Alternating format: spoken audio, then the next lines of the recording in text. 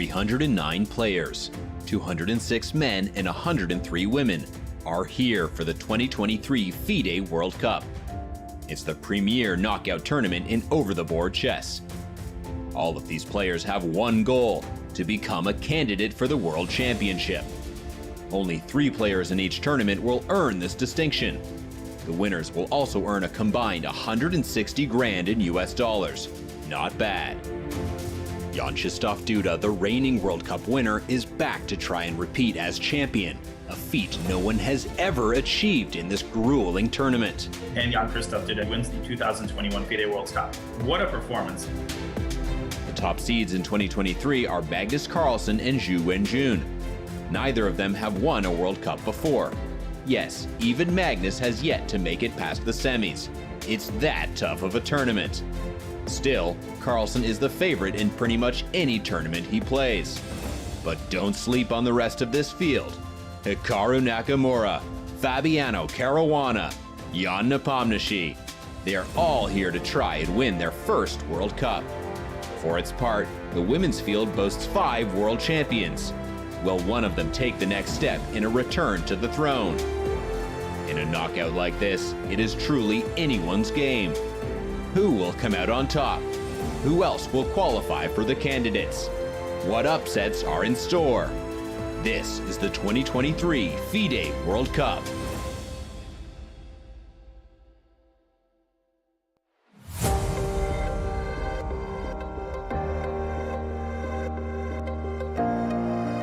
Okay, here we go. Another day at the 2023 FIDE World Cup. This is the long-awaited tiebreaker round of the 4th round of matchups, reporting live from the capital of Azerbaijan, the beautiful city of Baku, the birthplace of so many great chess players, including Garry Kasparov, and of course my mom as well. Wow, we're going to have so much action as we see Lizzie Potts there, the playing hall. Magnus Carlsen and Hikaru Nakamura, both marquee matchups, will make their way to the tiebreaker round. Grandmaster Peter Leko, it's going to be a wild ride today. Yes, hello Danya, hello everyone. Super excited for this incredible tiebreaks. We have many favorites involved in today's tiebreaks. Magnus Carlsen bouncing back yesterday against Vincent Keymer. Hikaru against Pragg, that's a very even match so far. We have seen 2 very double-edged big fights which ended in 2 draws. And also Jan Nepomniachtchi's match against Nihal Sarin also seems to be going all the way to the wires. It's Jan did not manage to put any pressure on Nihal yet. In fact, yesterday he was in some kind of a danger. So much to look forward to. Indeed, and we will keep a very close eye on Carlsen Keymer, as well as Nakamura Praggnanandhaa. Pragg turning 18 yesterday. His birthday present was a very difficult game against Hikaru Nakamura, a unbalanced game, a game in which we thought both players at various times had the preferable chances, and the draw, a very fair result. You called the match evenly matched. That's exactly what it was. Both draws, very fair results, and it's so hard to predict what's going to happen today. Of the 2 big matches between Hikaru and Keymer, Praggnanandhaa Nakamura, which one, Peter, do you think has more of the potential to go down to the wire? Well, basically, I think if we look at the record of Magnus against Vincent, then we know exactly that Carlsen has been dominating Vincent Keymer, especially in the rapid time control. And we see also that, but on the other hand, yeah, it's the World Cup, and Vincent is a completely different player than, for example, half a year ago. He has made incredible progress. He was training very hard. He was playing a lot of tournaments against the very best. He got confidence. But of course, after bouncing back yesterday, it's clear that Magnus is the big favorite here. He is indeed. What a crazy game Magnus played yesterday. A mutual blind spot. Knight takes e4 would have likely sent him packing. Instead, Vincent has to put that game out of his mind, because right now the score is wiped. The slate is wiped clean, and you have a completely different mini-match to play. In fact, you might have several different mini-matches to play. If you are just joining us, first of all, where have you been? But second of all, you do come at a pretty good time. Let's review the time control and the format of the tiebreakers. It's pretty simple.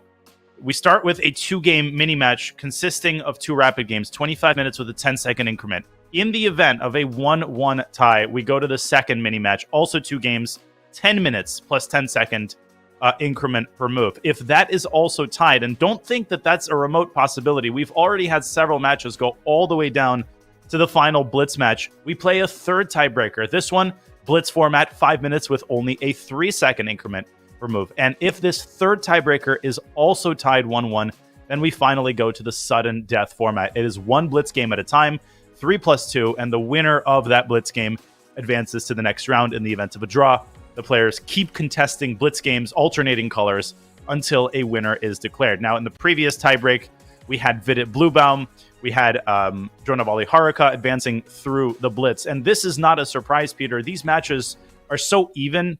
These players are putting so much on the line that it's really not a surprise that at least one, if not more, of the matches comes down to alternating blows again and again and again.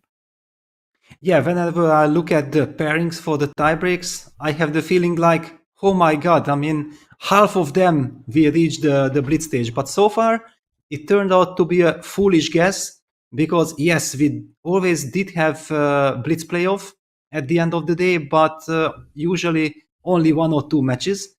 It just goes on also to show that how difficult it is for the players, that they have to adjust. Also, the additional second, the increment in the classical portion, they get 30 seconds increment per move. Then in the rapid section, 10 seconds. Then at the first Blitz, only 3. And in the very final Blitz sudden death match, only 2. And we have been seeing this in the time scrambles, that your intuition automatically tells you that, okay, come on, if I get down to a couple of seconds, I make a move and I get 30 seconds or I get 10 seconds. No, you only get 2 seconds in the final Blitz games, and it's so difficult mentally to adjust to this. And those 2 seconds, they evaporate faster than a droplet of water in a hot desert. It's crazy just how quickly your time seems to be sucked by the complexity of the position. We've had several top players already flag. Most famously, Anish Giri flagged with the white pieces in the decisive game against Nijat Abasov, who himself now has to play another tiebreaker against the ageless Peter Svidler, as we see the ageless Hikaru Nakamura there playing against the aging Praggnanandhaa, who turned 18 yesterday. And I mean, obviously, this is a tiebreaker that we're all so excited about. I'm excited as a chess fan. Obviously, I'm excited as a commentator, and we're going to be bringing you all of the action. But first and foremost, I'm just excited to be here and to watch this historical tiebreaker unfold. Yeah, perfectly agreed. I was watching the interviews of the players. There was this incredible interview with Prag, where the interviewer was trying to tell him that, but Hikaru is very strong in rapid and blitz, and Prag's answer was, so am I. It just went on to show what a confidence level Prag has. It's going to be a very tough match. And we see Magnus arriving 2 minutes before the start of the game. That's a sensation.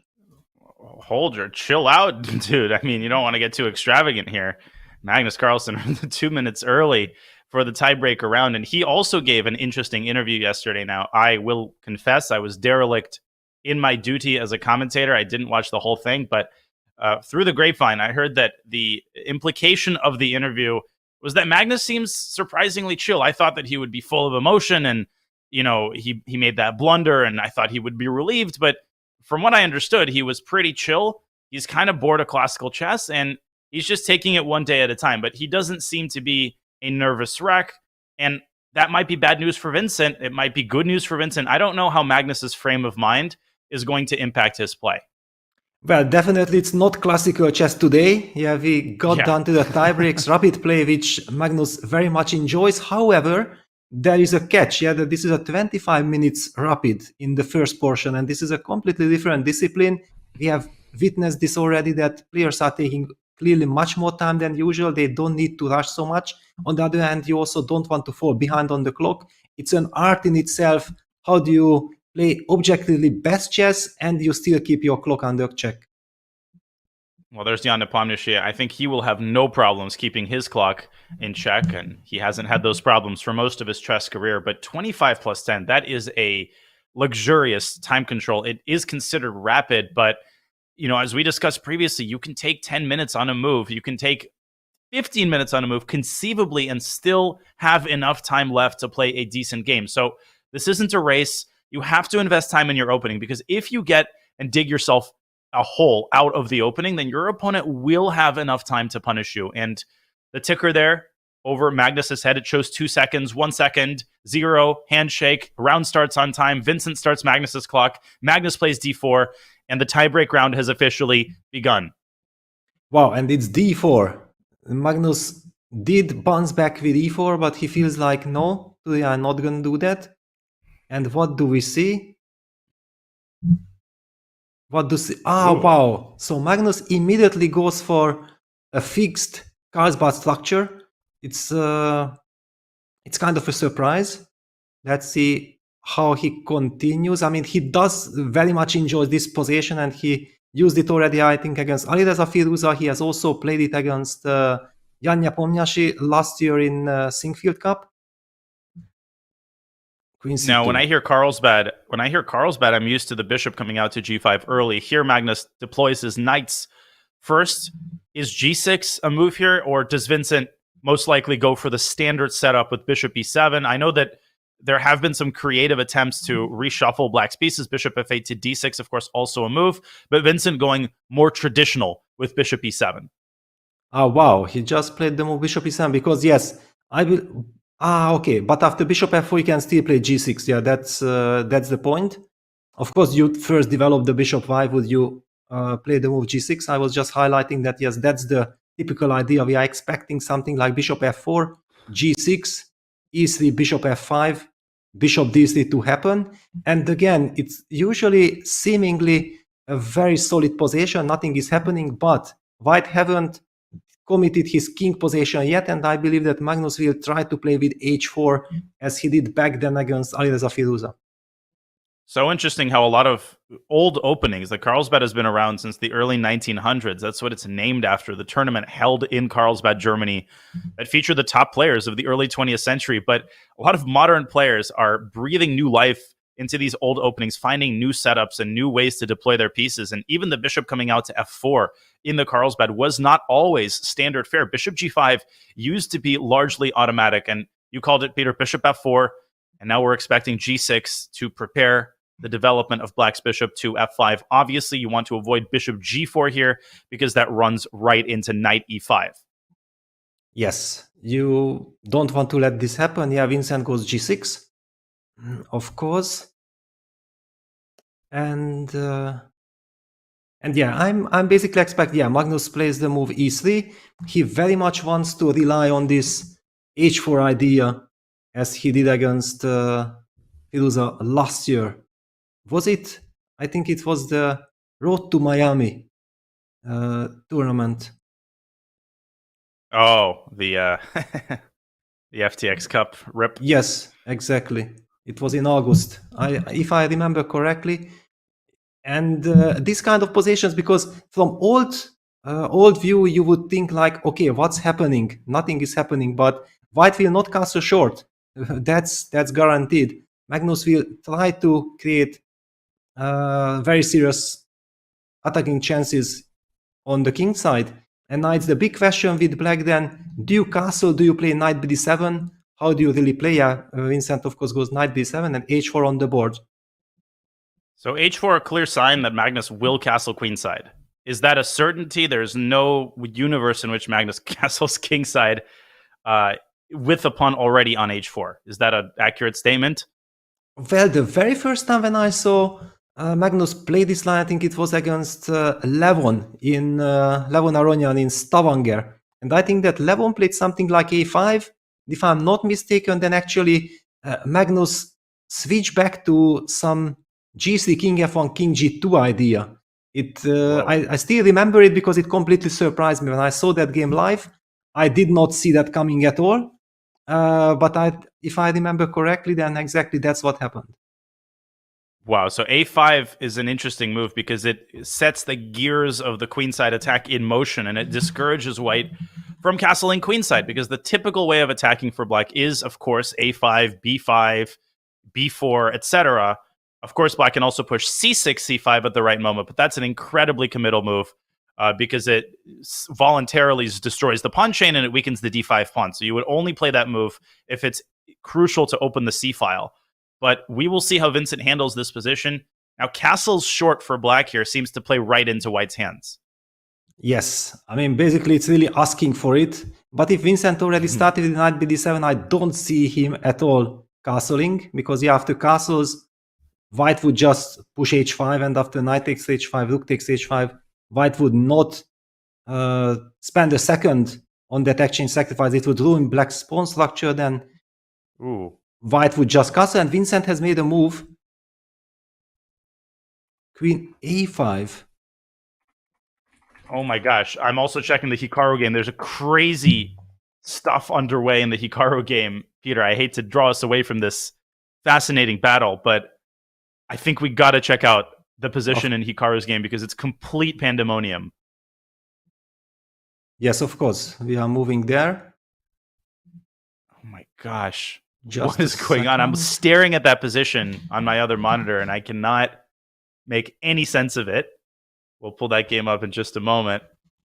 But King F1, Magnus going for that plan that he worked out against Levon Aronian. So finally the position kind of stabilizing. But let's look at this. The knight on h4 is trapped. And Pragg has castled to the same side. And then played g7, g5 on that very same flank. We will see a piece sack by Hikaru, most likely. Yes, I think that this is usually a typical stuff. But the question is that, is somebody mixing things up or not? Because now I'm a little bit confused and we have to see the camera. We have to see Hikaru's face, that how is he reacting? I know exactly how this line happens. But apparently he did make a move a3, which, because usually black's bishop, I think, goes back to c5 or something. I mean, I have some very vague memories from something like 10 years ago. And I looked at this position. Was Hikaru tricked? That's the big question. And this started out as a Four Knights English, the same opening that featured in both of their classical games. Of course, in the first game, Hikaru was on the black side of the g3 English. He played knight d4. Pragg plays bishop b4. The knight jumps out to d5, as is very standard. And e4, knight h4. This is a very well-known line. It's a tactical line, but it's well-known by theory. Bishop g2, d6. Castles apparently is one of the main moves, or is castles the mistake? And according to the engine, a3 is the mistake, and apparently the move is d2, d4 after castles. But Peter, my insight in this position is non-existent. I know that this is a line vaguely, but I've never studied it. Yeah, it has so many different move orders. When black plays d6, when he castles, and I do believe that here maybe white was actually supposed to simply take that bishop on b4. Maybe it's possible, or to go a3 here. But Hikaru played castles, and after g5 he opted for a3. But after bishop a5, of course not bishop c5, because then white would run to d4 with a tempo, hit the bishop, and the bishop would be threatening to take the pawn on g5 with a winning pin. But black falls back with the bishop to a5, and now how do we save that piece on h4?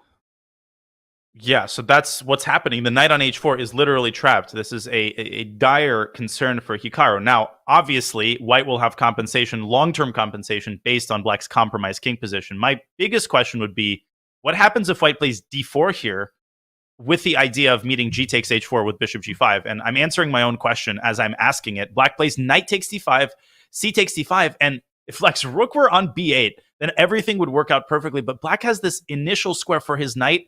Why knight b8? Because knight e7 is terrible. It blunders the g5 pawn. You need to keep the contact between black's queen and the pawn on g5. And white will lose the knight on h4. Now, what can white get in return? Well, white can pick up the e4 pawn. That's the low-hanging fruit. But Peter, after g takes h4, there is no question, even without the eval bar, that white's compensation here is woefully insufficient. Yes, black is underdeveloped. Yes, the king is weak. But all of these are resolvable problems. And what is white going to do to garner more compensation here and prevent the consolidation of black's pieces? Yeah, exactly. I mean, I'm not seeing any compensation. I think Hikaru is in a state of shock that how did I mix this up? And usually if something like this happens, you still have a bailout. It just move 9. But exactly in this position, I don't see a bailout at all, because of the fact that black can capture on d5 always. And just to highlight, that some ideas like b4, bishop b6, d4, also runs into knight takes d5, c takes d5. Now even black gets a extra option of taking on d4, but even if black just falls back to b8, nothing really happened. Nothing changed compared to the previous line. Crazy. And it's insane that white can't get more than one pawn for the piece, right? If I could get 2 pawns for the minor piece, okay, then you could make a case that white's got some compensation. Here, all that white can get is that e4 pawn. That's it. And the queen from d1, it can't jump out to h5 because it's blocked by your pawn on e2. Oh my gosh, I'm also in a state of shock. Now, we know that Hikaru's pedigree involves an incredible ability to manufacture chances, sometimes in positions that aren't just lost, but there are no words in the English language to describe how lost they are objectively. We all know that as the Hikaru effect, but let's not forget that this is a 25 plus 10 game. This isn't Bullet Brawl. This isn't Title Tuesday. Pragg has time to figure out how to consolidate his pieces. And objectively, it appears that Hikaru is borderline lost here. Yes, and that's the key. Yeah, it's a 25 minutes rapid game. What we have been speculating about, that this time control gives you the chance to spend time in the opening, and Hikaru is now really kicking himself. It might cost him the whole World Cup of trying to play instantly when he was not sure about the exact move order. With the committed knight on h4, he should have spent the time here and at this moment to understand how he keeps things under control, but he wanted to show strengths. He castled g5, and then he went on to play a3, and after bishop a5, it's already too late to think. It's just too late. It's bad time management. And it's easy, I think, for chess fans to exaggerate and to say certain things and to think certain things in these situations. How could Hikaru do this? How could he not have spent time? And it just shows us that we're all human, and it doesn't matter what your rating is, what your pedigree is, what your reputation is. At some point or another, everybody mixes up lines. It's just something that happens because you have so much in your head as a super GM, so much that you have to retain, that sometimes you are absolutely convinced. And this happens in real life too. Sometimes you are absolutely convinced of a certain memory, and then it turns out you were wrong all along. And maybe Hikaru is experiencing this. He imagined a different position in his mind. Maybe he thought that d2, d4 garners the piece back, and then realized, wait a second, that's a different position. That's with the bishop on c5. Whatever it is, Hikaru has to exercise those demons and start working on making his way back in this game, which will be a Herculean task, probably the hardest task that Hikaru has faced in this World Cup. He was losing in his first round tiebreaker against Venkataraman, but this seems to be even more objectively lost as he tries the move d3, and we will see, Peter, knight takes d5, cd, and knight b8 for sure. Yes, it's for sure. The move d3 is, of course, stronger than d4. It was also Top's engine move. The point being that probably white will be able to capture with the pawn on e4. That's what I'm guessing. Does this give us some more control? But I don't really... I mean, the position is bad anyway. You can get a better version of a losing position, but definitely the question is, how will Hikaru manage to at least set up a position where he can put up a fight, he can put some pressure on his opponent, and that's exactly what he's trying to create. And you don't come back from these positions in one move. First, you need to manufacture the type of position where Pragg starts feeling uncomfortable. You start to sow a little bit of doubt in his mind. Maybe the win isn't that easy. That's what Hikaru does. This is going to be a long process for white of generating counterplay, maybe on the king side, maybe eventually on the queen side with b2, b4, and bishop c1 to b2. We will see how Hikaru arranges his remaining minor pieces. He's not going to have a lot of them left. In fact, he's only going to have his 2 bishops to rely on. But Pragg double checking there, making sure that knight takes d5 and knight b8 is the correct path, which it is. And then we're likely to see bishop takes e4, gh. And I mentioned b4, bishop b2. Maybe bishop h6 is a more appetizing, more energetic way of deploying the bishop. Not totally sure where that bishop is best put to use.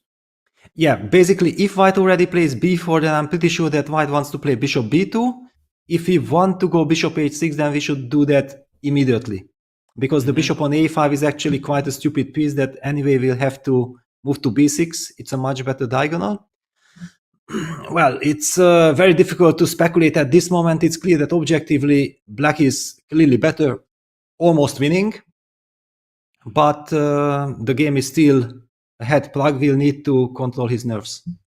We really cannot emphasize enough how not over this game is and how important it is not to just look at the eval bar. Hopefully people have watched Hikaru enough to know what he's capable of in any time control. Right, the guy is one of the most resilient chess players in history, and he doesn't have a type of psychological effect named after him for no reason. Like you said, Pragg will have to control his nerves. He understands the significance of this game. If he wins with black, I mean, the likelihood that Hikaru strikes back in the next game with a black piece is not all that high. So one of the most important stretches in Pragg's young chess career, and we will see how he handles the stress and the tension of this moment with so many fans from India and his family undoubtedly watching and cheering him on. Man, I do not envy Pragg here as he fights all of those demons as well as the opponent that sits in front of him and tries to recover from this shocking blunder in the opening. Yes, I think now we have to move on because we definitely will be coming back to this game. What does it tell us? So we have the Nepomniachtchi Nihal Sarin game. Let me bring it up. Wow, okay, so this is a much quieter affair. It's like a typical Maróczy bind. However, without the knight on c3, this knight on b4 is a bit strange, and Nihal is already hinting at a timely d6, d5 break. Yeah, the typical idea that you want to do in this type of positions. I feel like he has no problems at all. Man, I feel like we just exited a war zone and are sitting by the fireplace with a nice cup of coffee or glass of wine. This is just such a tamer position, but it's still very strategically complex. You mentioned the sort of hedgehog-like structure. d6, d5 seems to be the pawn break Nihal is relying on, and I like his position. The knight on b4, it has a role in terms of preventing d5, but that's all it does, right? It's kind of awkwardly sitting there like a middle schooler at a dance. It doesn't know where to go. It doesn't know what to do. And Nihal, he doesn't have to have a one-track mind here, right? You can play rook fd8, but that's not the only thing that Nihal can do. He can also go knight d7 and bring that knight over to c5. And he does go rook fd8 for the time being. Looks like he's solved his opening problems at the least. Yeah, it looks like a normal position for black. Basically, the moves like rook fd8, knight d7, rook ac8, I believe will be played in the next couple of moves. And the big question is in which order. Yeah, and it's basically sometimes just a matter of luck or how the player wants to. I mean, you can start with rook ac8, it does not spoil anything. You can start with rook fd8, you can start with knight d7. As commentators, we will never be able to call out the exact move order that will happen here. I think chess fans sometimes underestimate the amount of times that even strong GMs go eeny, meeny, miny, mo, and just choose between three moves, all of which you want to play, and you have no clue which move you should start with. These minuscule differences that the engine points out are imperceptible for a human. But knight d7, that looks like a great move because it overprotects b6. It takes this thing out of a potential queen sally to b3. And let's see what Nihal settles for in the end. And it is knight d7. Good move, good positional play by Nihal. And is there a case to be made for b2, b4? Unfortunately for Nepo, that move can be met with a very nasty a5, carving out the c5 square. And is Jan once again sliding into a bit of uncomfortable territory here? Or do you believe that the position is still completely balanced? I think it's balanced. If white is not playing for an advantage, it's very hard to believe that black can also fight for something. I mean, the rook on c1 beautifully targets the queen on c7, so any break with d6, d5 is not possible. But wow, hang on, queen b3 really stepping into knight c5? Why did Jan do that? So he is inviting the move knight c5. Does he want queen a3 maybe? And then b2, b4 in that version? He definitely will not take on c5 because that gives up control, a complete monopoly on the dark squares in the center. And I guess we're about to find out because Nihal isn't buying it either. Yes, but I feel like because this is a very strategical position with more or less equal chances, yeah, the move a5 had been played. This gives us a chance to continue our tour because nothing extraordinary is happening here at the moment. So Definitely do you have a not. preference? The Gukesh Esipenko, or you let's have start any there. other? We've got Abasov Svidler, also very interesting game, but I'm more than happy to start with Gukesh Esipenko, and then maybe we can look at Abasov's game as well, with Peter Svidler going very far in this World Cup. He defeated Jordan Van Forest, but now has a very difficult task in front of him. Here's Esipenko, who has the white pieces in Italian. First impressions look pretty positive for Gukesh, who's got his pieces nicely massed in the center. He clearly carried out the d5 pawn break, and it seems that he did it at an opportune moment. Yes, it looks like black has nothing to worry about. It's also a very typical and very nice way of dealing with this advance of white's queenside pawns with b4, a4.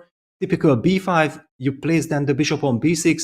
You make sure that the a file is not important. The big question is, however, always that is this bishop hanging? So is the tactic with knight takes e5 a problem or not? The move rook a d1 already indicated that not. I just wanted to highlight that, yes, the tactic with knight takes e5 backfires, because then black captures, and after rook takes a7, he gives the knight f3 check or knight g4 check, no matter which one, and then black captures the rook on e1. Thanks to this counter tactics, black is able to solve the problems against knight takes e5. So white just played the move rook a d1. I'm expecting something like bishop b6, just stabilizing the position. And yes, it's black has solved all his problems, but it's also very difficult to imagine him really creating something at the moment. White is so solid here also, because if you overstretch with black, the fulcrum on which your position stands is that e5 pawn, and you got to keep a very close eye on that pawn. There are some tempting moves like knight d5 to f4, but white has a lot of ways that he can solidify and buttress the weaknesses in his position. There's rook e1 up to e4. D3, d4 is not yet an issue because the c2 queen hangs, but it could potentially be an issue under different circumstances. So this does look very balanced to me. Dynamically, bishop c1 would be a great way to meet knight f4 and challenge that knight, setting up the threat of knight takes e5. So I think Gukesh should play this modestly, and he's obviously more than happy with a draw with the black pieces in the first rapid game. Man, I love this matchup. They're a bit of a rating disparity, but I still feel like they're very evenly matched.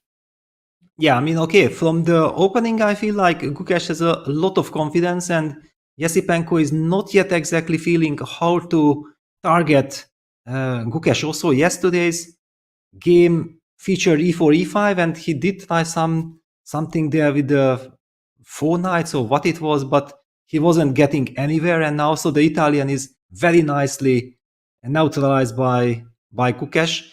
I'm truly impressed by Gukesh's preparation, by Praggnanandhaa's preparation. It just shows that these players are really on the level of the top 10 guys, preparation wise, and already also fighting wise. The top end Indian talents are all impressive, no matter what they're rating, whether it's Nihal or Pragg or Gukesh. They're at various stages of their chess development, but the whole country is behind them. The environment in which they train is very friendly. There's a spirit of camaraderie, and they're all just incredibly well behaved and easy to root for. So definitely some talents to watch. But perhaps we should keep going around the horn. Yes, we've got our 2 big games that we will return to in a bit. I see the Svidler-Abasov game. There's a lot of action there as well. This seems to have come from a Grunfeld, not a surprise, as Peter Svidler, the author of a chessable course on the Grunfeld and one of the world's leading experts in this opening, along with MVL. But is he experiencing some tactical trouble here in this highly unbalanced position? He's got that juicy pass pawn on c3, but white has that pawn surrounded. And with his last move, Nijat Abasov, it's not that clear that he's threatening knight c4, but definitely knight c4, knight c6, both ideas that Svidler has to deal with as he gets down to 10 minutes on his clock. Yes, it's kind of a scary thing, because knight c4 is not exactly threatening the rook on b2. However, if white knight reaches the c4 square, then the pawn on c3 will fall. And let's not forget, if black loses that pawn, then white will be the one who ends up having just a very lovely center control. The pawn on c5 might also turn out to be weak. Everything hangs on the fact that Peter will be able to get enough counterplay, something like queen b4 targeting the e4 pawn, eventually also setting up ideas like queen d4. I mean, you have to keep the unbalance and the pressure on white before he stabilizes. Queen b4 looks like a great move because the e4 pawn will hang. And if the e4 pawn is lost, then the d5 pawn may follow suit. Queen b4, knight d3. It's important to point out, knight takes b2 in the current framework is not a real threat because black recaptures with the pawn and forks the two rooks in the corner. This is an important detail. So queen b4 might be met with f3, but if you can induce that move, then you can also slide the queen over to d4. And that's actually a big problem for white because rook takes c3 there runs into rook takes e2. And white loses the piece because you cannot recapture due to the pin. Yeah, rook c3, rook e2, and the bishop on c8 is defended by the rook on f8 at the end of the line. So not all bad for Peter. I'm more worried, honestly, about his clock than his position right now. Although his position isn't all that great either. Yes, I'm trying to understand what's wrong with the move queen b4, and I'm trying to feel like maybe bishop c4 is a move, because the point is that after queen b4, knight c4 is not really possible due to the activity of black's bishop, rook takes e2, followed by bishop a6, or bishop a6 immediately. But the somewhat surprising bishop e2 to c4 might turn out to be a problem, because white simply cuts off black's queen. White is also threatening somehow just to play a3 and then start collecting. If the pawn on c3 falls, somehow white gets perfect coordination and black's position is collapsing. That's why the real pressure on Peter, and he's down to 8 minutes. Yeah, it's so hard to find a move here because your bishop on c8 is no prospects. Your knight on f6 is just kind of sitting there. Your pieces look active, but they're all not very well coordinated. And white's got this very clear plan of moving the bishop from e2, taking on c3, and your position will start to crumble unless you find clear ways to keep up the initiative. And Peter Svidler clearly struggling with the task in front of him. He is down to 7:45, and I think that he is in serious practical trouble against the hometown hero, Nijat Abasov, who knocked out Anish Giri in the previous tiebreaker round. We've got also a lot of action in the Carlsen game with the center opening up and a lot of trades. But if you want to keep going around the horn, I'm more than happy with that. But perhaps we can check back in and see if Magnus Carlsen has managed to squeeze anything out of the opening. And it doesn't look like he has. It looks like Vincent has acquitted himself in excellent fashion and completely equalized, neutralizing Carlsen's kingside initiative. Yes, it looks like he's perfectly safe. The only pressure is coming from the clock. Yeah, he's down to 10 minutes versus almost 20 minutes by Magnus. But the position has the tendency of being pretty dry. Now, we know exactly that dry doesn't mean anything, because Magnus Carlsen is always ready to get the maximum out of any chances. Now, the question is, how do we deal with the fact that this knight takes f6 check and eventually the queen trade on d5 might be somewhat of an issue, because black has this awkward pawn on a5, and I don't want to let that happen. I'm tempted to eventually grab on e4 here, making sure that I will keep the d5 square. So after knight takes e4, which piece is white likely to recapture with? Queen takes e4 has the benefit of trying to take the queens off the board and maybe setting up d4, d5 later.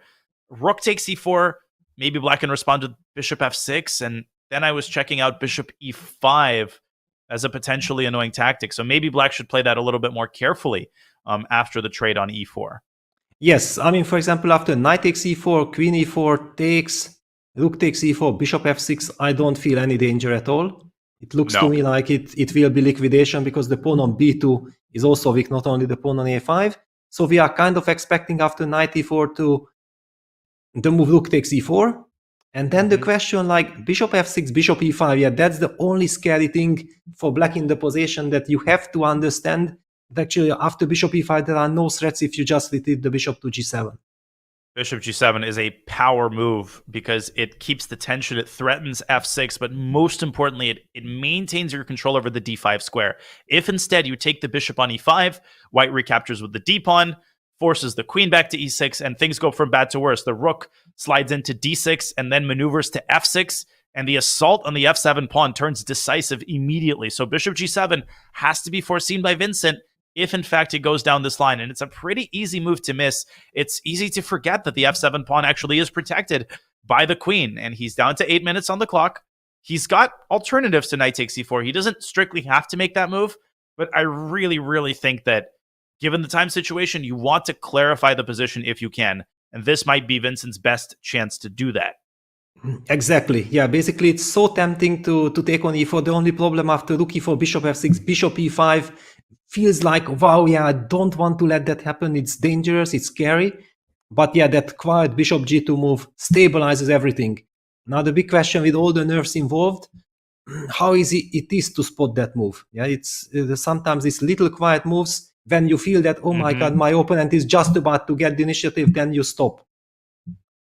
And rook a d8 may seem, but bishop f4 to c7 has to be factored in by Vincent, exposing an attack on the f6 knight and trying to harm the coordination between black's rooks. So that's the kind of stuff which could befall Vincent if he does not take this opportunity to grab the knight on e4. And I'm almost certain that the wheels in his brain are turning in the direction of this line, knight e4, rook e4, bishop f6, bishop e5, and he might be struggling to find this, what's called a collinear move. It's when two pieces are staring at each other and you make a move along the same file or diagonal, but without capturing the enemy piece. Those can be some of the hardest moves to see in chess. It's a well-known fact. And 6.5 minutes as Vincent makes his decision, and he does indeed capture on e4. Big two moves coming up. Yes, so bishop f8. And he goes bishop f8. Yes, it's the more solid move. However, this gives white the chance eventually to transform into this endgame, which I was a little bit worried, especially because of knowing that it's Magnus Carlsen sitting on the white side. But probably Vincent feels that, okay, come on. Yes, Magnus is incredibly strong, but if the position is kind of draw, then why should I be afraid of that? And it's probably a fair conclusion objectively. And I think the best that Magnus can do is rook takes e8. Magnus doesn't seem to have any other appetizing moves. So we will get likely that trade on d5. And the only annoying thing is rook c1. White gets control of the c-file, threatens rook c7. And the pawn on a5 is also a bit of a long-term weakness. It can be targeted potentially by the bishop, sometimes by the rook. And Vincent will have to tread carefully in the resulting endgame. Now, queen takes f3 check is possible, but I think it's highly counterproductive because it helps white break through with d4, d5 after the smoke clears. Yes, I mean, takes, rook e5, rook takes e8, d5 is very scary because then all of black's pawns will be very vulnerable and white will have this beautifully active rook. Also, white's king is much, much more active. So Vincent needs to take back on e8 and he's taking his time. I'm not liking this because it somehow feels that he underestimated the dangers of this endgame. And there's something really to worry about this. Yeah, rook e8 is played. White will take on d5 and go rook c1 and ask some questions. Yeah, and Magnus has 19 minutes with which to ask questions. He's left himself with almost the full complement of his time, a 13-minute time advantage that Vincent will have to fight here. And he might be feeling a little bit of deja vu. It's a completely different type of endgame, but we saw something similar yesterday where Vincent misses a clear opportunity, as he did here with bishop f6, which would have equalized completely, gets a tiny, tiny, tiny disadvantage in the endgame. And we just know how much of a virtuoso Magnus is in these positions. Speaking of virtuoso, it looks like Pragg continues to nurture his extra piece against Hikaru. Maybe we should throw out an update on Hikaru's attempt to muddy the waters in that game, which started out with a shocking opening confusion by Hikaru. Something, the wires got crossed into his head. He gives up a piece and does not attain nearly sufficient compensation for it. This is the current position on the board. Pragg's last move, knight d7 to e5, deploying the knight. He is still up a piece. Hikaru still only has, I believe, one pawn for that piece. And man, it does not look like white's got any compensation at all at this point. Well, actually, if I look at the position, I don't have the feeling white only has one pawn. Yeah, I was pretty sure that white at least has two pawns because of the pawn chain. The pawn on c7 doesn't really make much of an impact at the moment, but it's a very important stabilizing pawn. The bishop also on a5 will beautifully sit on the b6 square protected by the pawn. It also protects the pawn itself. And this lovely knight on e5. Yeah, Hikaru has to play bishop g3, queen h5, and then hope F4? for something like f4. Yeah, but where does it lead?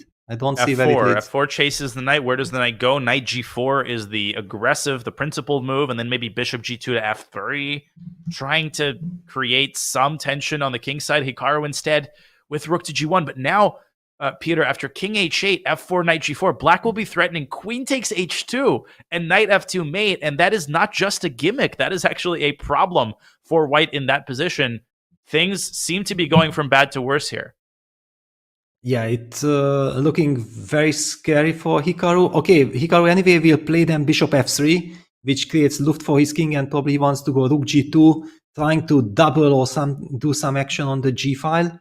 But black is perfect under control, and he still has 7.5 minutes and has stabilized the position. It looks almost impossible to imagine that Hikaru will create some magic, but still not to be ruled out.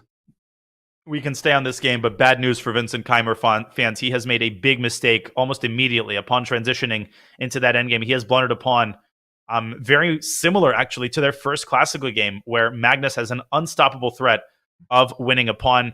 Now we can go back to that game. We can stay on this one, but it does seem like Vincent, his time management really hurting his chances.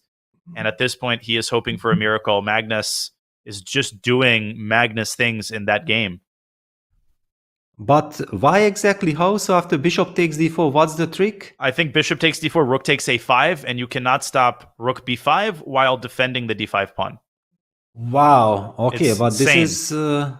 This is not easy, and I'm still not completely buying it that this is so strong. But is it? Yeah. So bishop takes d4, rook takes a5, bishop takes e3. No, immediate a5. first take on d4, Yes, and then first take on takes. a5. Yes. Yeah.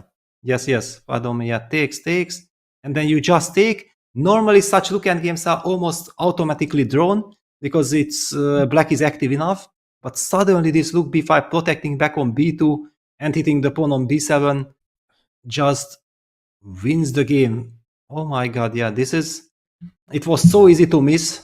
But God. I was really worried after this rook c1 with little time on the clock. If you have 15 minutes, it's fine, but with 6 minutes on the clock against Magnus, it's too scary. Yeah, this is such a nasty position. And the correct move, rook e2, it's so easy to rationalize. Oh, of course, you need to get the rook to the second rank. But there was the threat of rook c7 there. And it's so understandable that Vincent wanted to douse the flames of Magnus's initiative by going after the d4 pawn. And man, Magnus, this is just vintage Carlsen. He's got 19 minutes on his clock. He's played with supreme confidence. And yet again, he was able to squeeze out something out of nothing. 2 minutes on the clock for Vincent. The situation is borderline hopeless. Yes, and it's a big shock. Yeah, I think that Vincent felt like he went for this rook e4 bishop g7 idea that, okay, I might sacrifice a pawn somewhere, I might lose a pawn, but it will be a very drawish endgame and it will help me to defend with little time on the clock. But he will lose the most important pawn, and the problem is that this d5 pawn won't be such an asset because white's king is way too close, and white will be able to, with a timely king f3, take care of any advance of black's pawn on d3, and white will never give up the b2 pawn, and white will rely on this powerful pass pawns on the queen side. Well said. Either you lose b7 or you lose d5, and in either case, you've got a technically lost position. We've got crazy action in the Nepo Nihal game. It does seem like the world champion challenger is in big trouble. Obviously, we are also keeping an eye on Hikaru Nakamura's attempt to salvage what is turning into a completely lost position. So we will bring you that game very shortly, but maybe a quick peek at the complete pandemonium on the board here, as Nihal Sarin has just sacrificed a piece on g3 and shattered the defenses around white's king. Jan's position is teetering on the brink of calamity. Yeah, I mean, look at that gorgeous bishop on c6. It had been opened up now with e takes d3. The last move from black. Black is eyeing bishop takes f3. Let's not forget that the rook is also ready to join the battle with rook f8. The king on f1 in a lot of trouble. And the clock situation, yeah, Nihal has 8.5 minutes. I don't really believe that you can survive this attack. Rook d to b8 seems like a good heady response to bishop takes b6. It hits the bishop, and if the bishop moves back to e3, then there's several things Nihal could do. He could capture on f3 with either piece.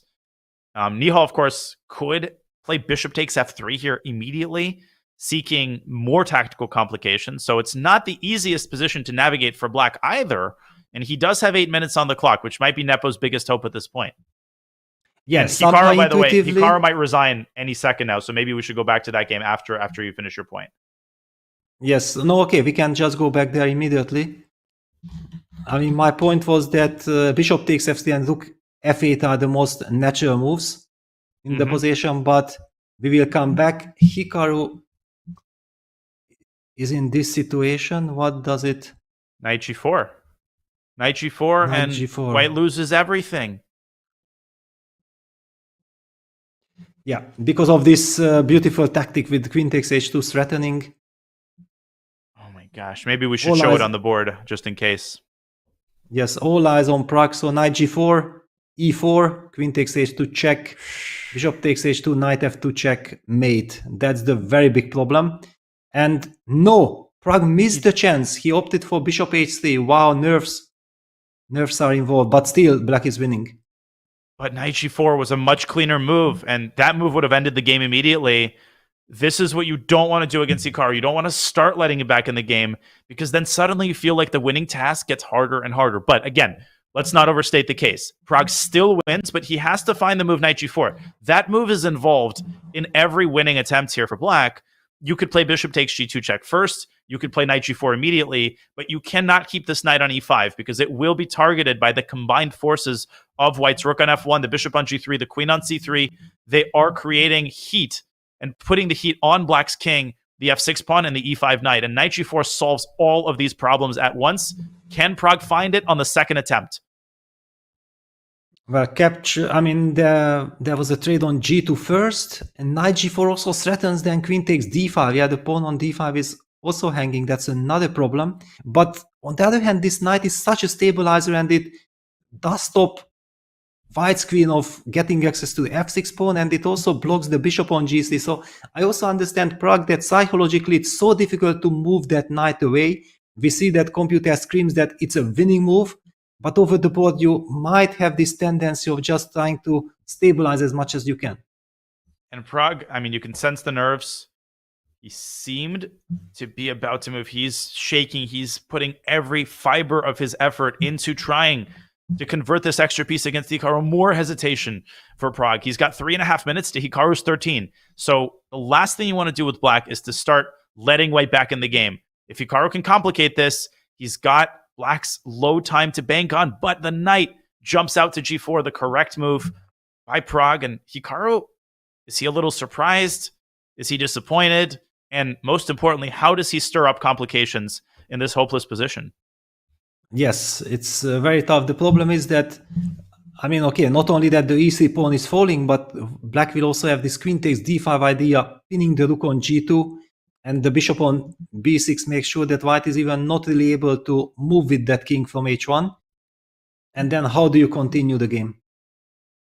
There is bishop takes c7, which is a brazen attempt, but I feel like that's in Hikaru's style, just to try to create as much chaos on the board as possible, with the idea of meeting rook ac8 with d6, and you do have that asset, that passed d-pawn, which can wreak some havoc on black's pieces if allowed to advance. So bishop takes c7, maybe the cleanest response is queen h5, takes d5, just eliminating that pawn, and most importantly, pinning the rook on g2 to the king, which means that the knight will be untouchable.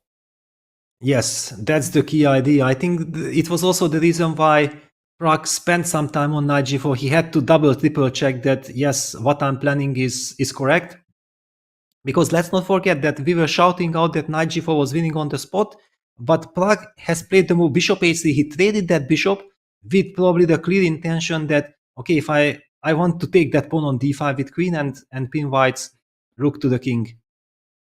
It's so important that the f6 pawn is well defended. The rook on g2, its influence on the game is completely circumscribed by the knight, which also controls the f2 square. So white is unable to double on f2 and attack essentially black's only weakness in the position. I'm not seeing it. I'm just not seeing a way for Hikaru to prevent the imminent collapse of his position. Yeah, I mean, this queen takes d5 is so incredibly powerful. and so painful for white, yeah, because you hope to generate some counterplay, but queen takes d5 just kills all hopes. Hikaru is taking his time, but I don't. He cannot hang on to the d5 pawn. That's the biggest problem. And once he loses d5, he essentially loses all of his chances. Obviously, Hikaru is investing potentially the rest of his time into trying to find something here, some way, somehow. He will try to complicate the narrative, but with a win in this game, Pragg will put himself in an excellent position to knock Hikaru Nakamura out of the World Cup. I'm also keeping an eye on some of the other games. Vasily Ivanchuk is a winning position in his first tiebreak game against Vahapsanal. Carlsen continuing to convert that extra pawn, and Vincent down to his last minute. He is fighting like a lion, but I just don't feel like he'll be able to pull this off in the long run. Yeah, that looked pretty hopeless. Now, of course, this is such a critical moment because if black simply takes on d5, then I don't really seeing how Hikaru can put up any resistance. He's using all his time. He feels that, yeah, this is the last moment to come up with some kind of a defense or at least some question, some trap against his opponent, but I don't see it. And the appeal of bishop takes c7 to me was that it tempts black into rook a8. But Pragg was not born yesterday. He knows that Hikaru will try to find some way to confuse him. He is prepared for that. And I think he's going to think clearly about what needs to be done here. He's also using Hikaru's time to generate certain potential next moves, right? He sees queen takes d5, he sees rook takes e3, and he knows that he will have to test one of these two moves, regardless of what Hikaru does. d6 doesn't do anything at all. You just play c takes d6. There's nothing to attack here. There's nothing to grip. White's got no purchase on the king side. Yeah, and Hikaru goes crazy. Yeah, he wants to create some question, at least some tension, because he feels that Pragg is done on the clock. But the position just does not let it happen. Black has everything under control. This knight on g4, and in hindsight, I have to say that, yeah, this bishop h3, trade on g2, knight g4, followed by queen takes d5 idea was a super clean, practical play by Pragg. Indeed it was. And a couple of updates as Hikaru thinks. Peter Svidler held that position against Nijat Abasov. That game will end in a draw. Esipenko and Gukesh, kind of as we expected, they made a draw. And Dominguez is slightly worse against Radoslav Wojtaszek with the white pieces, but also has excellent chances to hold a draw. And final update for now, Wang Hao and Rasmus Vane are also likely to draw their game, although Wang Hao has minor winning chances in a theoretically drawn endgame. Yeah, Pragg, after d6, I believe he just captured on d6. Yes, why not? C takes d6. Yeah, it hurts, yeah, because the queen d5 idea is still there. Black also gets the e6 square now for just stabilizing the position even more with rook e6, making sure that the pawn on f6 will be double defended. It's always a very nice feeling when you know that everything is super safe. And Hikaru just disgusted with the way that this has gone. He might play bishop takes d6, trying to set up some check on c4 maybe. At least I would consider that move, but not sure what Black's cleanest response is to bishop takes d6. It's definitely not rook takes e3, because that would in fact blunder the fork on c4. Yes, this is what Hikaru is putting his hopes on, that eventually somewhere queen c4 check targets the knight on g4, especially if the bishop moves. But my concern is that after bishop takes d6, Black will simply play the move rook e6, or also rook a8. Yeah. I mean, yeah, all these moves are very natural. Hikaru was about to make a move, but not yet. Yeah, and he knows full well the hopelessness of the situation, but this is not a resignable position in a rapid game. You have to exhaust every last opportunity, and we're so used to Hikaru coming back that you almost start believing that there are chances to be found, but in this position, there are no chances to be found. That's just a full extra piece. White's position is collapsing on all sides. You're going to lose e3, and you don't have a single piece to attack. Knight takes e3. Knight takes e3 might end the game here, because queen d7 check is met with rook e7, and I think Pragg is going to pause here for a couple moments and calculate this line, because if you calculate it accurately, you end the game immediately. Yes, but at the same time, you let Hikaru sacrifice his rook on f6 with a check. Yep. And after king f6, rook f2 check, it's so easy to see some goes there. Oh, absolutely. Queen d7, rook f6, rook f2, bishop h4 could be thrown in at the end of that line. And you need nerves of steel to go for it. But knowing Pragg, he pins a lot of his hopes on his own calculation, and he found a great alternative. He drives the rook down to e4, forcing the queen back to its initial square, and perhaps he will deploy the other rook over to e8 or maybe to g8 and solidify the knight even further. Yes, and basically black is already a piece and the pawn up, has perfect coordination. All his pieces have joined the battle. Whoa. I'm also checking out Magnus's game. Magnus has apparently let the win slip, and on his last seconds, Vincent is fighting tooth and nail, trying to make that draw. He's generated potentially game-saving counterplay. I don't know which game we should look at. They're both so interesting as Pragg captures the pawn on e3. Well, here basically the game itself is already not interesting because Pragg is clearly winning. The interest is that Hikaru is in a hopeless situation and how he fights, and if Pragg will able to handle the situation, I believe yes. I mean, A4. Look at this. He can do whatever he wants, and Hikaru doesn't know what to do. He has no moves. A4 by Hikaru, just giving Pragg the move. And Pragg says, thank you. I'm going to deploy my rook. I'm going to put it on e8. And queen b3, last attempts here by Hikaru. But b7 is neither here nor there. You can give that pawn up. You can play bishop e3 back to d4 in order to vacate that parking spot for the knight. The only small concern is Pragg's clock situation. He cannot let it get, let's say, under 30 seconds. But he's not going to. Yeah, in this position, there is just no reason to do that. No threats. Hikaru can throw in the tower any minute, any second. And he might resign in this position. This is how bad it is. I think we have to go back to the Magnus game, but we have to also see the handshake. So let's wait a couple more moments here. I'm also seeing the Magnus game. I'm keeping an eye on it. But Hikaru continues to try. He continues to squeeze his way through with his queen. Is there anything to be found? Is there a miracle waiting for Hikaru in this game? I don't think that the miracle will be found this time in Baku. That's it. There's the handshake. Yes, which gives us the chance to move immediately to Vincent's game. Okay, maybe he has some chances, but look at the connected pass pawns. However, Black finally created himself an H-passer. And he has to set it in motion and do it ASAP. He's got to get that king off of H4. But where does he put it? King G3, correct. And H4, basically a pre-move. Well, King F5 should be the move in order to meet H4 with Rook B3 check followed by King G4, getting access to that H4 pawn. But then Black is in time to collect the pawn on A4 and attack the F4 himself. Wow. Wow. Incredible. So much going on both sides of the board here. And obviously we have to switch to this game, but not overshadowing the incredible result by Praggnanandhaa, who defeats Hikaru Nakamura with the black pieces. But that match is far from over. Hikaru has one more chance. He will have to win on demand with black in the next game. And what an epic contest that will be. And what an epic contest this has been, as Magnus, he played really quickly to start this endgame. He slowed down considerably as he realizes that Vincent is not going gentle into that good night.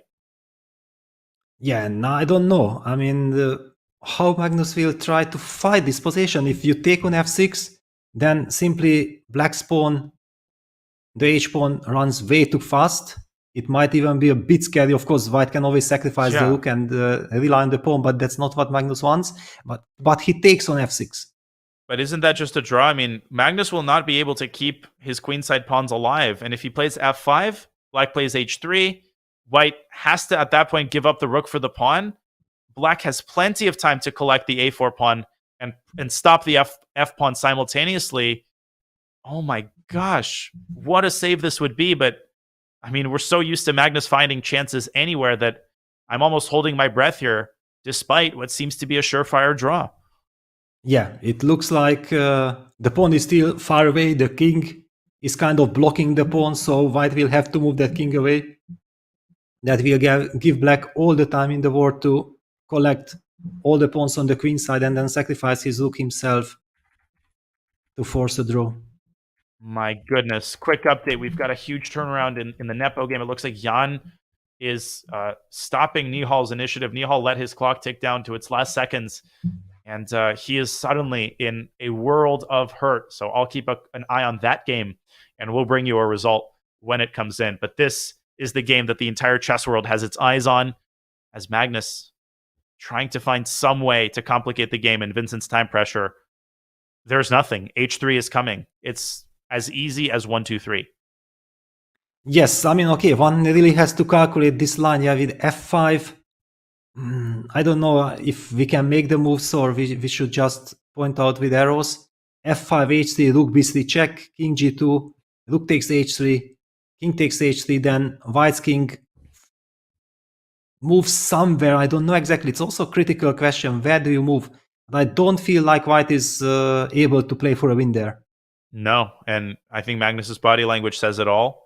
If you go from behind, if you play rook b8, well, Vincent at the very least could just take on a4, and that would be that. And then after h3, it would be black who can build that bridge with his rook from h4 or g4. So last thing Magnus wants is to tilt his way to a loss, but he's got nothing. This is just a forced draw. And this has been incredible fighting spirit by Vincent Keymer. He was dead in the water on the board and on the clock. 10 moves ago, he already had a minute, and he was hopeless objectively. How did he do this? Yeah, somewhere Magnus had been careless. Yeah, he probably felt like, okay, he's winning. Yeah, f5, h3, we're gonna see this line. And as you indicated, yeah, Magnus signals that he does not believe that there is anything left in the position. h2, pre-move. Everything comes with tempo. White's going to give up his rook. Go king g7, and perhaps even offer a draw, admitting that he was unable to convert this endgame. And what a confidence boost this will be. Not just an objectively great result for Vincent to hold Magnus with black, Peter, but convincing himself that, yes, I can fight even in a lost position. I can hold that endgame. And this makes the match a completely different animal in the second game.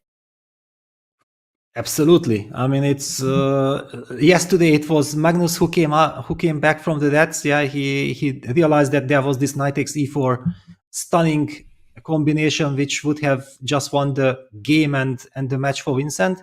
He survived that scare, and now exactly the psychological situation. Before the tie breaks, it looked like Magnus has the upper hand.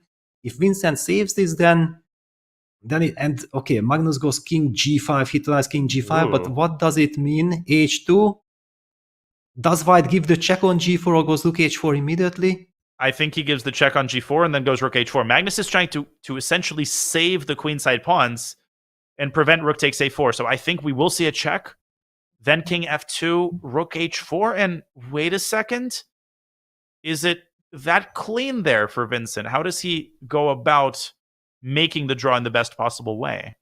Yeah, I think that rook g4, king f3, and if rook h4, then we include a rook g1 check. Yeah, because white's king has to move somewhere. Yeah, that's a very crucial check there. Rook That's takes why a4. Magnus.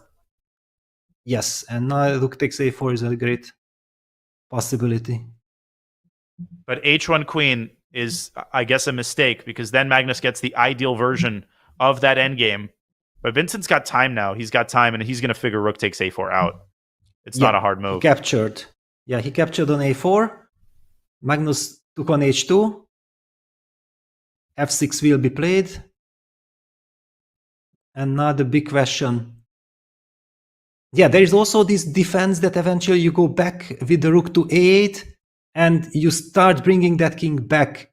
And you will be in time to protect, but probably there is also something simpler. Rook a1. I think rook a1, and then you do this thing where you keep checking, and when the king leaves contact with the pawn, you attack the pawn, then you keep checking. If the king steps in front of the pawn, you immediately attack the b pawn to prevent its further progress. But Vincent has to keep his nerves at bay. He's got 15 seconds to figure this out, and there he goes. King g3 is one of the drawing moves. You assign the king the task of stopping the b pawn while the rook stops the f pawn. Yes, he will go for the king f6, king e4 plan.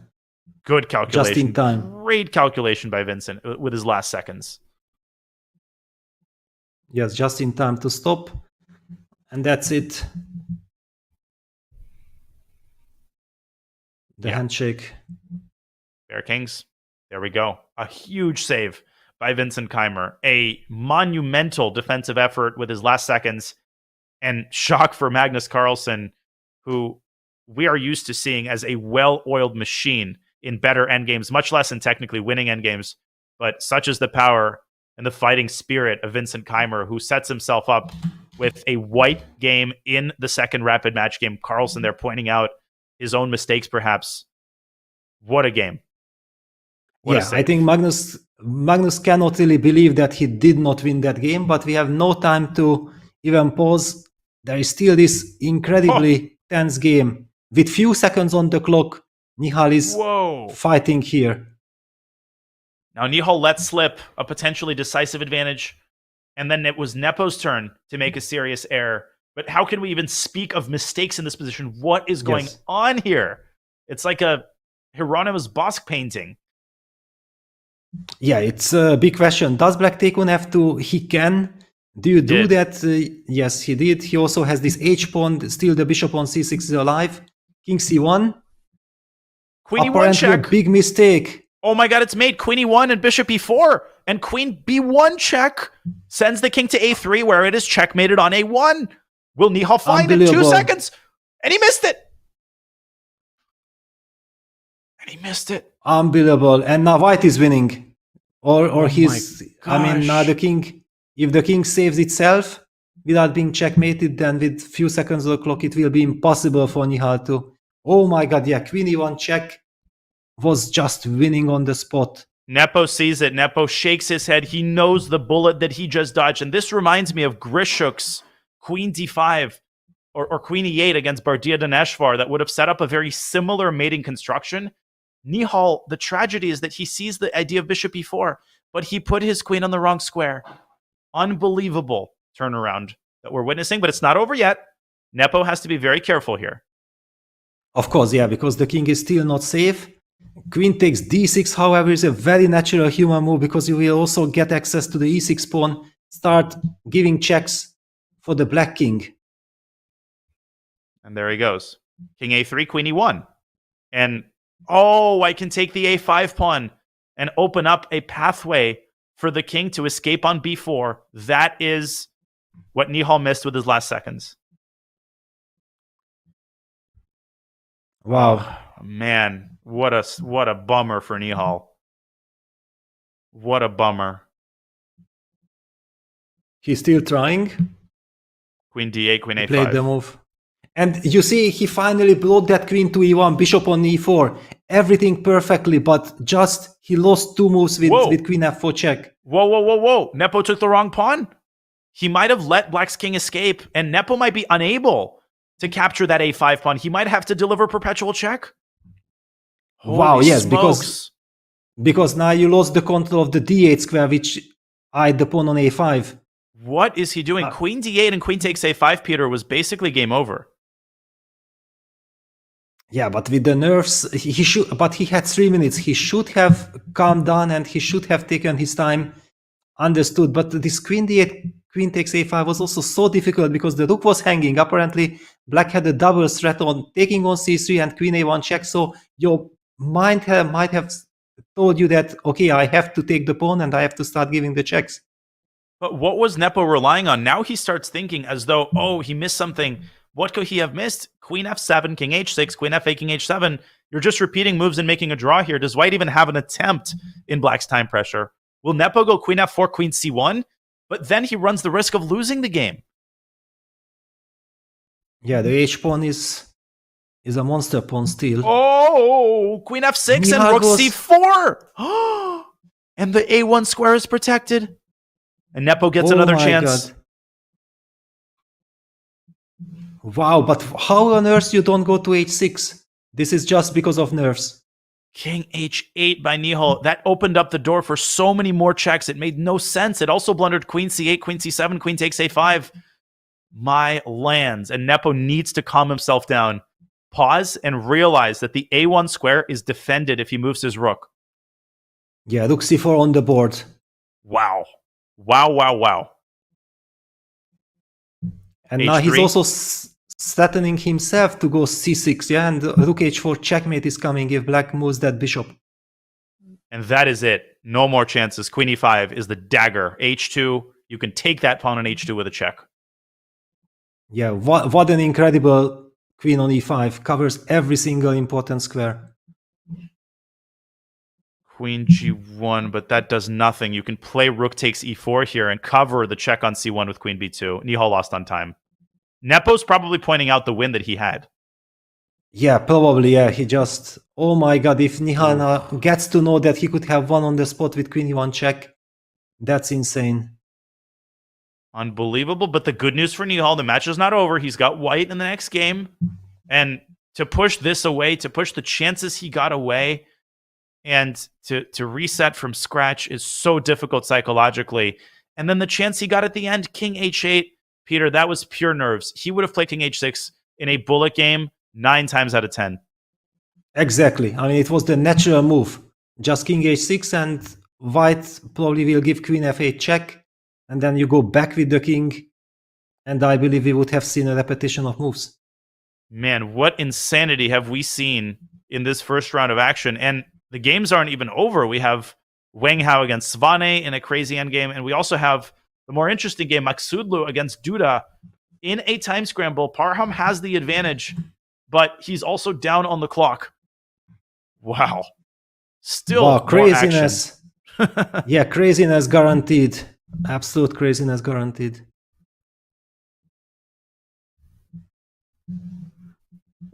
Yeah, white is having a great advantage with that monster knight on g7, making sure that the e-file is in white's control. That knight is a bone in black's throat. And the knight on g5 is dominated by its vis-a-vis on g7.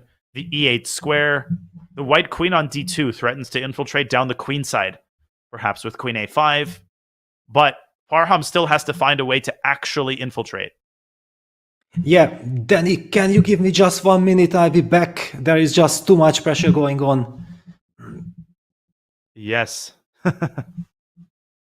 Of course.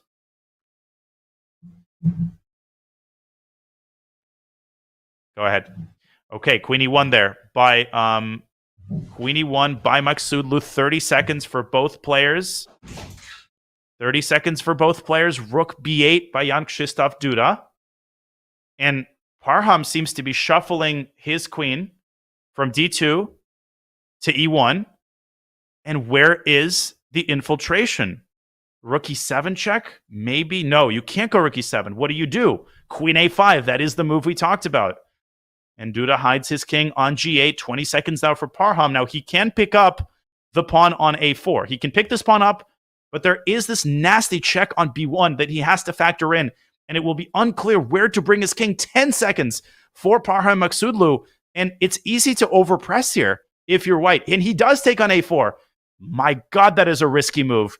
Okay, Duda can go queen d7 to c7 here and try to get his queen around to g3 and set up massive threats against white's king. 38 seconds for the Polish Grandmaster with 3 names. There is a check on b1, but apparently it's wrong. Apparently you're not supposed to leave the 8th rank because then white will be able to deliver a counter check on e8. The last seconds here elapsing for Duda. What will he do? And he goes knight f7, and that was one of the best moves. And that's an incredible move because he's threatening to slice off the defender of the knight on g7. He wants to take on h6. He wants to take on h6, and then the knight on g7 will be left without a defender. Knight takes h6, and black might be taking over the initiative here. White will have to drop the knight back to e6. Black can bring the knight in via f5. Material equality has been restored, and it looks like Jan Krzysztof Duda has taken over the driver's seat in this game.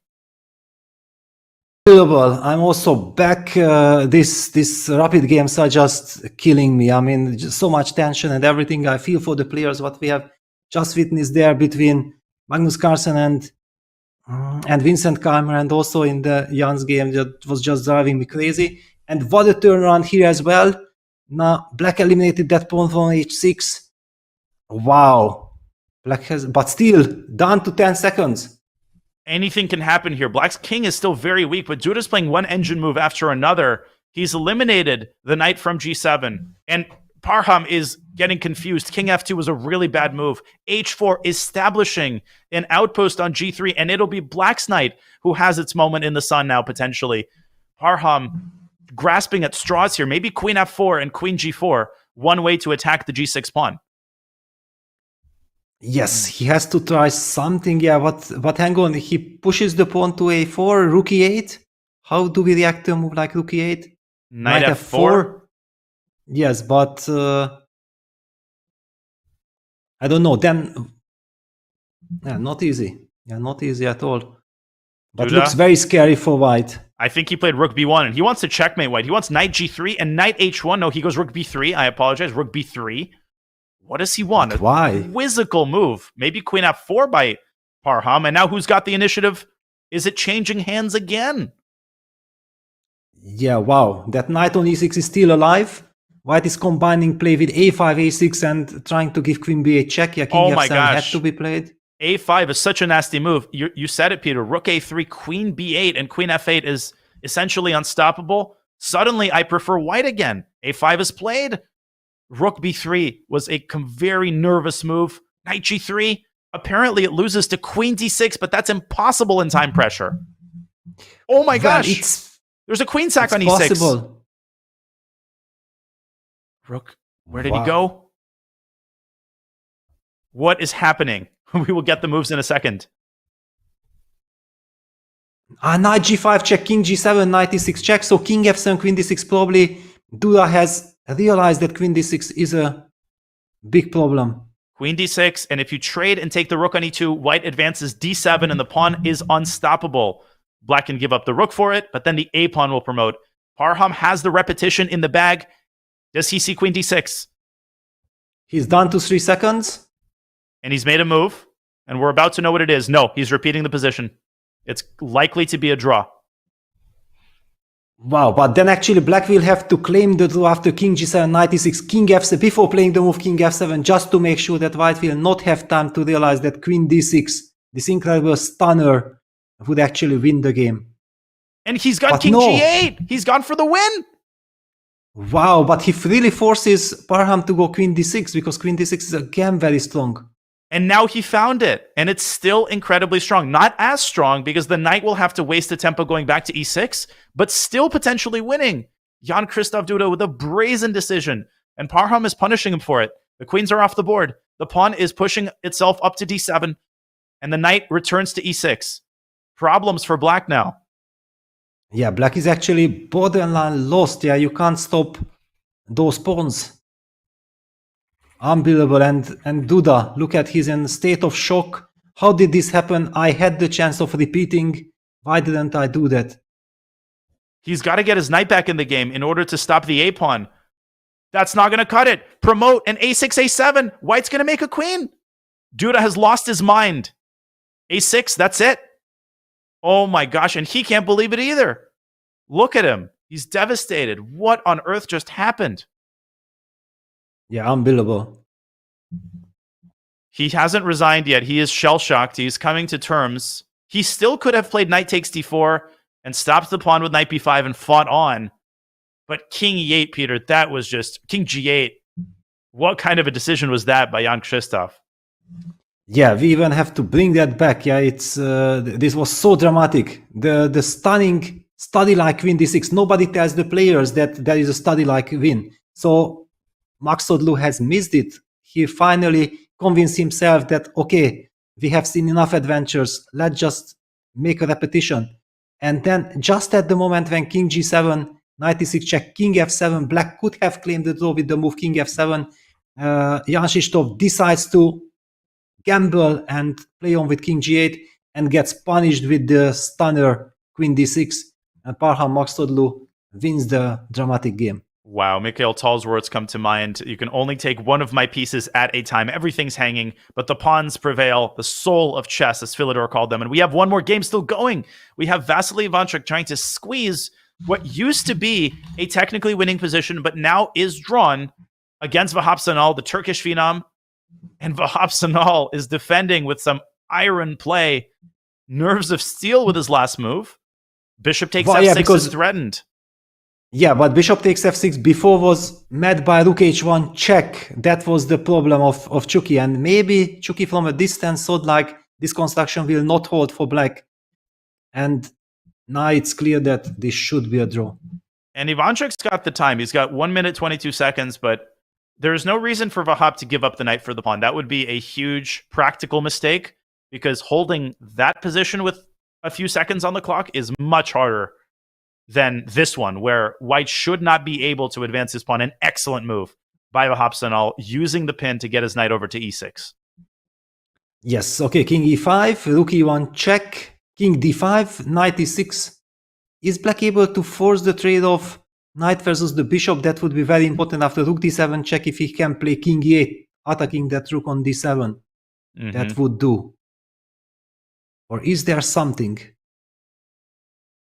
Okay, Sana done, and he goes knight b3. Check. Just take the bishop. Yeah, just take the bishop. Super but clean. not twice. The pawn endgame is lost. But the rook endgame is dead drawn. With the pawn on g2. White has the extra 10 piece.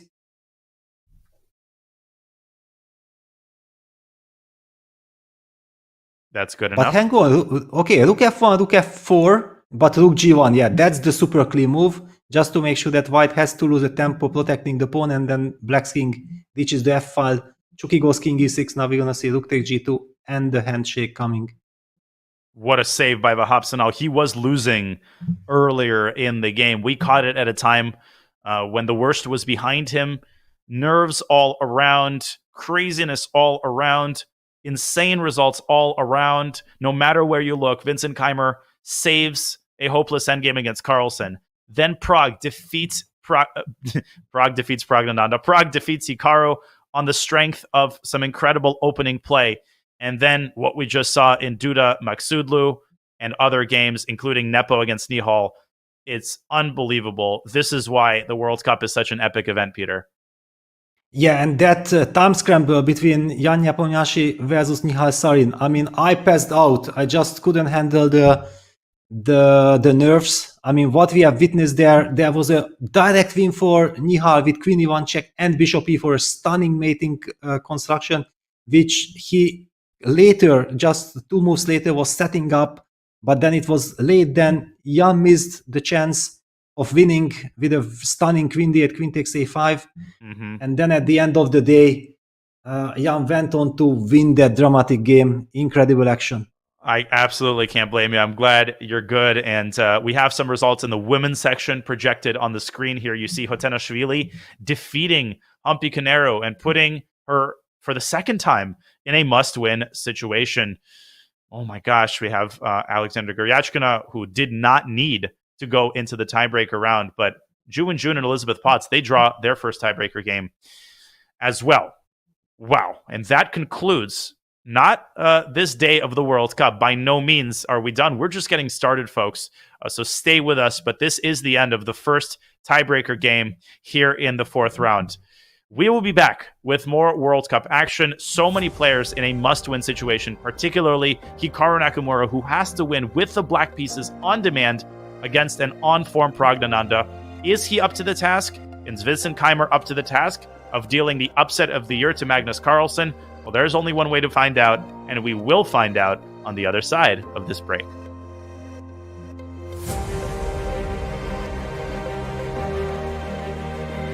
What's the best way to follow any chess event, from the Champions Chess Tour to the Candidates, Speed Chess Championship, Title Tuesday, FIDE World Championship, and so much more? Chess.com/events has all of the top chess tournaments played both over the board and online.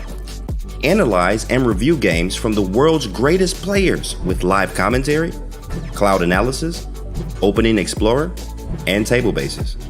Find all the key event information, including schedules, prizes, results, news reports, player bios, tiebreaks, and more. Even compete by voting for your predicted results. Explore chess.com/events today on web or with our iOS and Android apps and experience chess like never before.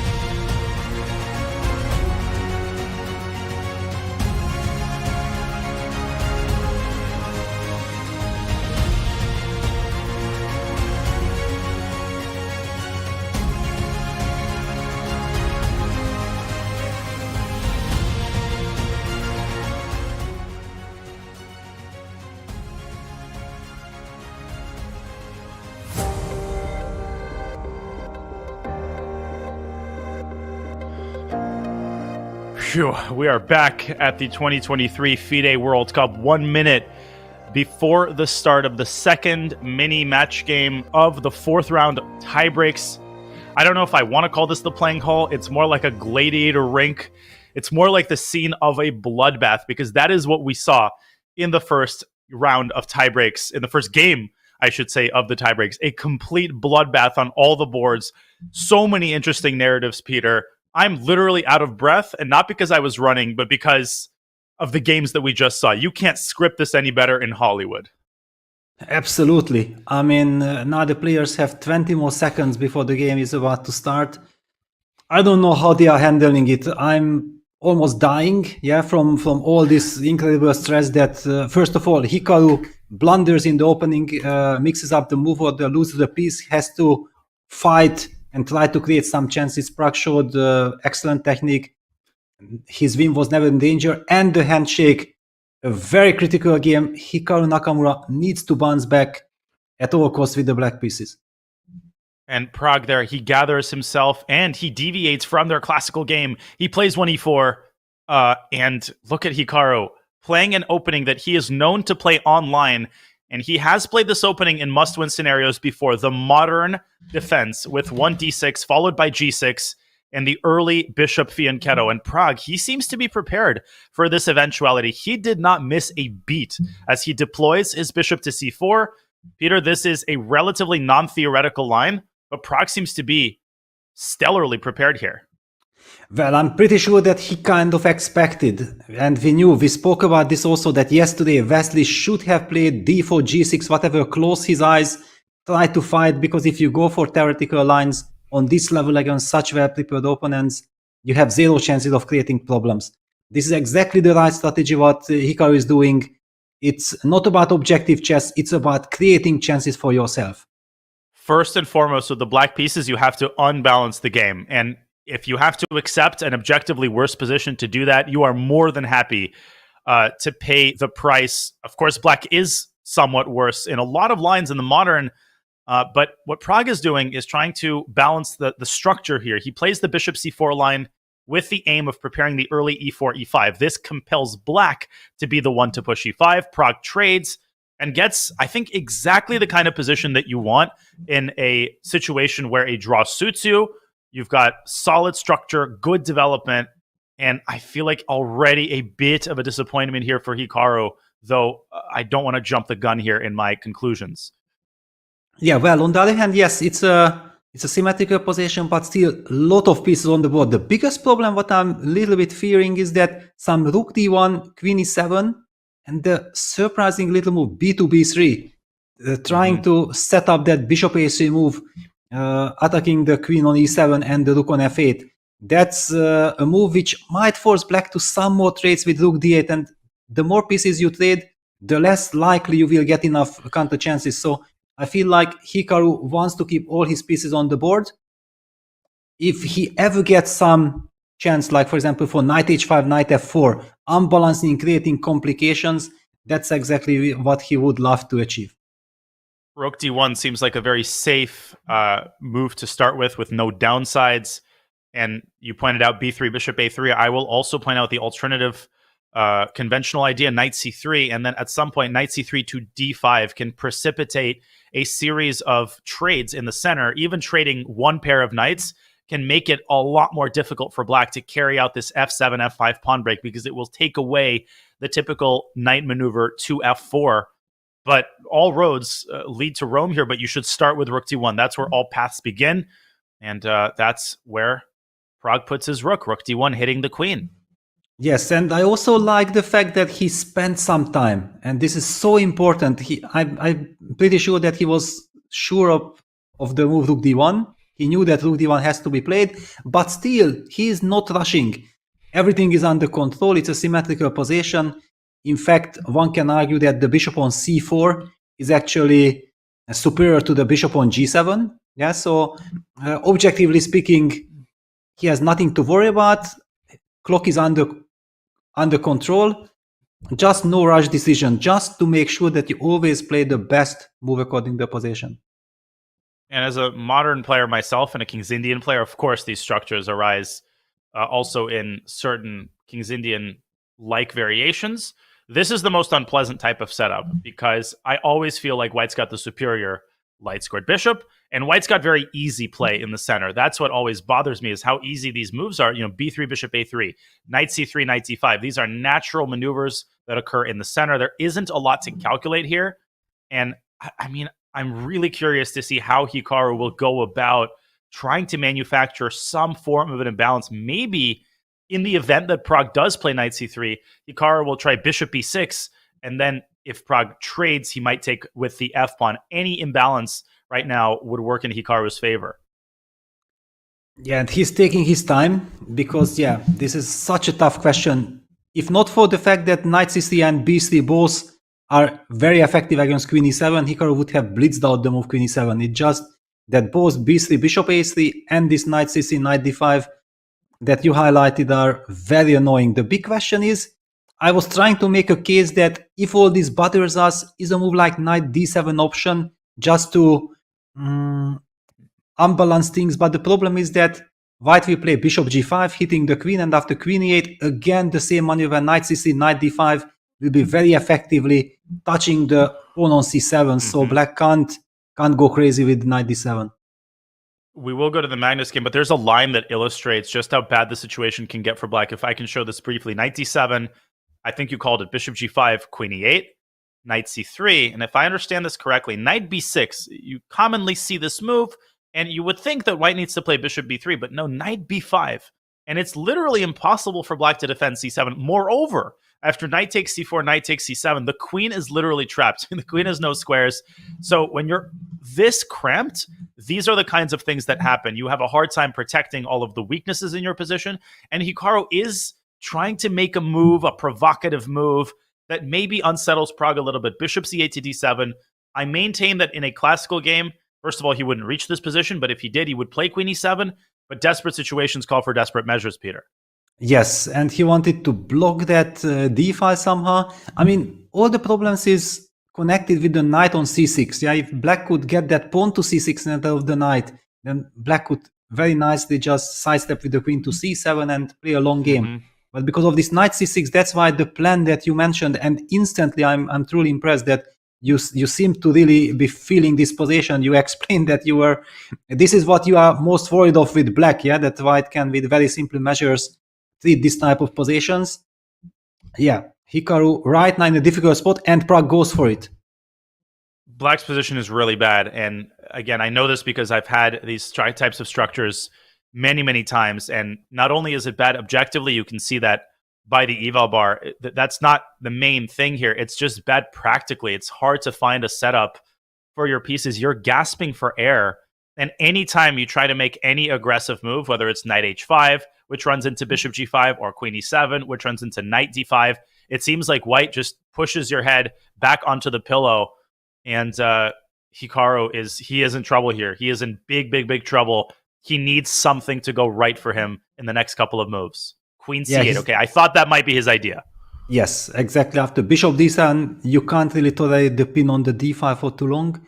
The queen sidesteps. He would love to use this knight on c6 eventually for some knight d4, but that would mean also some more trades, and at the moment it's also not possible because black would just lose a pawn.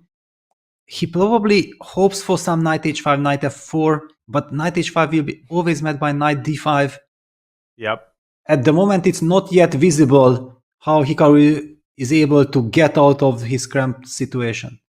Bishop e3. Bishop e3, I think, is kind of a low-hanging fruit type of move because it also threatens bishop c5. And another problem is the f7 pawn.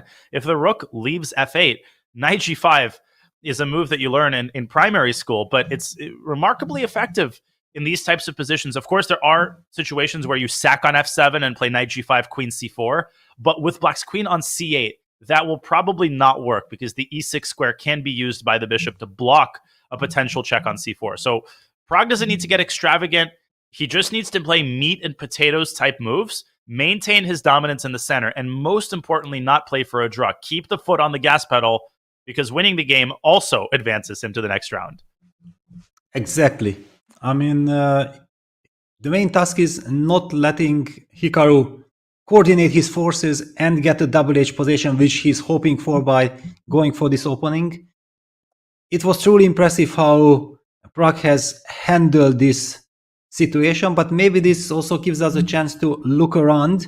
Many players, also Jan Krzysztof Duda, we have just witnessed this incredible dramatic time scramble against Parham Maksudis in a must-win situation. Magnus Carlsen has spoiled the winning advantage in the previous game, so there's also something to play for, a very important something to play for there as well. Where you want to go? Let's go to Magnus. I think we should go to Magnus, and especially because they have a very rich position. Vincent Keymer not mincing his words, not hiding his intentions. He wants to go for the kill in the second game. This is clearly a same-ish Nimzo Indian, a 4F3 Nimzo Indian, but Magnus's setup is really risky. He's given up the center, as Black often does against the same-ish. There are so many different setups here. Magnus chooses a less common one. He plays knight c6 and strikes at the center with e5. Vincent tickles the bishop.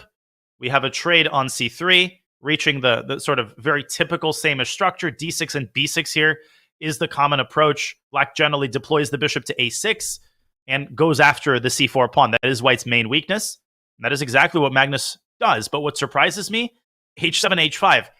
Peter, that's a typical motif. When the knight is on g3, you often see the pawn driving up to h4. But with Magnus's king still stuck in the center, this is an incredibly committal decision. And I'm a little bit skeptical about this. It's a bit strange. I mean, of course, now the big question from the right side, do you jump on f5? And I'm guessing that the answer is yes, because if White would fall back with the knight, which is very typical in these positions, but it looks a bit slow before White is able to get that knight into play, Black will very quickly target the typically very weak pawn on c4. The whole point of knight a5, the whole construction that Magnus has been setting up is aimed at targeting that pawn on c4. On the other hand, if you jump with the knight to f5, Black clearly captures it, and after he takes f5, one could argue that the knight on f6 is beautifully placed. However, the black squares, Black has to watch out, because White will get that dark squared bishop to g5, eyeing the h4 pawn, and also where is this Black king going in the long term? That's a big question. To me, that's the biggest elephant in the room.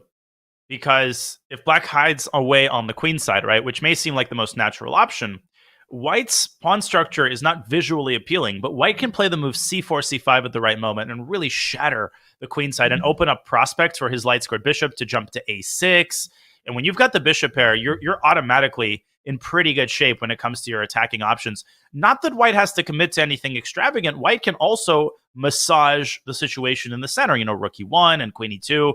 And as you pointed out, bishop to g5. So it almost feels like White is better dynamically from a king safety perspective, but White is also better from a piece placement perspective, because there's no question that the bishops are preferable in this scenario to the knights.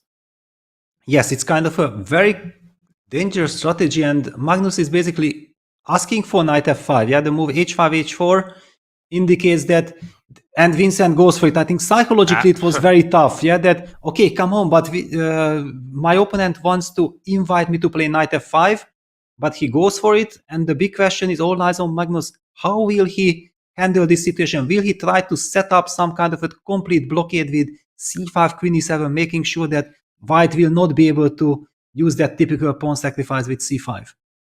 Ask and you shall receive. Vincent says, you want me to play knight f5? I will play knight f5. He embraces the challenge, and this is a huge moment. This next move will likely dictate the subsequent course of the game.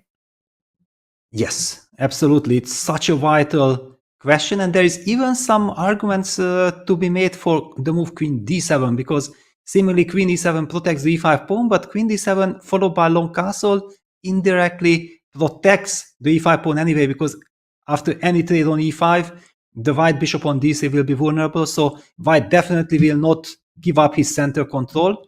It's very important to keep Black's forces passive. You don't want to open any lines. But for the moment, Magnus is taking his time, because it's a very important decision. I mean, he has to decide which setup he's going to go for. Absolutely. Okay, let's see what Magnus decides.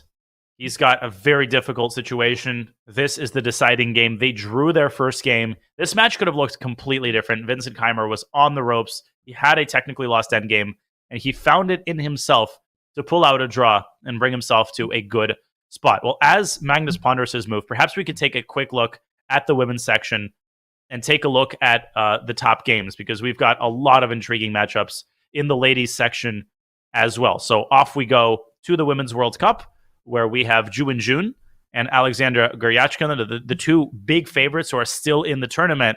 We also have Hikaru, who loses her first tiebreaker game and is once again in a must-win situation.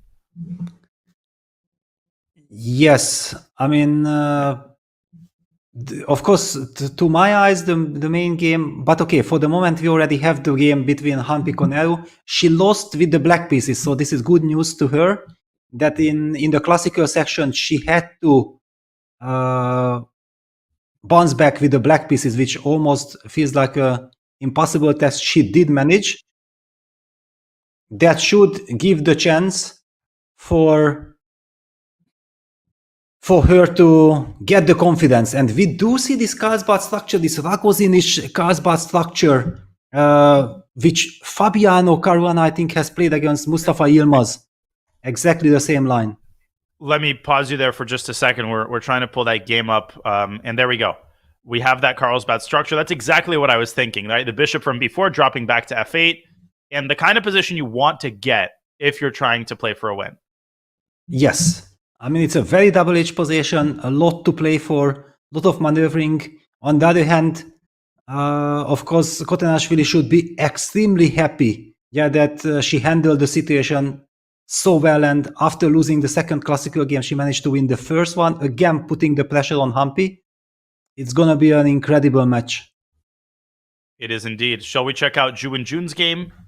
Because yes, she has had a topsy-turvy path in the Women's World Cup. Again, just mentioning her insane comeback in the second round against Fatalieva, a game she should have lost 100 times over. Not only did she hold it, but she managed to turn it around and win that game.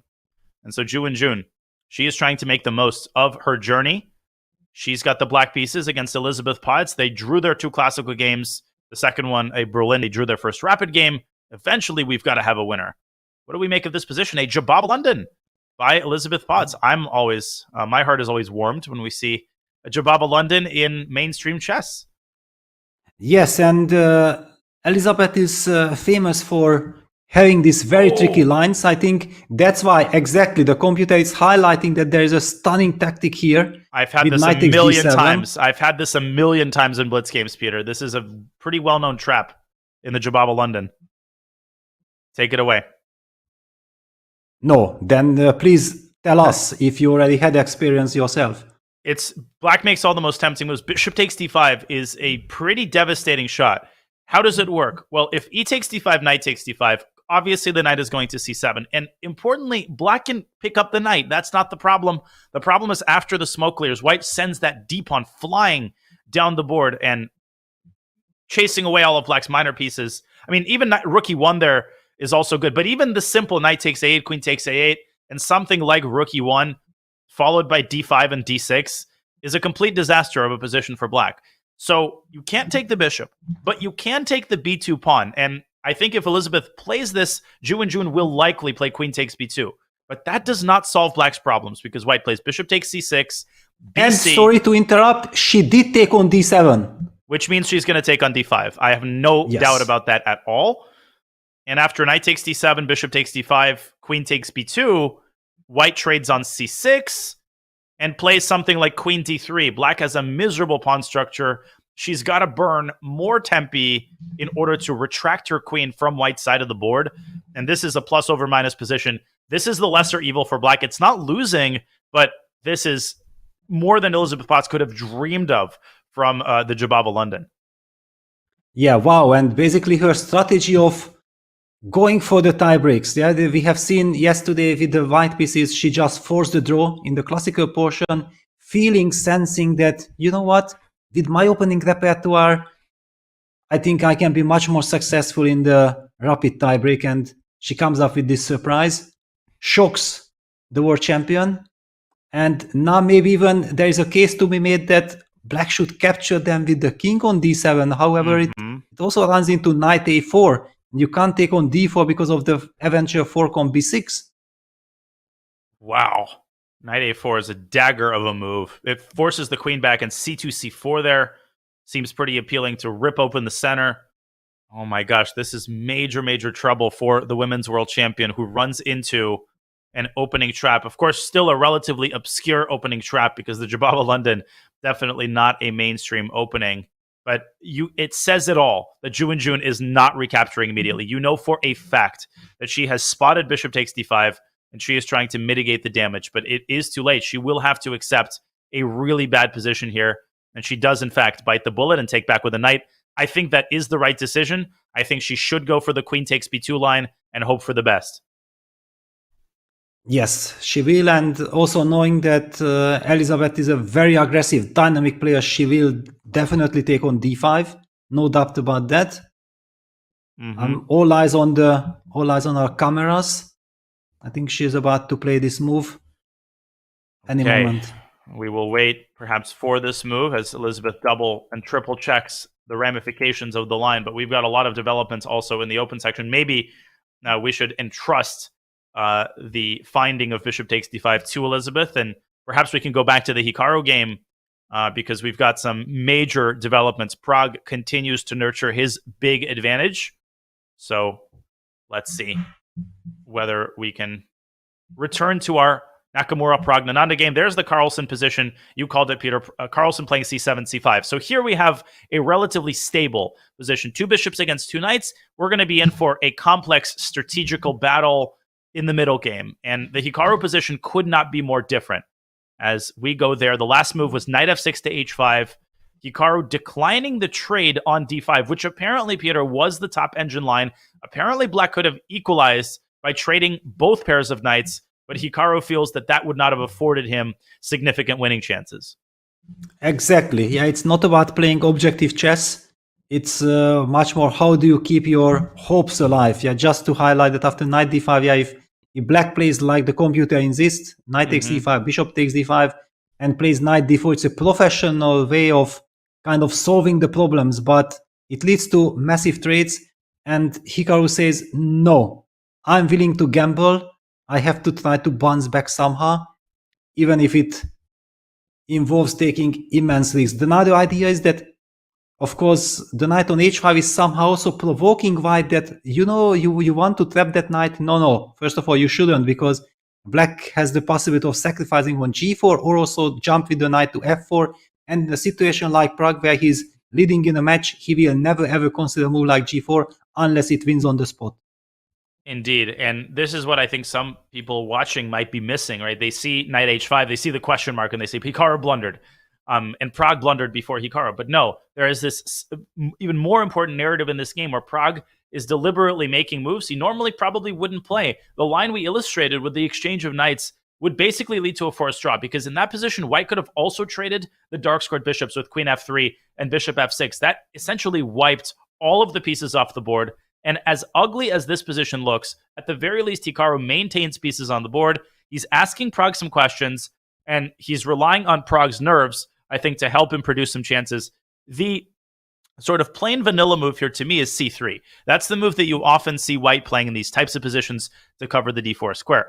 Now, maybe that's not the most that white can squeeze from this position, and the computer likes this small move, queen e2 to e3, which does a lot of things. It prepares bishop h6. It makes sure that knight f4 no longer comes with tempo, but I think it's easy to forget that knight d4 in this position, I don't know if it runs into knight e7 check. That has to be calculated, but I do think that knight e7 check works in that scenario. Maybe we should put that on the board. Knight d4, knight e7 check, and I'm pretty sure that after rook takes, bishop takes, knight takes c2, white's got several options on the menu, but the simplest is just queen d3, and then you take the bishop, and black's position falls apart. The knight on a1 is stranded, and black's whole 7th rank is burning. So not an option there. If Pragg finds queen e3, I think he will be in fantastic shape here. Yes, queen e3 is that one little move that you feel like after that move everything makes perfect harmony, perfect sense. it's also one of those moves that from the black side you are really terrified, because you are hoping for some provocation. You hope that your opponent will make some inaccuracy or be too careful or whatever. For example, the move c2, c3 is a very professional move, but it does give black one extra tempo. I don't know exactly what black will do with it. One could argue that black could eventually play h6, force that bishop back to e3, and eventually try to regroup with knight d8, knight e6, threatening to go c7, c6, and all of a sudden it's a game. That's exactly what Hikaru is hoping for. A quick update, Lizzie Pods did find bishop takes d5, and they did indeed reach the exact position that we were analyzing. And now it's Prag's turn to make a decision. And he has. And he has gone. He has made a move, and it's queen not to e3, but to d2, which I think is a very reasonable alternative. He is preparing, I think, bishop h6. He also has the hidden threat of knight e7 check. You highlight the bishop. Bishop e6 here looks virtually forced to me. And then I think, if I'm reading White's intentions correctly, Pragg wants bishop h6 with more simplification, essentially imminent. Yes, also bishop h6. I mean, yeah, bishop e6 on the board. One could argue that why is White trying to trade that active bishop on g5 against the so-called seemingly passive bishop on g7? But the point is, first of all, he doesn't mind trading pieces. Secondly, he also eventually gets access to the g5 square for his knight, and that knight would put immense pressure on the bishop on e6. And without the light square bishops, actually, black's position would be almost completely falling apart. That's, I think, the strategical justification of bishop h6. It's so helpful to Pragg that he can make moves without having to worry that, oh, maybe Hikaru will equalize, because some forms of equality are unacceptable to Hikaru. He has to not just equalize, but equalize in such a way that affords him winning chances. And no, Pragg goes in a completely different direction. He makes a bishop move, and instead he threatens bishop takes c6 and knight e7. Simple, straightforward chess. This is a hard threat to meet for Hikaru, whose pieces are discombobulated, they're passive, and apparently the best move is bishop takes knight. Try playing that in a game. Man, allowing e takes d5, that is not an easy thing to find. Yeah, not at all. I mean, okay, it's all based on the fact that after e takes d5, black has a6. Yep. And black is not losing a piece. And if he does not lose piece, then actually I'm believing that e takes d5 practically isn't the right choice. Whenever you see that in the long run, black will get counterplay with e5, e4, you know exactly that against Hikaru, you should never ever even give him the slightest of hopes. I'm believing that after bishop d5, we might simply be seeing queen takes d5, keeping everything intact and basically making sure that black will not have any serious counterplay. I'm expecting king h8 by Hikaru, and Hikaru's strategy here is to keep as many pieces on the board as possible, to keep as much tension as possible. So king h8 would take the sting out of White's threat, because knight e7 would no longer come with a check and therefore would no longer come with a fork. I'm still pretty partial to this bishop h6 concept because it also opens up the g5 square for White's knight. But Pragg could also take it slow. He could play c3 at any moment, and he has the luxury of being able to play slow or being able to play fast. I just don't see a clear path for Hikaru to improve his winning chances here. Maybe f7, f5 needs to be tried, you know, by hook or by crook. He has to create some complications. And at this point, he doesn't have much to lose. He might as well try. Yes, I mean, basically the move king h8 followed by f5 is very much typical Hikaru. The big question, and I feel like looking at the position, we might get the feeling that, everything worked to perfection for Pragg. However, there is a very important moment that we have to highlight, that Pragg has burned already more than 30 minutes on the clock, including the increment even more. He's down to 12 minutes, and it's only move 14. So by gambling and going into inferior position, actually Hikaru forced Pragg to make some very difficult decisions, which took him time. And the less time he has, the more chances for Hikaru that eventually in some time scramble, he can hope for a miracle. That's exactly the thing. And that's another reason that you often go away from theory. It's not just to avoid a potential drawing line. It's also to make your opponent think as early as move 4 or 5, which is what happened in this game. Pragg had to choose the proper setup. He burned a lot of clock because of it, as you're indicating. And the longer Hikaru can keep the tension, the more time he takes off Prag's clock, the higher the chance that something crazy happens in a time scramble, even if his position remains objectively bad. So Hikaru himself down to 13 and a half minutes. It seems like he's pretty close to making a move, but perhaps we can leave him to ponder his move. I see you've come to the Magnus Carlsen game. What is going on here? Oh my gosh. We have come at the right moment. Explosion here in the Keymer Carlsen affair. Yeah, I think we have just witnessed some incredible deep idea by Magnus. Just to go back 2 moves. F takes e5, d takes e5, queen e1 had been played, targeting both the h4 pawn and the e5 pawn, and Magnus sacrifices first the pawn on e4, which is kind of understandable. Yep. White takes on f6, and black, instead of taking back that bishop automatically, which would be thematic, Magnus goes rook d8 to e8. Oh my gosh. And the point is, if bishop takes e4 now, then g takes f6 with an eternal pin on the bishop, and the knight from a5, either through c4 or through b7, will apply potentially devastating pressure on that bishop. So Keymer has to save the other bishop and play bishop takes g7. But then, obviously, Carlsen plays e takes d3, establishes a nasty passer on d3, and then plays rook hg8 with tempo, which, Peter, potentially forces white to lock his bishop in a self-made prison with f5, f6. That is not an easy move to play, especially when your queenside is on the verge of collapse and the rook from e8 can jump to e2. This is starting to feel pretty juicy for Magnus Carlsen here. Well, I think it's a forced line, yeah, that white has to take on g7, black captures on d3, white has queen d2, targeting that pawn immediately. The move rook hg8 looks to be kind of forced. White pushes f6, and it's good news that we get access from the white side immediately to the pawn on d3. Black is most probably capturing on c4. White takes queen takes d3, and then black has to decide where to go with the knight. White is a pawn up after all at the moment, so it's bishop takes g7 played. We are back to the current position. We might be seeing this line. A quick update: Jan Krzysztof Duda is knocking on the door of a comeback victory. He has a technically winning endgame against Maxwell. It's not such an interesting position, but just figured I'd provide that update. So despite the meltdown in the first game, Duda calms himself down, and with a couple accurate moves, he should be able to force the second stage of tiebreaks.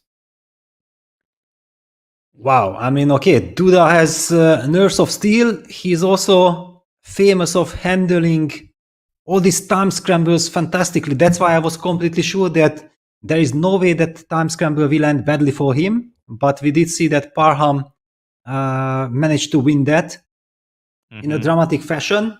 But all lies now in Magnus's game. I'm trying to understand that how the players feel. Yeah, I feel like, okay, Magnus understands that I got counterplay. At the same time, I think Vincent can also calm himself down that, hang on. Okay, yes, it was a fantastic idea by black. Magnus is Magnus, but I have everything to play for. There is no reason to panic. And you know that when the position gets this unbalanced, yes, it may be more quote-unquote fun for black to play, but the probability of a mistake is very high. The price of a move is incredibly high. And we've seen Magnus struggle in high-tension positions, just like anybody would. So I think Vincent might be nervous, but excitement is the other side of the coin. He might be feeling like this is getting tactical.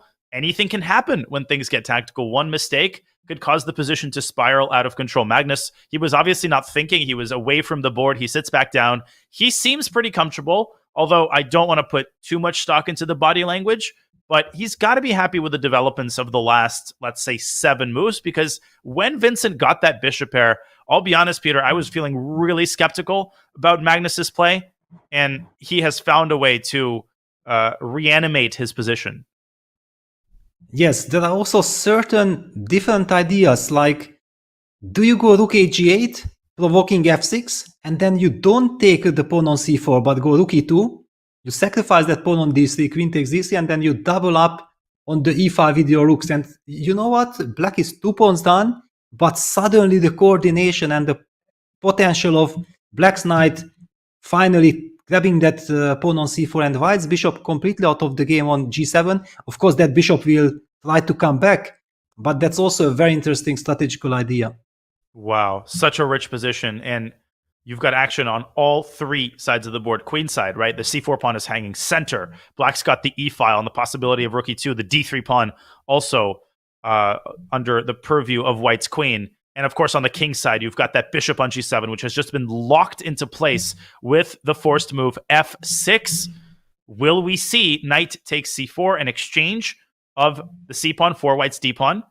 Or will we see rook e2, a more ambitious attempt to double the rooks on the e-file and get control of that important artery of the position? Yeah, the next couple of moves will be very important, very vital for the position. Also to get the feeling how Magnus feels about the position. Yeah, that does he feel that this is a moment that I can try to play for a win? Or does he feel like, okay, I'm 2 pawns at the moment, I will take on c4, white takes on d3, I'm pawn done, I have compensation, but I should primarily think about safety. Eventually, potentially, the pawn on h4, for example, in endgame, it's very vulnerable, and the bishop on g7 is a horrible piece in the middle game. But in an endgame, we could see the white pawn pushed all the way till h8. So there are dangers also looming at Magnus's side. Absolutely. That bishop on g7 could indeed support a potential pass pawn, and these thoughts swirling around Magnus's head in this critical position as he chooses a path forward. Lots of candidate moves here. What a rich position. And I'll point out also that Hikaru's position continues to deteriorate against Praggnanandhaa, and with it, his chances to score a comeback victory with black seem to be lower than they ever were this game. His position, there's no other way to put it, his position is terrible, Peter. Yes, terrible, and also practically speaking, it's terrible. Yeah, he was doing all this to himself in order to create winning chances, but we only see the chances that are coming for white. White has just set up the move rook d1, d2 in order to double on the d file. Then that bishop on d7 will be vulnerable. There are all kinds of tactics. Even after a6, I was suddenly not even sure that white has to move the bishop or is able to go for the tactics with rook a d1. In any case, he can also just move the bishop back to a4. Hikaru in a very, very difficult situation. Yeah, I mean, I think that the visual just misery says it all, right? You don't even need to analyze the position or look at moves to understand that Hikaru is running out of ideas. He is trying to nibble around the edges. He chases the bishop away. Pragg instantly drops it back to a4, keeping the tension, the pressure on black's pieces. His next move, rook a to d1, the bishop on d7 on the verge of collapse. If the bishop moves, you lose the knight on c6. I mean, it's like the most fragile construction ever. It's a building that's starting to tumble and fall down, creaking and collapsing, and everything is weak here for Hikaru Nakamura. It will, at this point, Peter, take a miracle for him to pull off even a draw in this position, but let alone a victory. Yes, exactly. I mean, his back is pushed to the wall. He doesn't have the slightest counterplay.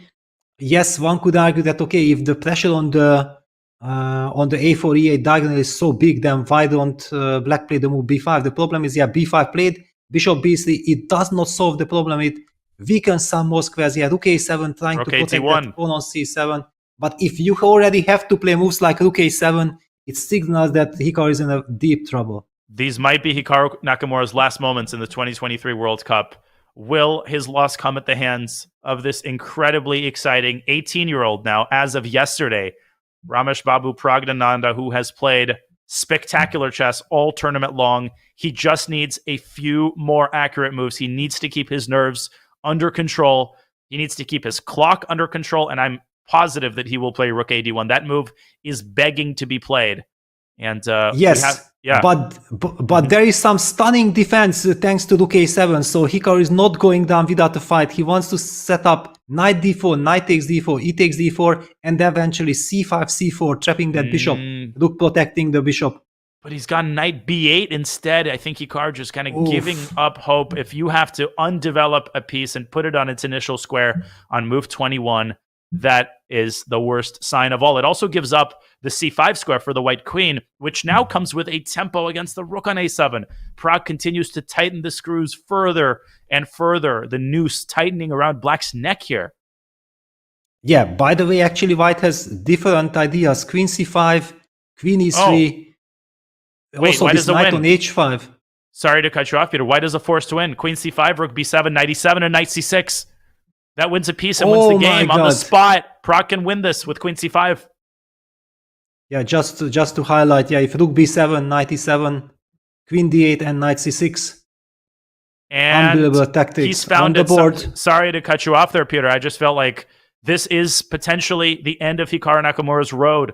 Knight e7. It's a double attack. It's a double attack on the rook as Hikaru looks off to the side. Queen b7.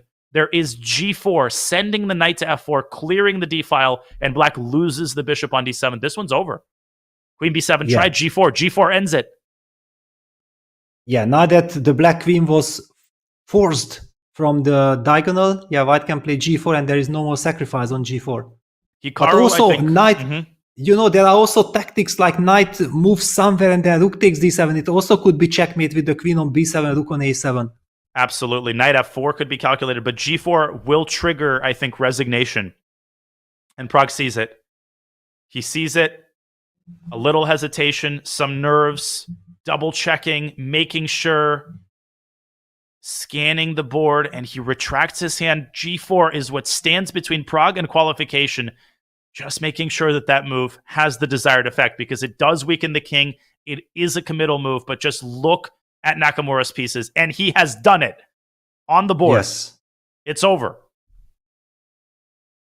And look at this, yeah. Everything is written on Hikaru's face. What an incredible game, honestly, Peter. It's not that Pragg eked out a draw somewhere, and Hikaru, of course, has continued to try to stir up complications, but this is a moot point.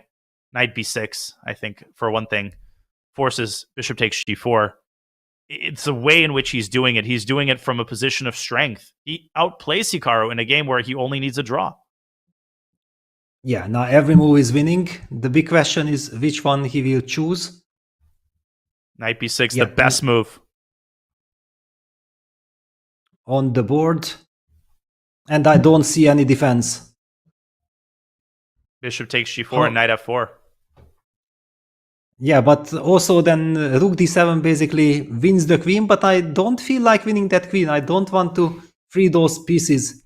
Black is completely tied on. Nothing moves. For sure. And Hikaru, we're entering the territory where he might resign. Since this is, his last moments, I think he is going to try a couple more moves. Why not? Why not test your opponent to the end?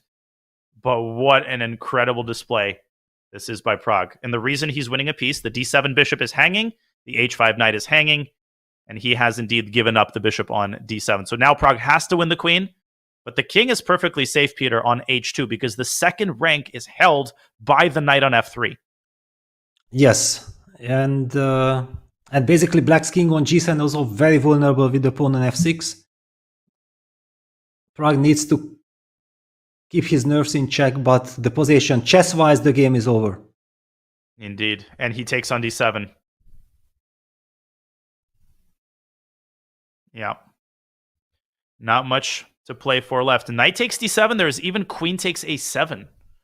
Oh, that might be just the dagger. That's exactly. That's what's going to happen. And Pragg kind of looking up at Hikaru, waiting for him to extend his hand in resignation. No more chances left. Not even for Hikaru. Yeah, that's it. It's over. Pragg is unbelievable. I mean, really, so impressive. Playing brilliant moves, controlling his nerves, not be afraid of anyone, not getting intimidated, playing just brilliant chess. And you pointed out as early as his second round, Peter, that it's not just the level of play, but also the wide variety of different positions that he handles with such grace, such precision. Even in this mini match, right? In the previous game, it was wild. It was tactical. He had to save his king and convert that extra piece. Check. In this game, it's very positional. He's playing in the center. It's a pretty symmetrical pawn structure. Check. In his previous matches, he's shown such a breadth of knowledge, such erudition in the opening and the middle game that it's frankly just breathtaking to watch him at play. And knight takes e5, I think, is just going to end it on the spot. Well, or queen takes a7. You can just insist on trading the queens. Yeah, that's it. And Pragg plays queen takes a7. He will be up a full piece in the endgame it's time for Hikaru to call it a day. I think Hikaru is only playing because of terrible frustration, that he knows that his World Cup is finishing. Otherwise, in any other circumstances, I don't see him continuing this. He needs to win this game, we remind you. He needs to win this game. Yeah, and actually his king is in a mating net. Yeah, White can also just H4. play H4. Yeah, H4, it's hopeless. And Pragg may be taking a little bit longer than he normally would have. I think normally he can win this playing instantly. But what is the meaning of playing too quickly and squandering everything? G5, knight e5, the best move in the position. Precision to the end. Knight G4 and rook takes H7 is the mating net. Hikaru has to give up more material. He's got to go G4. But then H4. Yes, if you want to be extremely cruel, then you go H4. I think that's exactly what Pragg wants. Setting further up the mating net against Black's king. Incredible. And I was expecting a handshake a couple moves ago. I think you called it frustration. The only reason that Hikaru keeps this game going, because objectively, to win this game would take literally an act of God. Yeah, it's impossible. I mean, basically, if your opponent is down to 2 seconds on the clock, then and there is only 1 second increment, maybe you can hope. But even then, I don't really believe that you have any chances with this time control. And okay, Pragg just took H4, King G5. He doesn't want to do any fancy business. Why should he? I believe that he will also challenge that knight on D3, on F4 with the knight D3 move. And okay, H5 on the board. Take it. And even rook G7, King F6, rook F7. Some tactics can help Pragg eliminate rook that knight D3. Knight D3, just exactly, because you feel like your opponent is only relying on his active knight on F4, the last active knight. Let's not grab any more material. Let's just get rid of that knight, and that's it. Are we entering territory, Peter, where you're surprised at this point that Hikaru is still not resigning? Okay, I'm surprised already for a very long time, but it's not about chess. This has nothing to do with chess. Hikaru knows exactly. Yeah. Okay, bishop F7. We have an interesting endgame in the Magnus Carlsen game. Magnus might be winning his game against Vincent Keymer. And there's action on that board as well. But obviously, we wanted to wait for the handshake. This is such a huge moment, folks. I think Pragg deserves for the handshake in this game to be shown on camera. But this game might drag on quite a bit longer than we expected. Yeah, absolutely. I mean, especially knowing that Hikaru needs to win. Yeah, it's okay. Even a draw is kind of impossible, but he needs a win. That just. I guess we should take it to the Magnus game because there is a little bit more meat on the bone there. I mean, the result here is not in question at all. Magnus is close to converting an advantage in the endgame. It's bishop versus knight, and we had it open there on the small board. We still have Hikaru on camera, and we wipe out to the Magnus Carlsen board. This is looking, once again, Peter, really bad for Vincent in an endgame, a different endgame this time as compared to the previous game. But look at those weak pawns. All of them are so vulnerable to the knight. Yes, the knight is a monster. It's just a crushing machine, this knight. And Black also has the very simple idea of going A5, B5, just creating a passer. The knight on C4 blocks the bishop. The bishop on G7 is completely out of the game. This is also kind of handshake territory. Wow. And it was equal objectively for a while, but Vincent making the wrong decision to take the queens off the board, I think really underestimating the power of the knight in this position, and again, struggling on the clock, as he did in the previous game. And Hikaru has resigned his game. Hikaru has resigned. There is the victor, Praggnanandhaa. Hikaru quickly leaving the board. Incredible moment. Praggnanandhaa knocks out Hikaru Nakamura, and he does it in phenomenal, a mature, professional, stellar, precise style. Yes, it's truly impressive. I mean, not just this game, I would say the whole match. I also in the classical portion, one didn't feel like Hikaru was a favorite. Not at all. It was a very even match. It was completely double-edged. Pragg was fighting for the initiative. and goes on. Okay, one could argue that actually this incredible match was decided by Hikaru's terrible blunder in the first rapid game. He should have just, if he was not familiar with the opening, he should have calmed down, take his time, and never ever let that thing happen that his knight gets just trapped. It shows you how thin the margins are in these rapid play tie breaks. You know, you make one little sloppy move at the start. It seems like you're starting with a clean slate. And a couple of minutes in, you're suddenly staring down the barrel of elimination. And such is the nature of the World Cup. Such is the level of stress that the players have to manage. And Magnus Carlsen has been managing it very well. Vincent has to take on h4 here. I think he's got no choice but to take on h4, go bishop back to f6, close your eyes, and basically try to push the h-pawn. But black can stop the pawn of the king and use his knight to target the a4 knight from the a4 pawn from b2. Exactly, yeah. This is what Magnus is going for. I was expecting that he, knowing that Magnus has tremendous confidence, he will just go for the direct a5, b5 plan. But he says, no, I don't want to do anything fancy. I'm just going to play the most professional, and I'm having a winning position. But are we sure that it's all that easy? White is going to go h4 and h5. Black is going to take on a4. Maybe white can play c3, c4 at some point to try to slow down black's pawns. But then the knight just comes back to b2.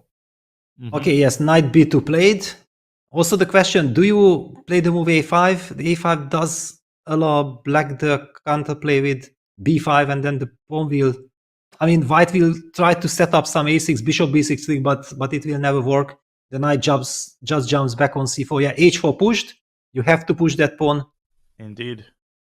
Knight takes a4. Black is in time, even after white plays a5. And Carlsen just makes sure that he plays with an abundance of caution. By the way, Abasov has knocked out Peter Svidler with the black pieces. He won a complicated tactical skirmish. He goes through after knocking out Giri, now knocks out another legend in Peter Svidler. The hometown hero is going far. And the h-pawn is not going far. It's not going past h6. Yes. I mean, the king is there. Yeah, c4 had been played after knight takes a4. The problem is, yeah, h6, king f7, h7, king f6, king g7. And no tricks with bishop f6 check. Bishop f6 check would be a great trick if the black knight would be on the diagonal, but it's not. Great point. White's king is also too far away. You could try king g2, but you're not fast enough. Knight b2, knight takes c4, and black's got 3 passed pawns on the queen side. They will decide the game. And king g2 is, in fact, played. Vincent will try king g3 and king f4. Last chance there is to go after that f5 pawn. Yes, if you would be able to collect that pawn and be able to run back with the king, we could be talking, but I just don't feel that there is enough time. But you have to try. More results. Nepo will win his game very smoothly against Nihal Sarin. That was not even close. Rasmus Svane and Wang Hao, they go into the tiebreaks. And Duda Maksudlu will very likely go into the tiebreaks as well. It's a completely winning position for Jan Krzysztof Duda. So we will get a good amount of 10 plus 10 tiebreaks. So we have plenty more action on our hands. And Salem knocking out Daniele Vocaturo as well. Wow, which actually sets up a match between Salem Saleh versus Nijat Abasov. Who would have thought that this matchup will be there in the 5th round? Technically, their game isn't over, but Vocaturo's winning chances are vanishingly small. We zoom in on Magnus Carlsen, taking his time, but he will take on c4 and push the b pawn. And then rely on the 3 connected pass pawns. Of course, white will try king f4, king takes f5, and starts running back. But I mean, knight and 3 pawns should be way too much to handle. Absolutely. So much time for Magnus. It's so debilitating when you're not just lost, but your opponent has oceans of time to spend on just ensuring that he's not giving you any extra chances. Yes, and okay, Magnus is just such an incredible strategist, yeah. Very convincing performance, and with the speed how he was doing all those difficult decisions, yeah, that's the truly stunning mastery. Indeed.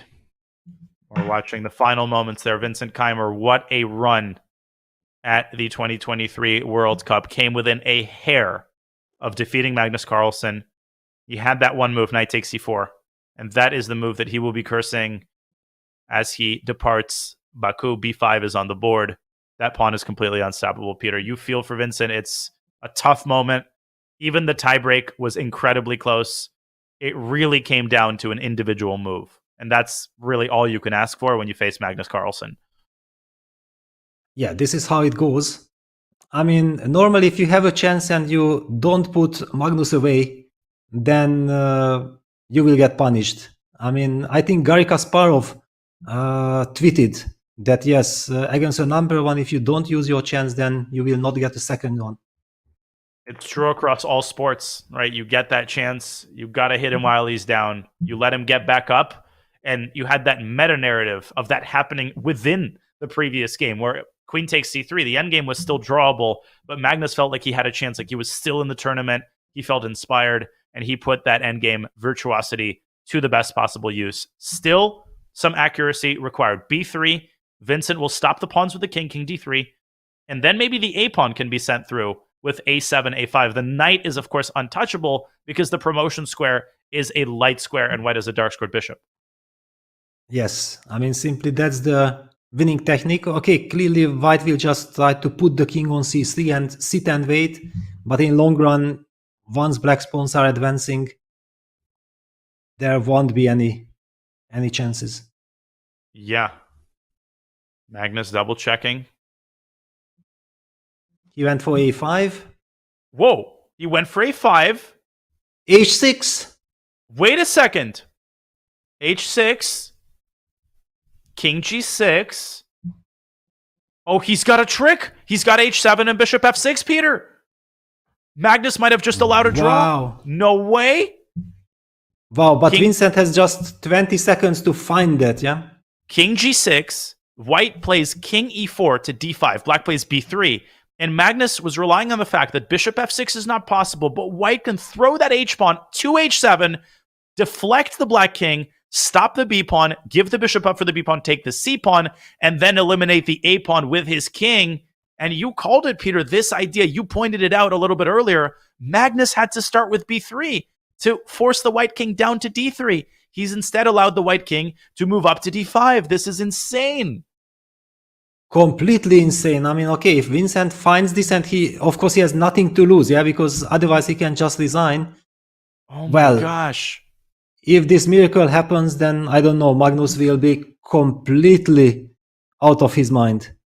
We were calling this game because this game was over. b3 would have ended it. And then a5, a4, a3. You can close your eyes and win. Why would Magnus allow white's king to remain on e4? This just doesn't make any logical sense. But the game isn't over. Vincent still needs to find a string of accurate moves. But it appears, folks, that Vincent Keymer now has a draw. As shocking as it is for us to say this, he has to give away that h-pawn at the right moment, Peter, and understand that the bishop has to head to f6 in order to stop the b-pawn. You should not do it with the king. And look at this. Vincent is in full concentration mode. He feels like there is suddenly a completely sudden chance. I mean, the lines are so crazy. I'm still struggling to understand if black plays b3 first, then the line is h7, king g7, h8 queen, king takes h8, bishop f6 check, king moves away, and king d3, b2. Why isn't this winning for black? I just... well, king d5. Anyway, we go king d5, but it's so easy to... Of course, yeah, Magnus just felt like, okay, I'm just pushing the pawns and it's over. Wow, of course, yeah, again, king d5. Maybe a4 should be tried by Magnus, but then the problem is when the pawn reaches a2, again, you can stop it with a bishop on f6. And Magnus, he's slowed down, and that tells you all that you need to know. He is suddenly, with his back against the wall, searching for a way to undo the damage, but there is none. And every ticking second gives Vincent more opportunities to calculate out the drawing line. And okay, now you're starting to see the frustration from Carlsen, who has let yet another win slip. This one much more obvious than the one in the previous game. Unbelievable.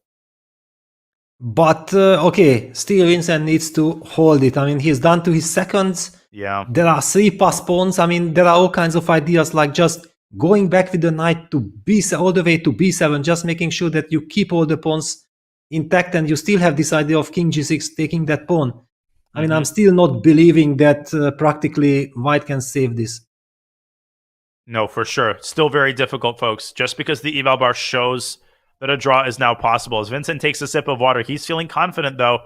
Maybe he feels like he's calculated everything that there is to calculate, but Magnus will try to find the trickiest attempt to cause confusion in Vincent's time pressure. By the way, Jun has been knocked out by Lizzie Potts. She never recovered from that opening blunder, and the German Grandmaster sends the Women's World Champion packing with some excellent technique in a rook endgame. Crazy results all around here at the World Cup. Yeah, very big congratulations to Lizzie Potts. I mean, that's a sensational result.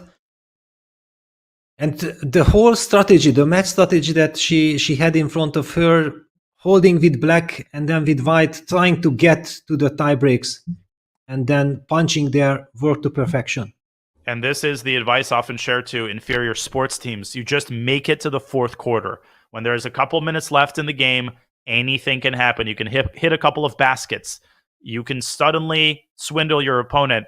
And that's also the case. The lower time is on the clock, the crazier things become. And that is what we have seen thus far in this fourth round of tiebreaks. Magnus Carlsen, shell-shocked, continues to burn clock, tries to find, hoping against hope that something will materialize, but he has allowed the White King to access the pawns from d5 rather than pushing it back to d3, which would have been the winning idea. Yeah, it's all about this king d5, and it's so counterintuitive. Yeah, it looks like black's pawns are queening.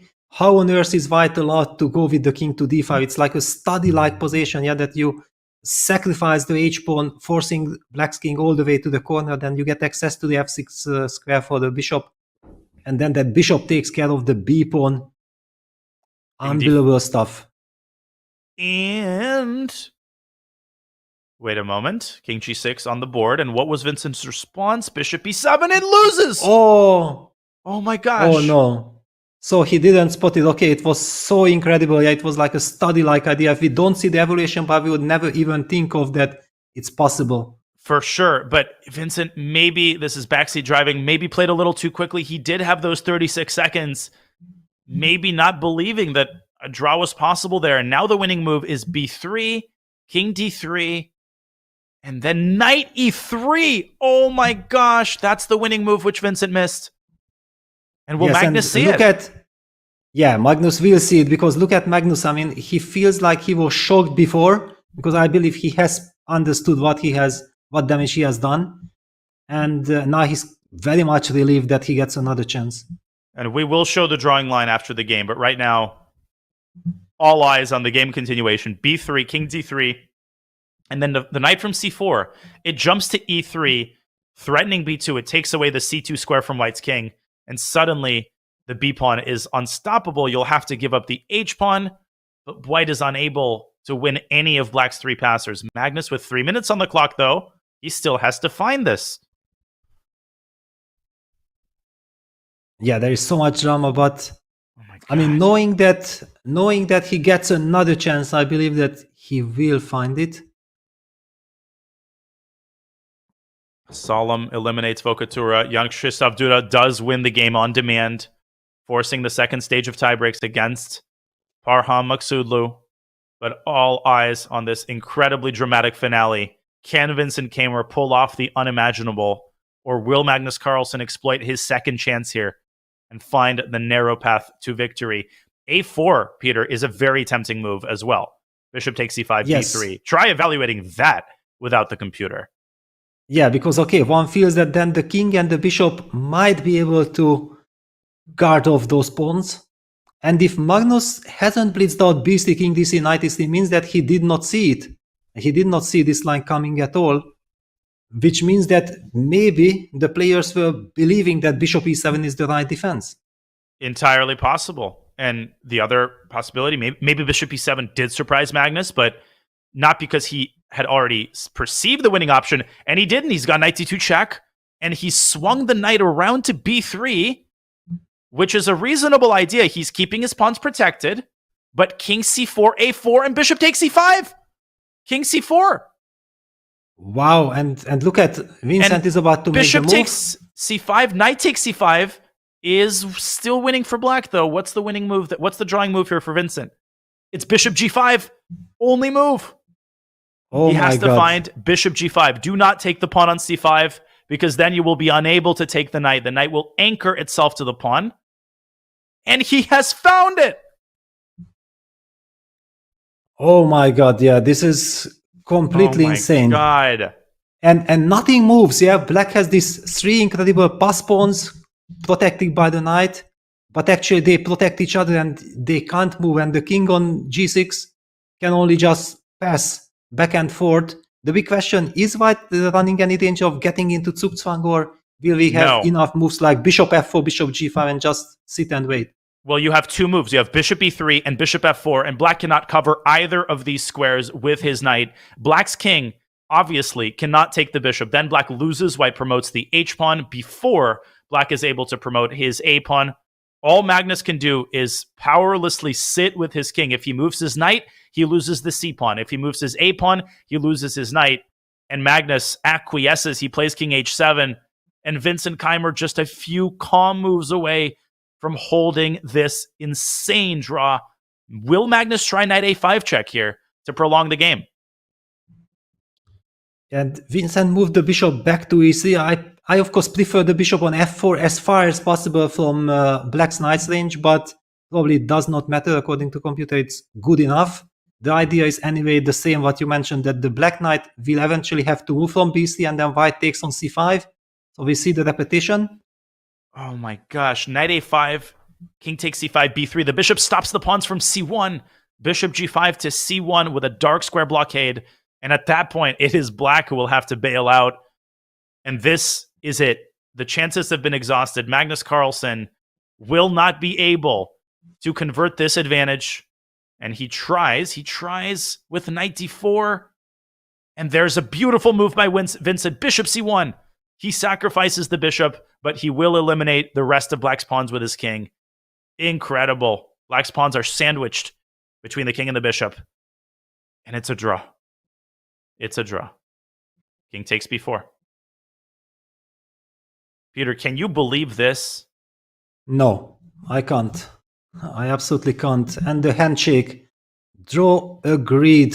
What a miracle. I mean, this is truly a miracle. It looked like there is no way Magnus will not win this after playing such a brilliant game.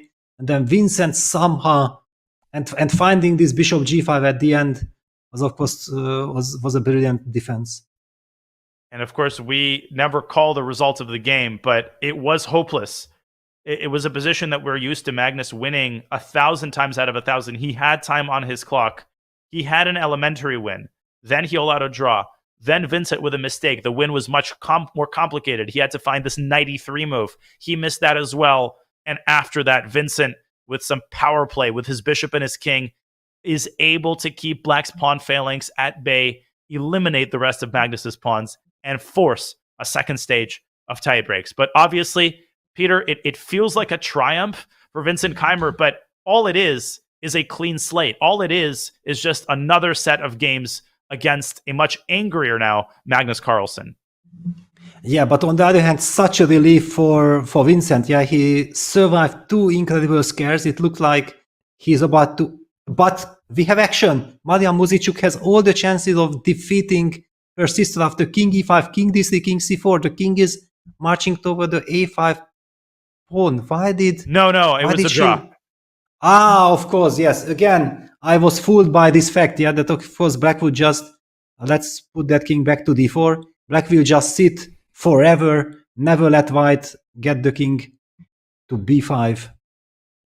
And Anna Muzicuk defeats her sister with a victory in the first game and a great hold here in the second. A bittersweet occasion, obviously, but at the end of the day, they knew this could happen, and they knew that they did need to play eventually.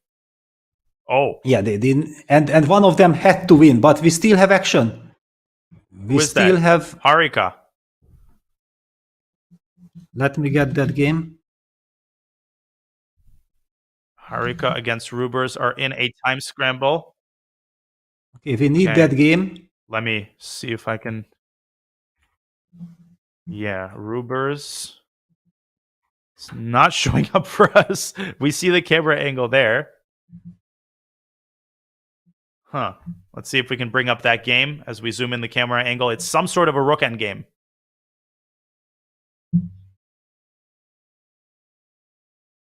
And the game is finished. Aline Rubers has lost.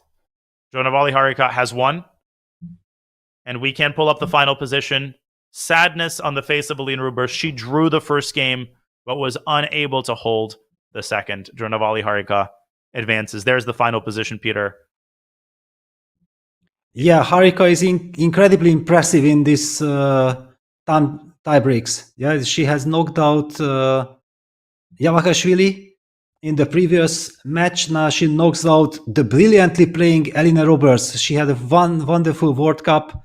She was about to win, to go 7 out of 7. Then the whole match would have not reached the tiebreak. But finally, it is Harika Dronavali who qualifies for the next round. And more big results as Gukesh knocks out Andrei Esipenko in the most improbable fashion. Esipenko in the driver's seat, and oh my gosh, we have to see this. He blundered a piece in one move. We have to pull up the Esipenko game before we go on this break, if possible, or we can do it after the break. But this is one of the most insane things I've ever seen. This is what pressure does to you. With 2 minutes on the clock, in a dead drawn position, Andrei Esipenko does the absolute unimaginable. Just to rewind a couple of moves here, Peter. Another couple moves from this position. So you have bishop takes f4 check. And this was a transmission error. It wasn't here. Keep going. Bishop f4. Yes. And this position onwards. Watch what happens. Okay, of course, black has all the rights to play with the two bishop. Oh my god! Lost with the black pieces. Bishop d7. Incredible. He blunders knight f8 in one move. What oh my god, exactly. Heartbreaker. Absolutely. I wanted to say that, okay, there is still all to play for with the two bishops with little time on the clock. Black is trying to squeeze out a victory here, and then it means that you exit the World Cup like this. I mean, this is unbelievable. Just try to imagine yourself in the shoes of Andrei. What is in the air in Baku? This has been absolute insanity, and the insanity continues. Vincent Keymer with a new lease on life. He will try to continue his incredible run against Magnus Carlsen. We have plenty of other matchups as well going into the second stage of the tiebreakers. We will have 10 plus 10 action for you. Do not go anywhere. Stay with us. More World Cup on the other side of this break.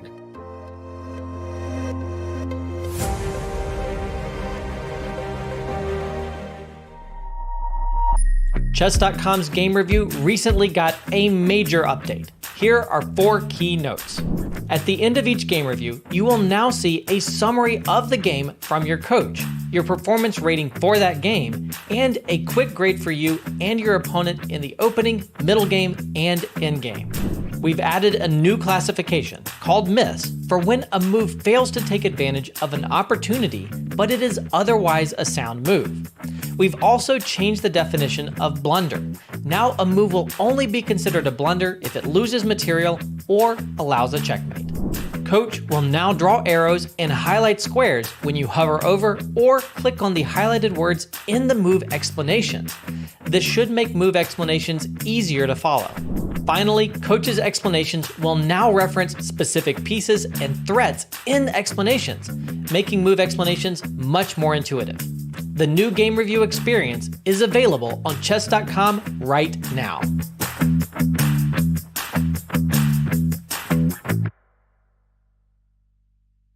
This August, engage in a battle of epic proportions against some of the most bodacious artists history hath ever seen. Behold, Raphael, the prince of painters, doth seek a fresh apprentice. Dost thou possess the prowess to impress him? Michelangelo, a true Renaissance man, painter, sculptor, architect, and poet, doth possess a myriad of artistic talents. Yet one wonders, can his creative genius translate to brilliance upon the board of chess?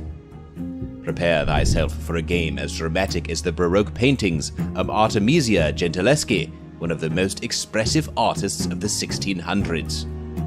A renowned sculptor, Donatello stands tall as one of the most important artists of the early Renaissance. His unique blend of creativity, aesthetics, adaptability, and patience maketh him a challenging foe.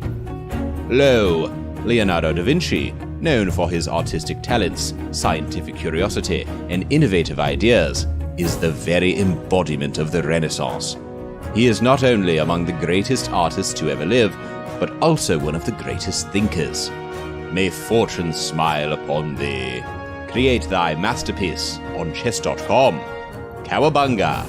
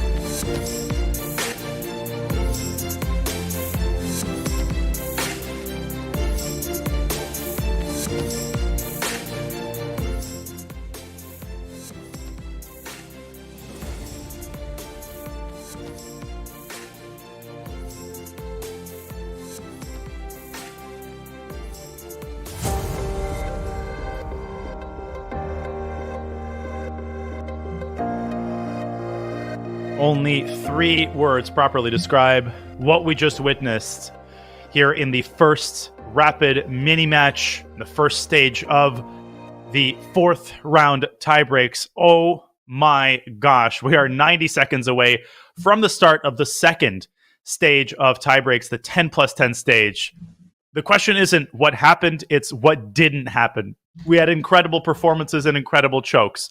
amazing upsets and back and forth battles. We had Praggnanandhaa knocking out Hikaru Nakamura, and Magnus Carlsen failing to capitalize on 2 winning endgames and giving Vincent Keymer another chance. We will, in about a minute, start tiebreak number 2. That'll be, again, a best of 2 rapid games, but the time control decreases now to 10 minutes per player with still a 10-second increment, Peter.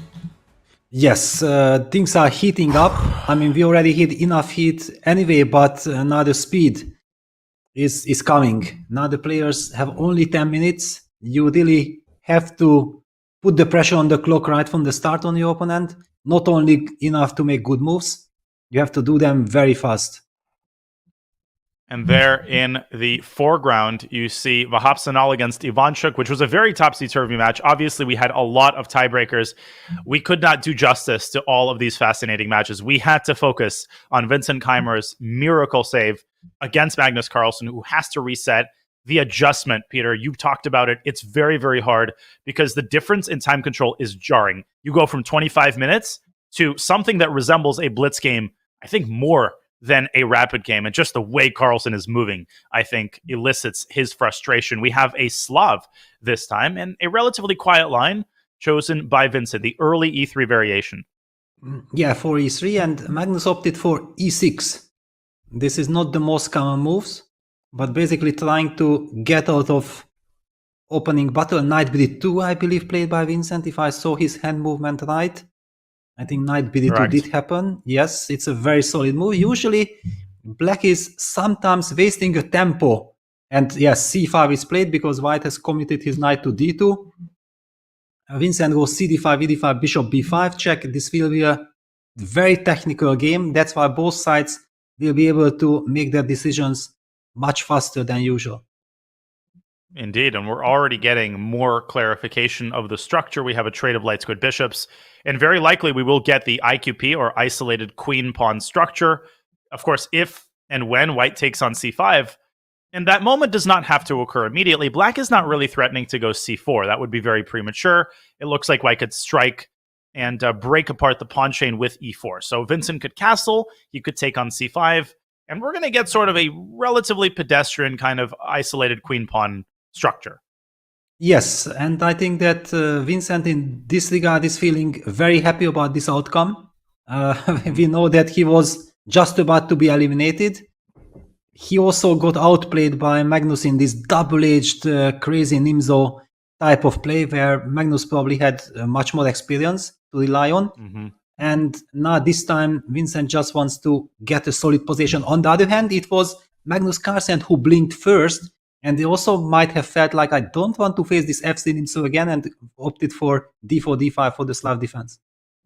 The statistics are not in Vincent Keymer's favor. Not that they're in anyone's favor when they face Magnus Carlsen. Carlsen leads Keymer 8-0 with only 2 draws. And in rapid head-to-heads, it's 6-0 with 2 draws. And Carlsen has won the only 2 over-the-board blitz games that they have contested. But that's the thing, Peter. I mean, if you are to break the statistics in any match, it feels like this is the match to do it in.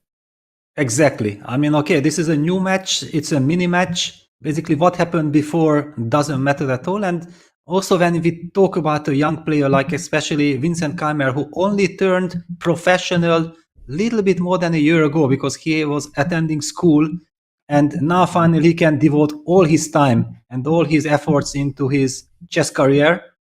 And we see that he's making tremendous progress. Tremendous progress indeed. And just we can see that on the strength of his play against Magnus Carlsen, his spectacular defensive resilience on full display in the previous 2 games. He has opted for a fianchetto, and okay, now he takes on C5, so we get the clarification of the central pawn structure. He will castle kingside, he does, and Magnus Carlsen follows suit. First impressions, looks like White's position is safe as houses, right? It's a relatively risk-free position, and if you had to choose a side, I think one would be a lunatic for not choosing White here.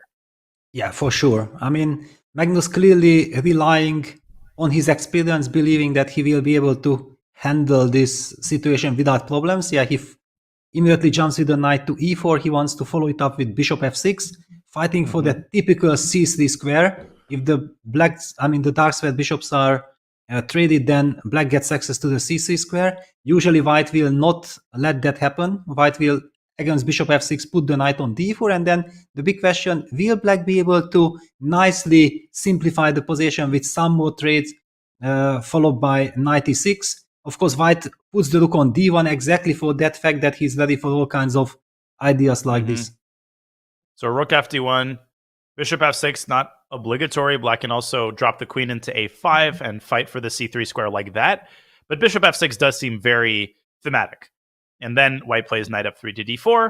And when white does that, maybe black can then trade on d2 and put the other knight on e4. Because right now you have a bit of that superfluous knight situation that we've talked about in a previous round, where you have essentially one outpost in the center and you have both knights that are connected to each other, but only one knight can occupy the e4 square at one time. Yeah, we do see that Magnus has a serious time advantage already, like 3 minutes, but I'm pretty sure that Vincent is very happy with the outcome of the opening, that you get some stability, and for Vincent also stability is extremely important, especially against Magnus. Yeah, you know exactly that, okay, Magnus is strong, he might be holding this position, but there is no imminent danger on white's position. And there is eventually some pressure on black, because if white is suddenly able to regroup all his pieces, like knight 2f3, rook ac1 will be played, then actually black can also end up in some kind of a long-term trouble. If we would be actually imagining Magnus from the white side, we would be saying that this would be very much Magnus' style type of positions. If you look at the clock situation, you would not be able to guess the time control that they started with, because Magnus still has, after a 30-second think here and counting, well over the 10 minutes that he started with. He played instantly up to this point, and this is the first moment that he pauses to think about his next course of action. A lot of moves possible for black, and I would argue that the price of an individual move here not very high, right? The position is quite stable. Rook e8 is possible. Queen b6 is possible. You could even play h6 and, make a semi-waiting move. But Magnus wants to play actively here. He wants to keep his foot on the gas pedal because, as we're clarifying from a strategic structural standpoint, white's got exactly what he wants. He's got an isolated queen pawn that he's fighting against and a clear blockade on the square in front of the pawn, which is the textbook method of dealing with IQP structures. Yes, exactly. And that's why now so Magnus has slowed down. He has to justify himself. He has to find a way to understand how we handle this situation, because so far everything was natural, but the big question is what comes next. And to improve white's position is so easy. Yeah, you can go rook ac1. You can also maybe create a luft on the king side just in case. I'm also kind of expecting from the black side some natural moves like g6. Yeah, g6 would be also thematic from black's perspective, just making sure that the f5 square will be under control. You create a luft for your king. And since there is no direct action at the moment, you can afford yourself to lose a tempo like this. White's next move very likely to be rook a to c1, essentially regardless of what black plays, maybe with the exception of queen to a5. Rook a c1. Of course, there is the very committal move f3. So at some point, white could lose his patience with the knight on e4, play f3, and not only kick the knight away, but also to control the square itself so that the other knight can't jump into e4. But the drawback of f3 is very obvious. It weakens the e3 pawn, and black can target that pawn via the open e file. So not a move that Vincent will play without very serious contemplation. Exactly. I mean, I don't really see Vincent playing f3, especially after knowing that, okay, all he's dreaming of some stability. Yeah? He was having 2 crazy games. He was lost in both of them, and he's still in the fight. In fact, Magnus does not even have the lead. Yeah, it's all equal at the moment. Rook a c1, I think the likeliest move, but there is also this very subtle positional idea, knight d2 to f1, essentially leaving black's knight in the dust, right? Not giving black's knight an escape through the trade on d2, and that could be a precursor to the move f3, but also you could just continue going with rook a c1, and you could really be emphasizing the awkwardness of the knight on c5, which now does no way to access e4 because the other knight is stuck on that square. Yeah, I think there was some move. Yeah, rook a c1. Yeah, you don't want to be too fancy. You also don't want to burn too much time. If you have a nice little move, rook a c1, at your disposal, you just gonna make it. And Magnus keeps on playing very sensible natural moves. Queen d7, rook f8, both moves have to be played. I would argue that some moves like a6, g6 would be also the next two moves that would be the most natural. And White has to deal with the fact that it would be nice to just remove the knight from d2 and the knight from e4, but after knight takes e4, probably black has the idea of d takes d4, and eventually if white is unable to capitalize on the pin, and I don't see how, then black's knight lands on d3, and you know exactly that, no, this you should never let happen. That's a great point. Yeah, knight takes d4 to be assiduously avoided. Now we're at a bit of an impasse here, in the sense that, okay, both sides have made the low-hanging fruit kind of moves. White has activated his rooks. That's all well and good. But where to now? Do you play h3? Do you keep playing in that style? Or do you embark on a more specific plan? Okay, Vincent kind of takes the middle ground. He does move the knight from d2, but rather than moving it back to f1, he moves it on a more active square, protecting its colleague on d4. And a6, I think, makes a lot of sense here for black, just to cover the b5 square and toss the ball right back into white's court. Yeah, I think that especially after knight 2 f3, it indicates me that Vincent might just wants to double up on the c file, rook c2, rook dc1. It's not exactly obvious what that really achieves, because finally all the traits, yeah, okay. Magnus just creates a luft for his king h6, h3, of course instantly played by Vincent. If you create luft, I create as well. a6, we see all these natural prophylactic moves. Rook c2. I'm fully expecting rook c2. And we could get black playing rook c7. Kind of a cat and mouse game where black copies white's moves and vice versa. And if we get a mass doubling of the rooks on the c file, then of course we could get a total liquidation down the c file. So at this point, it feels like you could understand if the game goes down the path of a draw and a liquidation. But there is still a lot going on. The center is still open. There is still very much a possibility for direct confrontation. Yeah, it's a slow affair. I mean, if we want to jump around, I don't know if we want or we want to stay all the way with this game, because now maybe is the right time to move after we won't have a chance. Yeah, we've got a couple of other fascinating games, particularly Maksudlu against Duda, and we also have Wojciech against Dominguez. So maybe we could take a quick look at young Krzysztof's game against Maksudlu and then come back to Carlsen. So this is the current position. Parham failing to hold the previous game. Duda winning on demand after that meltdown in game one. And looks like Jan Krzysztof is capitalizing on his momentum as he now holds an advantage with black. Yeah, it was very important for Duda to be able to bounce back before he did that. And after winning and coming back to the new section, now the 10-minute section, you want to make sure that you are as safe as possible with the black pieces. We also see that Magnus uses the same strategy. He doesn't want to go for crazy complications. Black does seem to have everything under control. But again, it's not the most exciting of positions, so we can just probably quickly move around. Let's take a look at Dominguez against Wojciech before things really heat up. Okay, also not the most riveting position. I think the Ivanchuk game of the games that we have might be the most interesting. It's just kind of a slow start to the 10+10 segment. I think the players are just jaded from all of the craziness that just transpired. But even this game is starting to liquidate, with Ivanchuk's last move being queen f6, offering a queen trade. And at least you have a bit of imbalance here. But Vahap grabs the queen, and even the endgame looks, other way around. Ivanchuk is the one who's black. Ivanchuk is black, so he grabs the queen. And is black just flat out better here? Is the legend going to squeeze this position to its conclusion? Exactly. Look at that monster bishop on e6. The tactic with bishop takes g6 doesn't work because Chucky has just set up the pin on the d file. Now he has to watch out for bishop takes g6. The big question, however, if black's rook move from d5, then bishop takes g6 can be answered by bishop takes a2. So one has to watch out for direct tactical ideas here.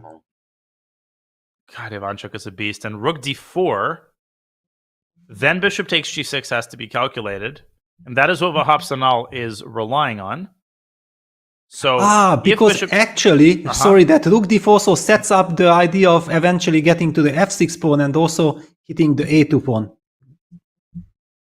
okay, but rook f4, bishop takes g6. Does black just go rook f4, or does black play bishop takes a2 and snag the pawn first? Probably Yes. that. Yeah, probably bishop takes a2.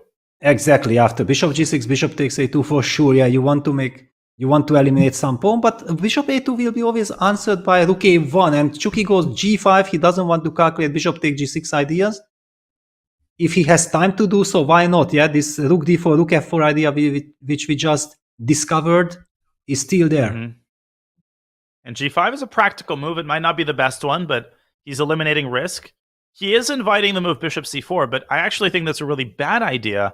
Even though you trade on e6 and that gives you a rush, after black recaptures with the f pawn, the f7 square is vacated and the f6 pawn is going to be lost. So you actually don't want to force any trades here if you're Vahapsanal. I feel like white's position from a practical standpoint is exceedingly hard to defend because of the number of long-term weaknesses that you have. You've got a2, c2, f6. You have to keep tabs on everything. This seems really unenviable for Vahapsanal. Yes, Vahapsanal is in a lot of trouble, and knowing how great Chucky is with all this type of endgames, I believe that Chucky has all the chances to win, but this is also an endgame. Let's very quickly jump to the Wankau game. Then that would mean that we have also covered all the matches. Whoa. This one seems pretty spicy. Yeah, who is better and why? I mean, structurally, black is doing fine, but white has some initiative on the king side. On the other hand, the white queen on b1 is far away from action. Yeah, weirdly enough, I would prefer white, I think, but that's only because I'm biased in favor of the side that's attacking or that has the initiative. Now, big question for for Rasmus Svane, should he trade on g5? Because once the pawn reaches g5, white can anchor in the future a knight on f6 or on h6, and that pawn is in general very, very powerful in these types of structures. So clearly Rasmus is not rushing to take the bishop here. Yeah, probably not. It would be natural to try to activate the queen. On the other hand, right now, who knows? White might be threatening something. But having looked at all the positions, and we see that there is no direct confrontation, I feel like we should be focusing on the Magnus's game. I agree your completely. take? All right, let me pull it up. And we're getting some trades in Magnus's game. Vincent also falling once again very low on the clock. That has been a theme of the rapid tiebreaker so far. And Vincent has acquitted himself incredibly in acute time pressure situations, but he can't keep that going forever. He needs to keep time on his clock. And we've just gotten a pair of rooks traded on c7. Vincent can take on e6, but instead he drives his queen up to b6. A gutsy move, but is it too much? Is he overcooking this? Yeah, I'm not liking this queen b6 because what is the idea? I mean, I feel like with this knight on e4, now already black is setting up some kind of dangerous counterplay. I mean, imagine there will be massive exchanges on d4. I see some chances of black's rook entering on the c2 square, hitting the f2 pawn. And what is this queen? I mean, I would have played back the queen to e1, played rook c1, traded the rooks, make sure that nothing can happen because I don't think that white can fight for advantage anymore. I think this game really is starting to illustrate how you could have control of the square in front of the isolated queen pawn. You can do everything according to the textbook, but that doesn't tell the whole story. The knight on e4 is such an active piece. Magnus has done a great job coordinating his pieces in general. And there is this scary idea of queen c8. Literally, as Magnus took the words right out of my mouth, you double the heavy pieces on the c file, and in the future, you prepare the move rook c1, obviously when the bishop departs from b2, but that could be precipitated by, as you pointed out, a mass of trades on d4. Apparently, knight takes e6 preserves equality, but that is not an easy move to make psychologically because it helps black improve his structure. Yeah, not at all. I mean, what is this queen doing? And we are coming back to this narrative that the queen does absolutely nothing on b6, losing control. Black is very active on the c file. I think that Vincent didn't know what to play for. He went for this adventure with Queen A5. He should have not been so creative. For sure. And now he needs to make his way out of this adventure and stabilize the situation. But will he take on E6 here and liquidate the knights and potentially also the bishops? Maybe even Queen A5, just kind of saying sorry and dropping the queen back where it came from, where it can play a more active role in defending critical infiltration squares on the c-file. Yeah, but the big question is, do you have time? Yeah, because Queen A5, okay, Vincent goes for knight E6. He understands he has to pull the emergency brake. This is getting out of control. It looked to him probably before that he's the one who can try to pose some questions, but he has to understand that no, I have to be careful here. Actually, Magnus managed to outplay me, or at least psychologically, because Vincent was not clear if he's playing for advantage or not. He definitely lost the thread of the game. Well said. And knight takes c6, a very wise decision. But rook c6, what an intermezzo by Magnus. First, he chases the queen away. Queen a5 is going to be likely, and then f takes c6 will happen. We will get a trade on f6. And I still think a draw is a very likely result here. Vincent, yeah, he needs to tread carefully. He needs to make sure rook c1 does not come with great effect. He does play queen b4, so he brings the queen a little closer to his side of the board. And I don't think that it changes all that much about the nature of the position. I still think we're likely to get more trades and potentially some sort of a draw here. Well, there is also the possibility that black captures the bishop on b2. I mean, because trying to get access to the c6 square, however, then of course white falls back with the knight to f4, attacking the d5 pawn. That's a very sharp possibility. Otherwise, with the move queen b4, Vincent made sure that black is not able to capture with the queen because the pawn on b7 is hanging. Yeah, and that has to be calculated. Bishop b2, knight f4, rook c1. And that may seem very appealing for black because of the activity of his pieces, but the queen from b4 can drop back to e1 and cover that first rank, smoking the rook out of c1.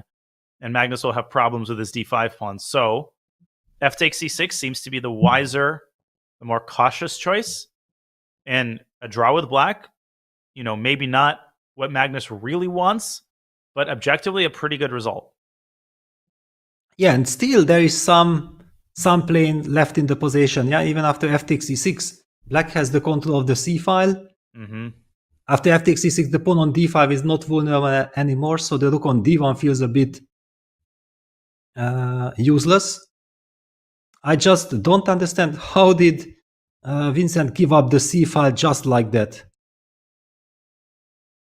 Yeah, it seems like his play was a little bit aimless for a couple of moves, and that's all that Magnus really needs to start putting on the heat. And Magnus opts for f takes e6 finally. Yeah. After a long think, the time situation beginning to equalize. Magnus now only a minute up on the clock, and a brief decision here. G takes f6, not totally out of the question, but that doesn't seem to be in Magnus's style. Yeah, it weakens the king side. Yeah, knight takes f6. Of course, a little pity for black to lose that tempo of capturing the bishop on f6 with the knight. The knight was such a monster on e4. On the other hand, yes, keeping the structure, that matters the most. Knight can jump back to e4. Rook c1 ideas are still very much possible. Do we go knight d4? Yes, Vincent does. Rook c1, the trade. And the black queen could return to c7 with tempo. That actually is a very important detail. Otherwise, e6 and b7 would both be hanging at the same time. So yeah, but from the white side, I feel like I want to play queen e1. I don't want to move my king to h2 because it will give black some dynamic possibilities. Queen e1 here. Yeah, again, I forgot about that resource. And the game really beginning to stabilize. But he did take on c1, so he is going down the sort of more forcing continuation. Queen immediately drops back to c7. We could get a repetition of moves here. If Vincent plays king g1, will Magnus go for it, though, with something like e5? Does he feel confident that he can use Vincent's time pressure to manufacture chances in this objectively equal endgame? I have the feeling that that's very much in Magnus' character. Yeah, he will And Vincent goes f4. He Good does move. not want to let that king g1 e5 happen when he loses the grip of the d4 square. A draw in Wojciech against Dominguez. So they continue their incredibly even match, and everything will come down to their second tiebreaker game. And f4, Yes. clamping down on the e5 square. Yeah, because black would love to play e5, but then I think white can jump in with knight e6 and set up also some ideas with queen f8 check. Whoa, king f7, queen f8 is a beautiful illustration. But it doesn't work, I think, because the knight gets trapped at the end of the line. Ah, you mean that if black plays king f7, queen f8 check? Yes. Wow, that's a stellar idea, but yeah, where does it lead? Yeah, king takes f8, knight e6, king e7, knight takes 8, king d6, and that black, and Magnus goes for it. Yeah, he realized that he does not need to fear the queen f8 tactics. And Vincent has to just double check, right? Because it can be very easy to get excited and play it without thinking. But it appears that queen f8 doesn't quite work out here. White might lose in the end. Will Vincent play knight f3? No, he will expand on the queen side with a4. But now e5 has become a possibility. Yeah, it's somewhat strange. Mm-hmm. That why do you let this happen? But okay, he relies on takes king h1. And queen takes b7 and queen takes g7 with knight f5. Exactly. Is a massive Yes. tactic that's easy to miss. That's his trick. Huh. Let's just highlight it with arrows. Finally, queen take g7 would be the trick. King take g7, knight f5 check, force the queen, and white wins a pawn. So Magnus definitely will not fall for it. g5 also possible here, but risky. I mean, instead of a4, knight f3 looked like the stabilizing move. Yeah, I felt like in time table, knight f3 would have been the more natural move. Mm-hmm. But Vincent played a4. 3 minutes on the clock for Carlsen as he tries to choose a path forward. He doesn't have to push any pawns at all. He could centralize his knight with knight e4, but after knight e4, already queen f8 check has to be taken more seriously because the d5 pawn will be hanging as a result. And why would black seek adventures if he could clarify the situation? Exactly, yeah. All eyes on Magnus, how he will react now. G5, E5, or will he just wait? I think he might go e5. It's such a tempting move. Then trade on e5 and maybe just bring the queen back to c7, opening up the possibility of some sort of perpetual with queen c1 and queen c7. But lots of roads lead to a draw here. And he's made his decision. And it is e5. It is e5. Yeah, he breaks. So Vincent has to make up his mind quickly. Yeah, takes king h1, queen c7, very likely to happen, but I feel like black is tiny bit better there with this monster knight on f6 protecting that king on f7. Yes, it is very drawish, the knight on d4 is solid, but with this time situation, Magnus can start to play that position. He does not need to think about draw. And of course, we know how dangerous the queen-knight tandem can be. One of the strongest piece pairs, the strongest piece pair in all of chess. When you expose your king to the wrath of the queen and the knight, and both pieces are well activated, you get tons of tactical patterns, and it's very, very easy to miss a fork or a skewer or a mating pattern in severe time pressure. So Vincent, he stays away from f takes e5. He plays the cold-blooded knight f3, trying to keep his control over the e5 square and keep his king sheltered by the f4 pawn. A5. Yeah, it's a very natural move, but a5, yeah, excellent play by Magnus. Okay. Kicking that queen away. Knight takes e5 check, queen takes e5, and Magnus believes that the pawn endgame is winning. Rightly so. Vincent drops his queen back, a trade on f4, and still equal, but g5 now is a nasty move. Instead, he has gone... He played the queen move, queen to c5, I believe. Okay, what do you make of this? He's got the passed pawn on d5 now. Magnus, I think, starting to feel a little bit confident in his chances to stir things up here. Yeah, white plays queen e2, a bit strange. I mean, why do you move that queen from d2? The f4 pawn is vulnerable. I mean, queen b4 will be answered by queen e5. Probably white goes for counterattack with queen e5, queen c7 check. Also, knight e4, he has knight e5 check and queen e2 to h5. And then it's white's piece tandem that starts to generate pretty big threats against black's king. Of course, the d5 pawn, both a blessing and a curse. It's an isolated passed pawn, so it can be a strength or it can be a weakness if it is abandoned by black's piece tandem. 2 minutes now for Magnus and a minute for his opponent.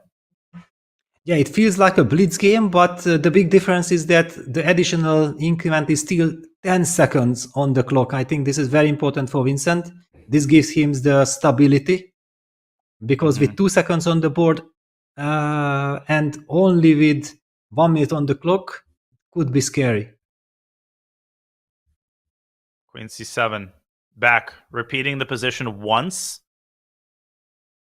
Will he repeat it twice with queen d2, queen c5? Is that the repetition that we're going to see? Or will Vincent deliver a check on e5, which I think is very likely? Knight e5 check, king g8, and maybe queen d3, anchoring himself to the d5 pawn. Yeah, this is very natural because that queen on d2 construction was not that stable. Yeah, he's following your suggestion. Queen c1, there is queen f5, there is knight g6. So many different types of repetitions here that are possible. Yes, and the big question is, do the players want a repetition? Yeah, because so far we have seen Magnus's reaction that he's trying to create some fight. Vincent also doesn't want to stay in passive defense. He's looking for counter chances as well.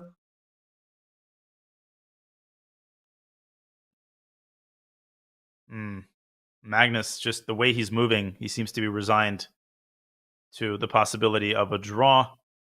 But it almost feels like Vincent is, I don't want to say in the driver's seat, that's too much, but with that knight on e5, you just can't imagine white being worse here.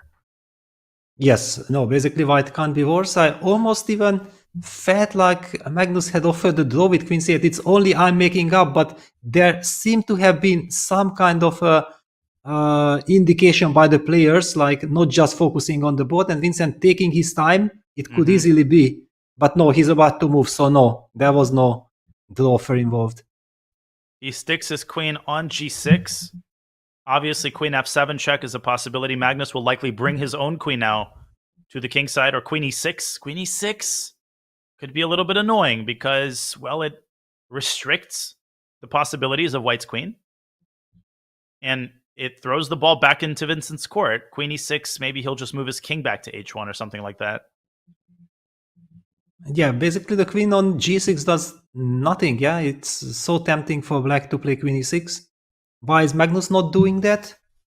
Does he see another idea? Maybe a draw for by Vincent. No, the point is that queen e6, there is this knight. No, but knight g4, knight takes g4 is a check. Yeah, so the... Exactly. Yeah, that's not really working out.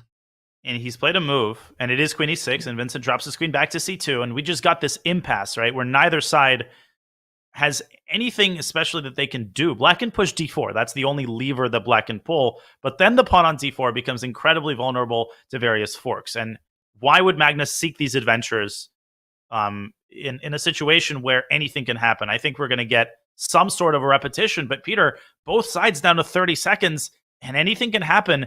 Even with a 10-second increment, it's still a time scramble. Yes, and black actually has this knight e4, queen f5 idea, putting some pressure on the f4 pawn. Of course, yeah, white has queen c7, and then the knight can fall back to f3, and the queen from c7 nicely protects. All right, this gets dramatic. Magnus down to 16 seconds. Hesitating. And 10 seconds for Carlsen, investing the rest of his time trying to find the perfect setup for his tandem. 5 seconds for Carlsen, and he made his move with around 10 seconds on his clock. Yeah. Yes, exactly. He's back to 22 seconds. Knight h5 play. So he's trying to provoke g3, some kind of a second rank weakness. Vincent doesn't want to weaken queen d2, b6 on the board. The players accelerating their pace of play, but the position is not changing. Right, the moves are being made. b6 was played, but right now neither side really doing anything of note, kind of shuffling their pieces. And Vincent just might go between d2 and d4. Yeah, queen d3. And, okay. Magnus's turn. Maybe to play knight h5 again. Yes. Yes, he goes for knight h5. Queen f3. Queen d4. Many types of repetitions. I don't think Magnus will keep this going for too much longer. Yeah, I think both sides can kind of live with it. Yes, and the handshake, though, agreed. Wow. The quietest game that they have played all match long. I feel like a breath of fresh air, a nice evening in the garden with no wind. That was a much calmer game than we've been accustomed to between these two players. Very even game. A little scary for Vincent at one point, Peter. Maybe Queen A5. That was a step in the wrong direction. But absolute kudos to Vincent. He keeps his composure. He found a couple of accurate defensive moves. And there were no realistic chances for Mr. Carlsen. Yes, it looks like this game was balanced, and Ivanchuk is about to be the first player to get the upper hand in this 10-minute segment. Ivanchuk is going to win very, very likely. He is up a pawn. He's got that F and pawn. up on the clock. And look at the clock. Incredible. Yes. Sanar Wahab needs to play instantly now. You see them in the foreground. Bishop F7 and C4. Oh, that's a knife. King D3 will come and you will lose the C3 pawn and with it the game. Wow. I mean, still those A3, C3 pawns are alive. Yeah, they were weak right from the beginning, ever since we saw this game. And Ivanchuk with 4 minutes on the clock, I think it's fair to assume that the legendary Ivanchuk will find this and win this position. Yeah, there are multiple ways that Black can approach this. It's not totally over, but with accurate play, it should be a pretty straightforward affair here with Bishop F7. White will play Bishop E2 and H5. Exactly. Exactly. Yeah, it's never easy. It's so easy when you look at the computer evaluation. You can be fooled that of course this is easy, and then suddenly you realize that okay, hang on, Bishop F7, Bishop E2. White gets his uncounter play H5. The black pawn majority on the queen side is not yet queening. We should go to the Maksulu game because they were in a completely even endgame. But apparently, Duda has just made an error. And this game is starting to resemble their first rapid tiebreaker where Duda couldn't contain his composure in the time scramble. Queen E3 is the best move. And White's king is so much better positioned in that ensuing knight endgame. And he's made a queen move, but he's gone the other way to E5. Whoa. Yeah, sacking the G3 move. Pawn. But hang on, queen takes H4, protects the knight on E7. Oh my gosh. Queen takes G3 and queen takes H4. And White will have to go after the B7 pawn in that position. But he might have overlooked that. And he grabs it. Yes. And look at this, the indecisiveness, how Parham made his next move signal that it wasn't planned. He blundered queen takes H4. And queen C7, I think, is the best chance here for White. No, he's given a check on F2, driving the king back. Will Duda go for it? Yes. And why queen E3? Wow, the tension. They are down to seconds. Yeah, you never know exactly why things are happening. 2 pawns up is Jan Krzysztof Duda now. Yes, and also Black is threatening to stabilize with queen F6 check. Queen F3, only move. And he didn't find it. He went back to E5. And Black can go back to F2. Yeah, he just gave 2 tempi. Wow. And the H-pawn is going to start rumbling forward. No, he's got knight back to G8. And look at Parham activating his knight, trying to generate threats against Black's king. Knight F7, knight G5 is a potential mating idea. But you can't go knight F7. Knight F7, there's queen A2. So Black can push H4. That is winning for Black. H4. He's done it. Yeah, but look at this. The king is entering king E6 with few seconds on the clock. It's so scary when suddenly your opponent creates some mating net on your king. Yeah, queen A2 check. Oh, and the knight on G8 is holding the key E7 and F6 squares. The king has to go the way that it doesn't want to go. And Duda can keep pushing. He's winning. Yeah, he's just pushing. The queen is protecting the F7 square. Knight protects the E7 square. There are no checks to be given to Black's king. Knight E8 can be met by queen F7 check, protecting. Wow, unbelievable. When we just came 2 minutes ago, it looked like there is a chance for Parham, and all of a sudden Black is the one winning. Just amazing how many turnarounds we have in this World Cup. How these nerves and the time situation produces this effect on the players. So hard to be accurate. And even queen d5 here essentially forces the queen trade on the strength of an incredible tactical idea with knight f6 check, picking back the queen. He has gone Well, you queen have to. a8. Yeah, because look at this. King f8, queen a8 check, knight e8 followed by queen g7 checkmate was a very dangerous idea. It's not over yet. King f7, knight h6. That's very important. He's done it. Parham trying to stick around there.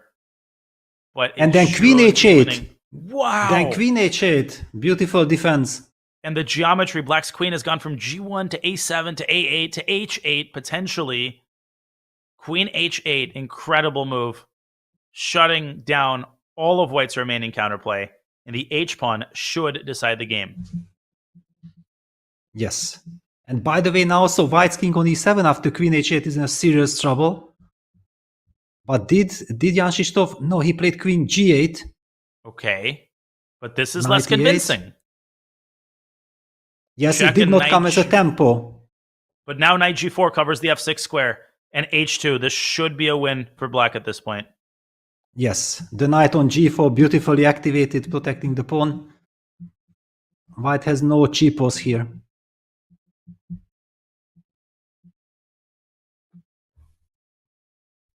And he can even queen his pawn. Yeah, just give a queen f8 check followed by knight f2 and h1 queen. There is no defense. Oh my gosh, Vahapsanal saved it.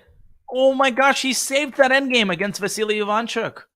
And you called it, Peter. Unbelievable. It was much harder to convert that than the engine would have you believe, but still, Ivanchuk had 5 minutes to 10 seconds, and somehow Vahapsanal pulls out the draw, Keymer style. And this one is about to be over, one would think. Yes, Duda making the knight last f2 couple moves. on the board. Wow. The stunning knight f2 played. And he will make a second queen, inevitably. It's resign time for Parham. Wow, dramatic.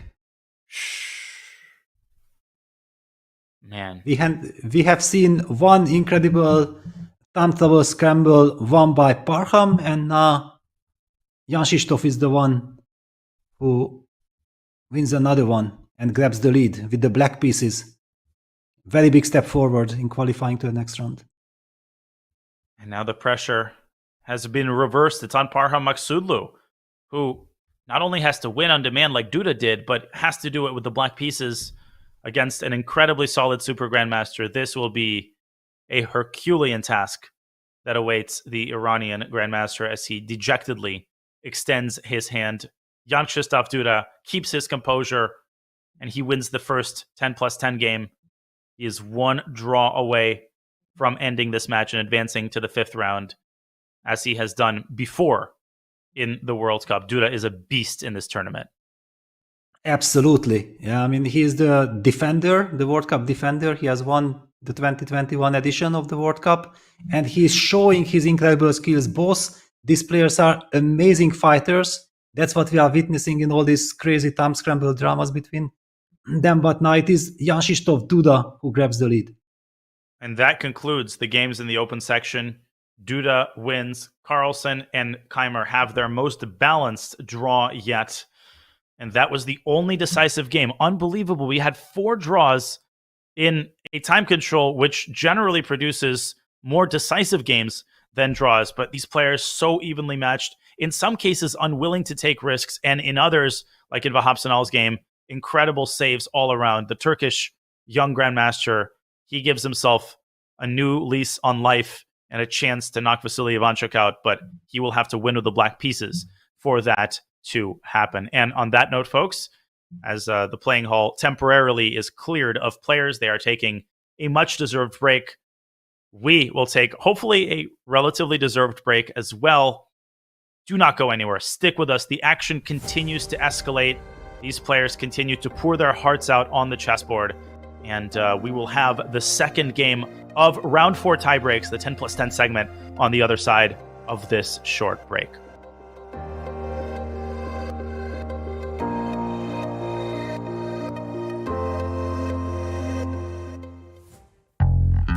I've worked with the 2 players, perhaps with the best chess intuition ever, Magnus Carlsen and Vishy Anand. This course is generally about examples like this. Common knowledge that's used on the highest level. Good intuition comes from knowing a lot of examples, from having seen examples, thought about them, and perhaps tried to implement the principles, but under different circumstances. Having thought about it, having tried to implement it in a way, and having debated it. So that's more or less what I try to do at this course. Basically puts the foundation for positional understanding, positional intuition you would see in many players.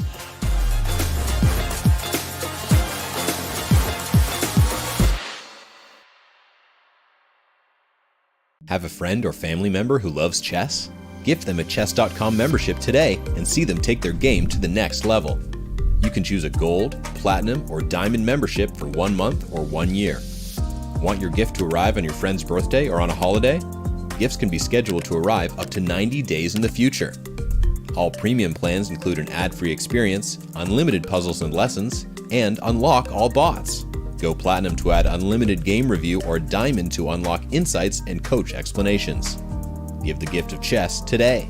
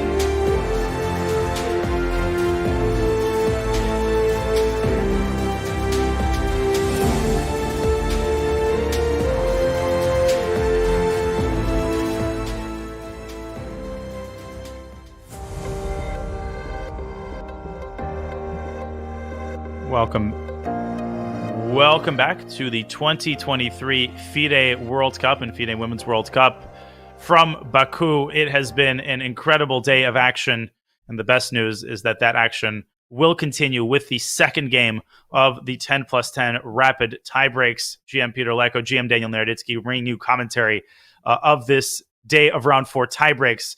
And obviously, we talk a lot about the World Cup in the context of a qualifier for the candidates tournament. And that is its most important role. That is where it gets a lot of the prestige.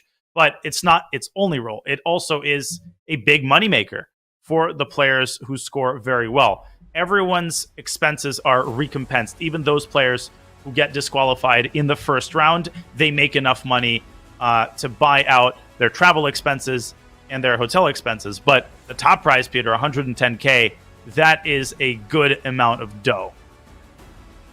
Absolutely. Yeah, I mean, incredible, good first prize, but also not for all these players, yeah, who are trying to get to the last 16.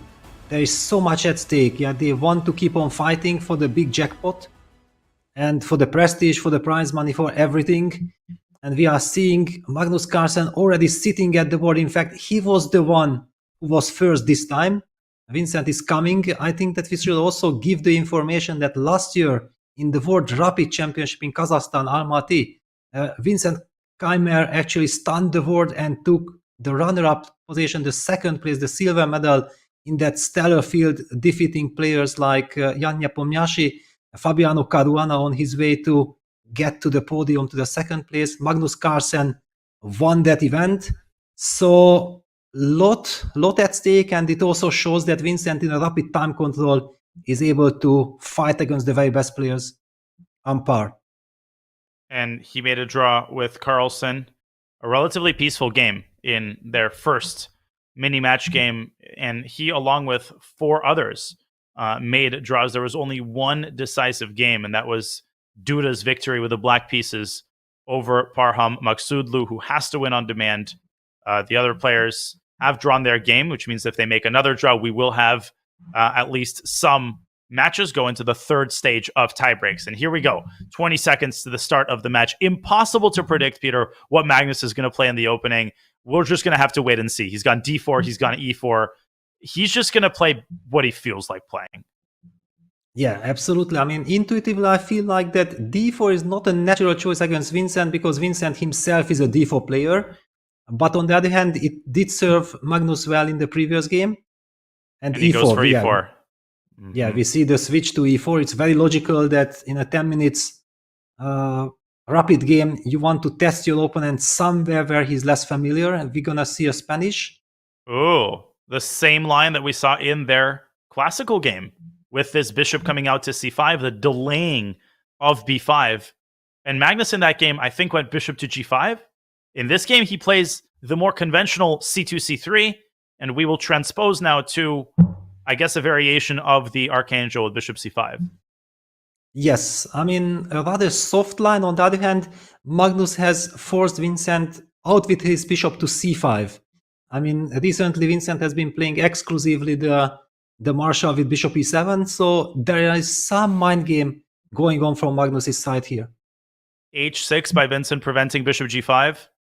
And the bishop from C1 can come out to E3.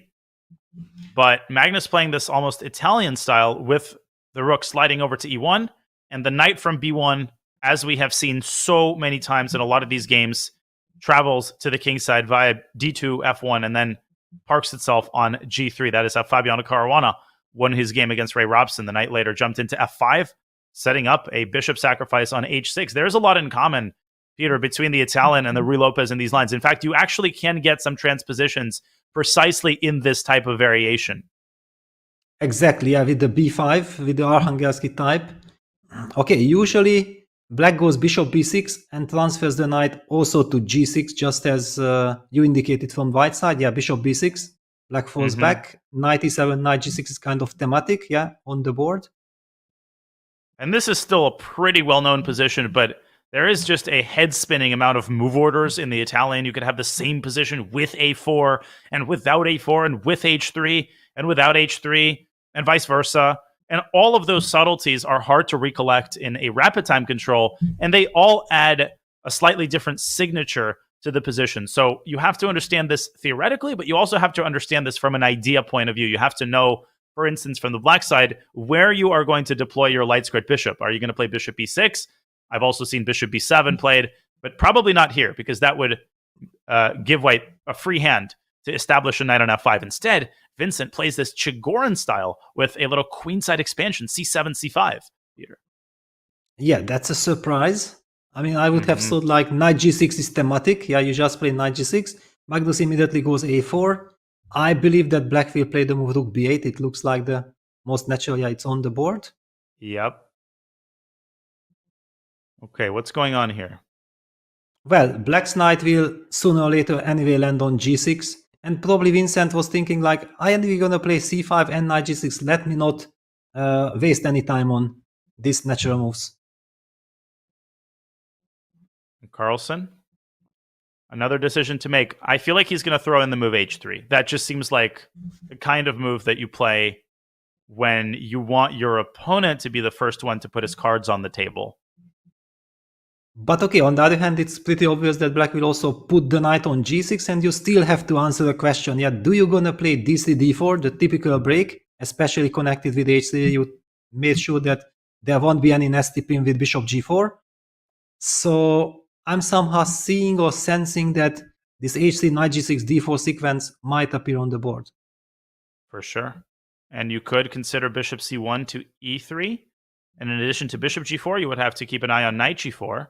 So Magnus just decides to disallow all of that. He plays h3 and knight g6. You're expecting white to strike immediately with d4.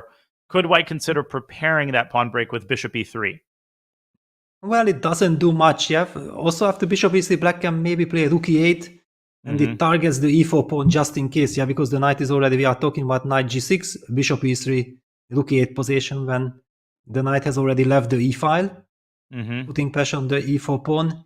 I'm expecting knight g6, d4 to happen, and then there is always some kind of a dilemma for black that do you react to this d4 or do you keep the status quo? And usually here comes the question that how much experience you have with these structures.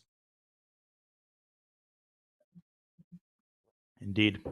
Bishop e6, of course, also always possible in such positions, but Vincent plays this more traditionally with knight g6.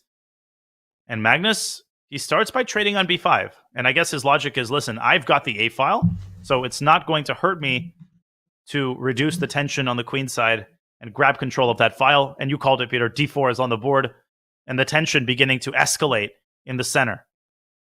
Yes, it's a very standard position. The big question is, does black commit the bishop to b7, or does he first try to stay flexible with rook e8?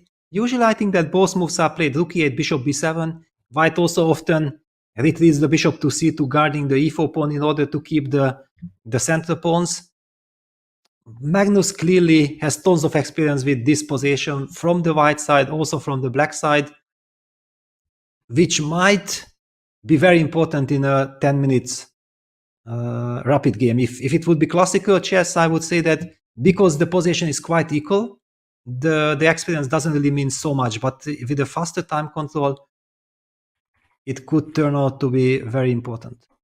Absolutely. And clearly, Magnus is prioritizing and putting his experience above trying to go for a concrete advantage out of the opening. He plays a relatively vanilla line with this early d3 and c3, and clearly he has no objective advantage here. I think after bishop b7, we can all agree the position is equal, but the Ruy Lopez famously often referred to as an opening in which the better player wins. It's the ultimate OG maneuvering strategical battle, and Carlsen just believing that he has more experience here, more knowledge of the subtleties of the nuances than his young opponent, and we will see if he is proven right in the next couple of moves. But we have more interesting action in the Ivanchuk game. So as this game settles down a little bit and Magnus ponders his next move, perhaps we could travel to Ivanchuk land and take a look at this really interesting closed center position where Vasily will probably try to orchestrate an attack, a typical pawn attack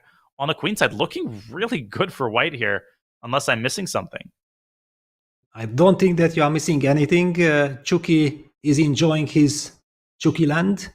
Yes, everything under control. Look at this grip. Wonderful space advantage. Black's pieces are completely cramped.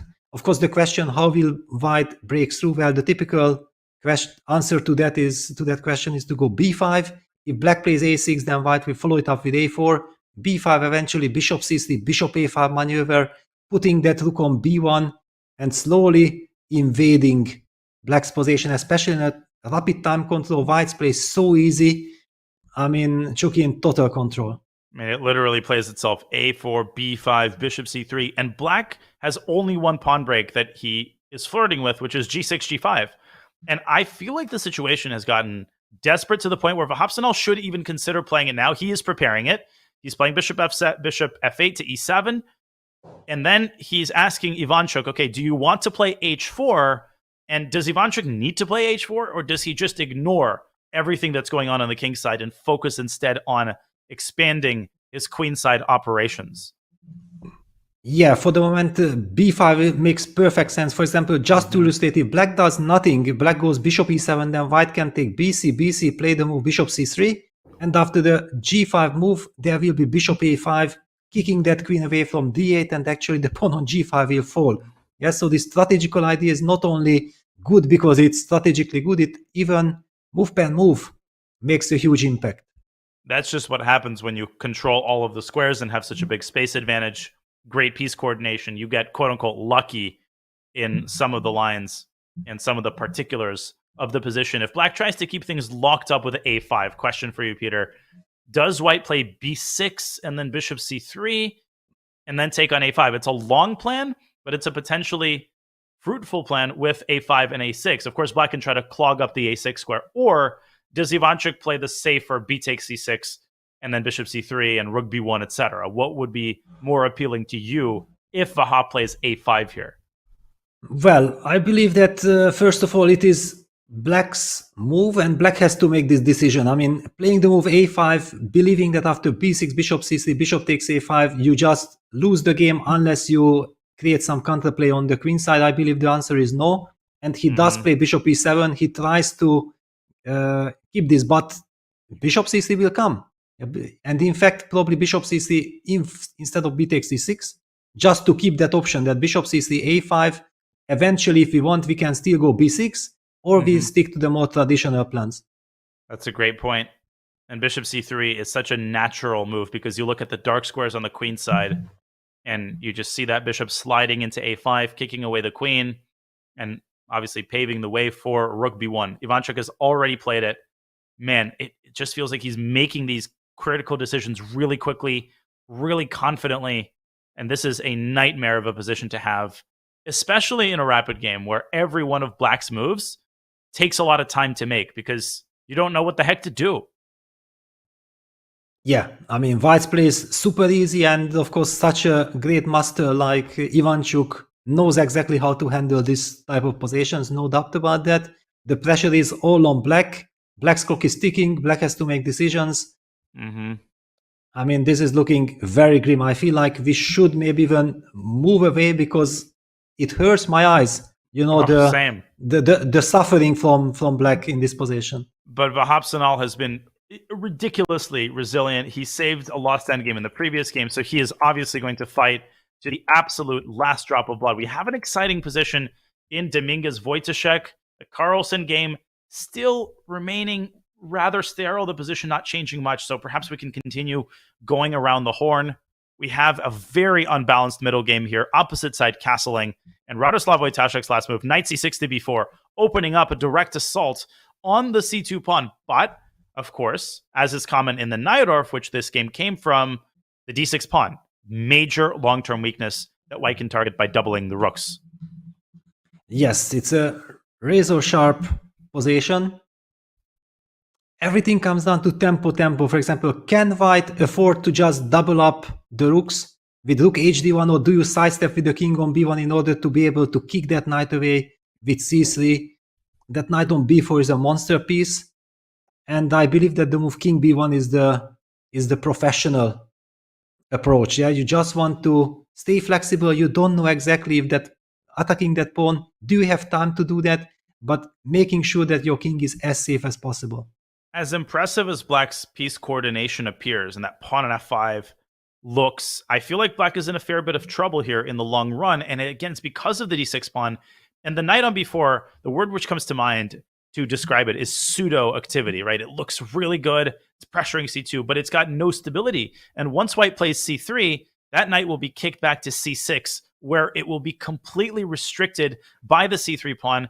In a different universe, white could even play b4 and restrict the knight further. And I think Wojciech, he feels the heat and he tries d5, which I was going to propose, with total pandemonium in the center. But does this work out concretely if Dominguez takes not the d5 pawn, but rather the f5 pawn? Yes, it's a very tough call because e takes d5 is much more natural. However, then Black has the move e5, e4, hitting that knight and then getting access to the d5 pawn. On the other hand, e takes f5 does open up this diagonal. Yeah, if Black queen takes on f5, then there's a pressure on c2, so everything comes down if white is able to meet that with queen takes e5. I don't really see why not. I agree, and I wonder what Radoslav has in mind after e takes f5. Man, e4, knight d4. Black could end up a pawn down here. Was d5 a little bit of panic? It was an understandable decision. The position will remain complicated, but it feels like Dominguez should have the upper hand here, and he is up on the clock as well. Is rook e8 a move? I mean, is, for example, ef5, rook e8 trying to keep some tension in the position? Of course, then the question appears, what happens if white just plays g4, protecting that pawn? That's a legitimate question. Exactly, because d4 gives up the e4 square, and e4 gives up the d4 square. So you kind of have to keep your pawns where they are in the center. And the other drawback of rook e8 is that it leaves the d5 pawn under the supervision of this unstable knight on b4. So white's threat after g4 is c3. In any case, looks a little bit stinky there as we go back to the Magnus game. And it's looking stinky for Vincent Keymer as well. I feel like he has gotten himself into a little bit of trouble here. There's bishop takes g6 and bishop f4. Oh my gosh, he might be losing the exchange. Yes, okay. On the other hand, you can still sacrifice something because there are all kinds of ideas. I'm not as pessimistic yet as before. For example, there is this opportunity of going bishop b7. Yeah, bishop takes e4, bishop takes e4. I get some really nice pieces. And yes, you do have this lovely tactic with bishop f4. But even then, after trading everything, I might be able to put knight on d3, push c4. It's still very double-edged. Bishop takes c5 there also has to be factored in, but then bishop takes f3 ruins the structure. There is also the move rook e6 here, with the idea of recapturing on g6 with the rook. Then when white plays bishop f4, you go queen up to c6, and you can actually capture the knight on f3. And that is why you need to guide your rook to g6 so that the g2 pawn will be pinned, and try evaluating that position. It's easy when the eval bar shows an edge, but Vincent Keymer, doesn't want to allow bishop f4, but does he pay too steep of a price for preventing that move? I mean, something feels very awkward of this move because the bishop was still on c8, so there are some kind of back rank issues. The computer screams that bishop takes h6 is a possibility. Why on earth do you let this happen? Oh my gosh. And bishop takes h6. Bishop takes h6. It's a natural move. It's a typical idea in these Italian Ruy Lopez positions, but especially here with white's pieces all trained on the king side. And after bishop takes h6 gh, Peter, does white throw in bishop takes g6? Or does white play queen takes h6 with intending knight g5? Well, both are very tempting, yeah, because then rook e8 checkmate is a threat, knight g5 is coming. On the other hand, I cannot believe that Vincent blundered a move like bishop takes h6, so he has to have something on his radar, but maybe it was just panic. Maybe it was fatigue, yeah, that he just couldn't control his nerves, because the exchange sacrifice looks so much more in the spirit of this position. There is, I'm looking a little bit here, it looks very grim after bishop takes h6. Magnus is going to play this move. The other problem is that after that pawn is captured, black can't ignore the bishop because rook e8 check is a massive threat. There's too much going on the king side. I think Vincent will end up picking up that bishop. And after queen takes h6, black's king will be at death's door. so many different directions and threats. There's 3 of them. There's knight g5, there's rook e8, and there's bishop takes g6. Although knight g5 runs into rook h4, so it's never too late to blunder. Yeah, bishop takes a6. I believe that Vincent is counting on something like bishop b7, just developing that bishop. And where is the knockout punch? Yeah, because after all, black has active pieces as well. Yeah, the king is For sure. is shaky, but it feels like the knight on g6 gives some protection. The line there is extremely, extremely difficult. It's bishop takes g6. Okay, that move fairly natural, but after f takes g6, you have to stick your rook on e6, which is kind of a weird looking move, but the point is just to take on g6 and crush black on the g7 pawn. But Magnus, you're right, he has to see that idea if he takes on h6. Otherwise, the position after bishop b7 without an eval bar is incredibly hard to evaluate. I think Yes, rook exactly. b4, I'm feeling now. I'm the one feeling more optimistic, perhaps, when I see the move rook b4. Yeah, well, if rook b4 would have been such a mistake, Vincent would have not played it. Yeah, he had almost 5 minutes on the clock, so he kind of believes that the move is possible. And the attack, for example, the other move that computer says that bishop takes g6, f takes g6, bishop g5 is shockingly strong. I mean, it will never ever happen in a human game. I mean, maybe in a correspondence chess, or if you have 2 hours on your clock, but not in a rapid blitz game. Yeah, even with the aid of the computer, I would be pretty surprised if that idea is found. So the big moment of truth, and he takes g6. Wow. And now he takes h6. So he does sacrifice, but he clarifies the position first. And Vincent can still play bishop b7, but then Magnus will be only 1 move away from spotting the potentially decisive rook invasion to e6. Big moment here. How will Vincent try to hold his position together? Bishop f5 is also a possibility here. Yeah, now suddenly black has more options. Yeah, after bishop takes h6 immediately, the bishop was still on c2, so the bishop from c8 was not able to be developed to f5. On the other hand, Magnus kind of invites that move. What is going on in his mind? Yeah, because bishop f5 looks like a stable, more or less stable move. There's an incredible idea. Bishop f5, queen d5 check. Seems to be strongly met by queen f7, but if you look at the rooks on b4 and b8, they're unforkable squares, and white's knight can travel via e5, which comes with a check after the queens are traded, to c6, and black drops the exchange. So that might be what Magnus is seeing against bishop f5. Maybe Vincent sees it as well and goes bishop b7, but there's too many squares that black has to defend here, and not enough pieces to do it with. Yeah, but that bishop f5, even like this, that I know that there is the fork and computer believes that this is strong, I'm still not that scared of that. I feel like my 2 bishops are giving me hope. Maybe finally the a file, that this rook from a1 can enter the game. That's the decisive factor. But yeah, all eyes on Vincent now, how he will deal with this moment. Body language, what does it tell us? Yeah, Vincent not feeling happy. I mean, definitely realizing that this is much more dangerous than he thought. Absolutely. And Magnus in full concentration mode, yeah? He just senses the moment that this is so important. Man.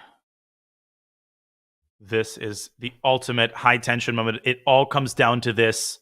They drew their previous game. The victor of this game decides the winner of the match. Will it be Magnus Carlsen? Can he finally convert a promising position on the strength of this lovely bishop sacrifice on h6, posing massive problems to Vincent, who has to decide, first of all, if he's accepting the sacrifice, which he likely will not. And if he doesn't, then his bishop on c8, will it go out to f5? Will it go to b7? Unfortunately, it cannot sit on 2 chairs. You would love for it to defend both d5 and e6, but obviously you cannot play bishop e6 because that square is now unprotected. That is why Magnus took the knight on g6, forcing the f-pawn away from f7. 2 minutes now for Vincent. Yeah, just few minutes, and I mean, the situation is very tough. Yeah, he goes bishop f5. I believe his hand moved, yeah, bishop f5 played. And the big question, because white does have this very thematic natural move, bishop g5, claiming advantage, yeah, because you are threatening rook e7. I wouldn't be surprised if Magnus would go for it, and he does. Yeah. Practically speaking, a very unpleasant move. Rook e7 is now the big threat. Queen d7 maybe to try to get the queens off the board at all costs. It looks like that has to be played.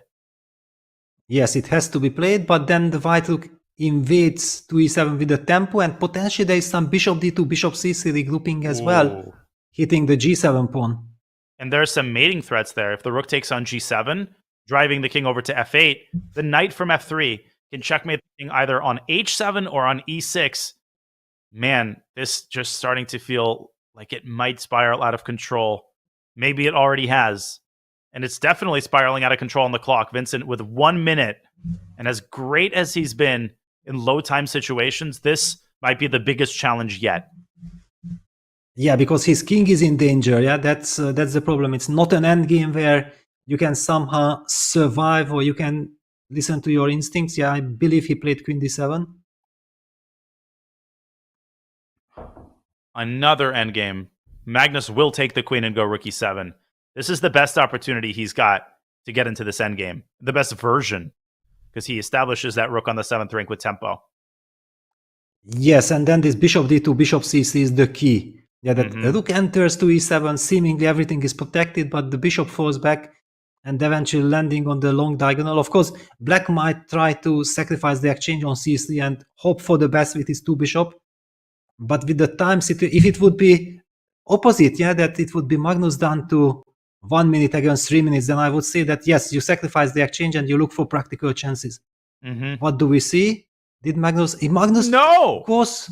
All right. Shocking, but he's still better. That's the thing. Queen c3, yes, objective mistake, but Vincent's king is in such danger here, and it's so easy to blunder. Rook c4 walks into knight e5. That's one example. He goes rook e4. Best move.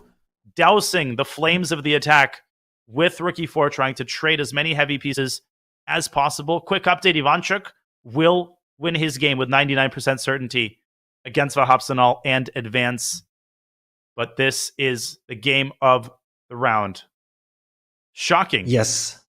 Yeah, there is so much tension, but we can see that probably Magnus feels like Vincent is so stubborn in endgames that I want to checkmate him. Yeah, if we trade the queens, he might survive again. Yeah, it's typical mind games. You play against your opponent, you carry the emotions from the previous games, and he probably feels like with 1 minute on the clock, for the black side and this king on g8 will never feel safe because of the g5 square. There is a potential of white knight from f3 landing on g5, and there is no safety for the king. There's a certain irony to all of this. Normally, you find other players afraid to go into an endgame against Magnus, and here maybe it's the role reversal. Magnus kind of reticent to go into the endgame against Vincent, who's been saving one endgame after another and defeated Magnus, showing great technique, of course, in game one, but that was a totally different kettle of fish. There, Magnus basically entered the endgame in a hopeless position. What do we have here? 2 minutes for Magnus. We haven't talked about his clock, but how does he continue to nurture the initiative? Rook takes e4, bishop takes e4, queen e5 is a fork, but the rook from b8 can slide over to e8, protecting the bishop on e4. Very important detail. And is Magnus running out of productive ideas here? Well, he's not sure what to do. Yeah, because actually black also needs like one move, rook b8, stabilizing everything. Yeah, we spoke about the king being unsafe. However, black has this idea of closing down the diagonal with c5, c4, opening that bishop from b6. And if black gets that, then it can be anybody's game. Man, the twists and turns in this match, they never seem to end. Every time you think, okay, finally, this is heading in one particular direction, boom. All of a sudden, you stop on a dime, you go the other way. The tables have turned so many times, game after game after game. And wow, this is down to the last minute for both players. And Carlsen finally with 95, centralizing the knight, hitting the queen. But another inaccuracy according to the eval bar. The queen can slide up to d5, deftly dodging the attack by the knight. What's going on here? Yes, but But it's so tempting to play queen d4. On the other hand, queen d4 probably runs into some kind of a trick. I don't see it yet, but yeah, queen d5 covers all the light squares and also targets that knight on e5. Runs into rook ad1, and we still have to find a move for black. Down to 27 seconds. And he's made the other tempting move, hiding the queen essentially behind the knight, but now Magnus can take and go rook either e1 or d1. Both moves seem tempting to me, rook e1 especially, hitting the bishop. Yes, that's always very nice to hit with the tempo, but okay, black will also find a tempo move with queen d5, hitting the pawn on g2. He's played it. And Vincent, I think he is making motions to play queen. No, he's brought his bishop back to b7, exposing his queen to a potential discovery. And knight f3 might be a nasty little move because queen c3 to b3 is a potential check if the black queen leaves this diagonal. And Magnus sees this as opportunity. Yes, of course, instantly. Yeah, one should have not opened the e-file. Knights. Oh no. Knights almost. Yeah, queen c4, it's almost basically it's the only move, but it also runs into queen e5 tempo. I mean, so many things are wrong with this bishop b7 move. This is looking grim yet again. Only move not to lose, because queen d5, rook e7 is game over. You will not be able to defend g7, and he finds it, and he might have to hold yet another endgame with almost no time on his clock. Well, but it's not a given that Magnus, knowing what he has done so far in this game, he will not trade the queens. I believe that would be consistent with his strategy. Yes, he will go for queen e5, I believe. Unless he thinks that queen takes... But against two bishops, you can never be sure that that's enough for a victory. Without question. And what if white accidentally loses the b2 pawn? I mean, this could turn into a 3-result game. And now Magnus down to 40 seconds. So for the first time, he is also in serious time pressure. And a hesitation there. You're absolutely right, Peter. The queens stay on the board. The rook on b8 is hanging, and it will likely move to f8. That seems like the most natural move to me by far. Yes. Yeah, and also... Queen d6. Yeah, queen d6, very strong. Hitting that bishop on b6, the vulnerable bishop. I mean, where do you hide it? What do you do? Very tough, and down bishop to 20 seconds. Bishop a5, rook e7. Try defending that with no time on the clock. He takes on f3, trying to simplify the game. Not a bad move. GF. Yes, GF. But look at White's king. White's king is super safe. Yes, at least this monster knight is eliminated. Bishop a5 had to be played on the board. Where does Magnus tuck his rook away? Does he go rook e7? Does he go rook e3? Now a tough decision for Carlsen. Rook e4. Rook e4, hitting the queen. Yes, very strong move. Queen f7, that's the natural move. Queen b3. And bishop e3, going after black's queenside pawns. And g6 is now hanging as well. Oh man, this is so nasty. Yeah, the bishop on e3 is a brilliant stabilizer, protecting the weakness on f2, making sure that your king will be super safe. That's what matters the most in time trouble. With 13 seconds, Vincent defending c5. Magnus could take g6. He could make the prophylactic move king g2. Particularly unpleasant because the king is the safest on the board if it sits on g2 surrounded by that cocoon of pawns. Yeah, by the way, Magnus choose here? By the way, queen takes g6 runs into queen d1 check, and suddenly black gets counterplay against the f3 pawn.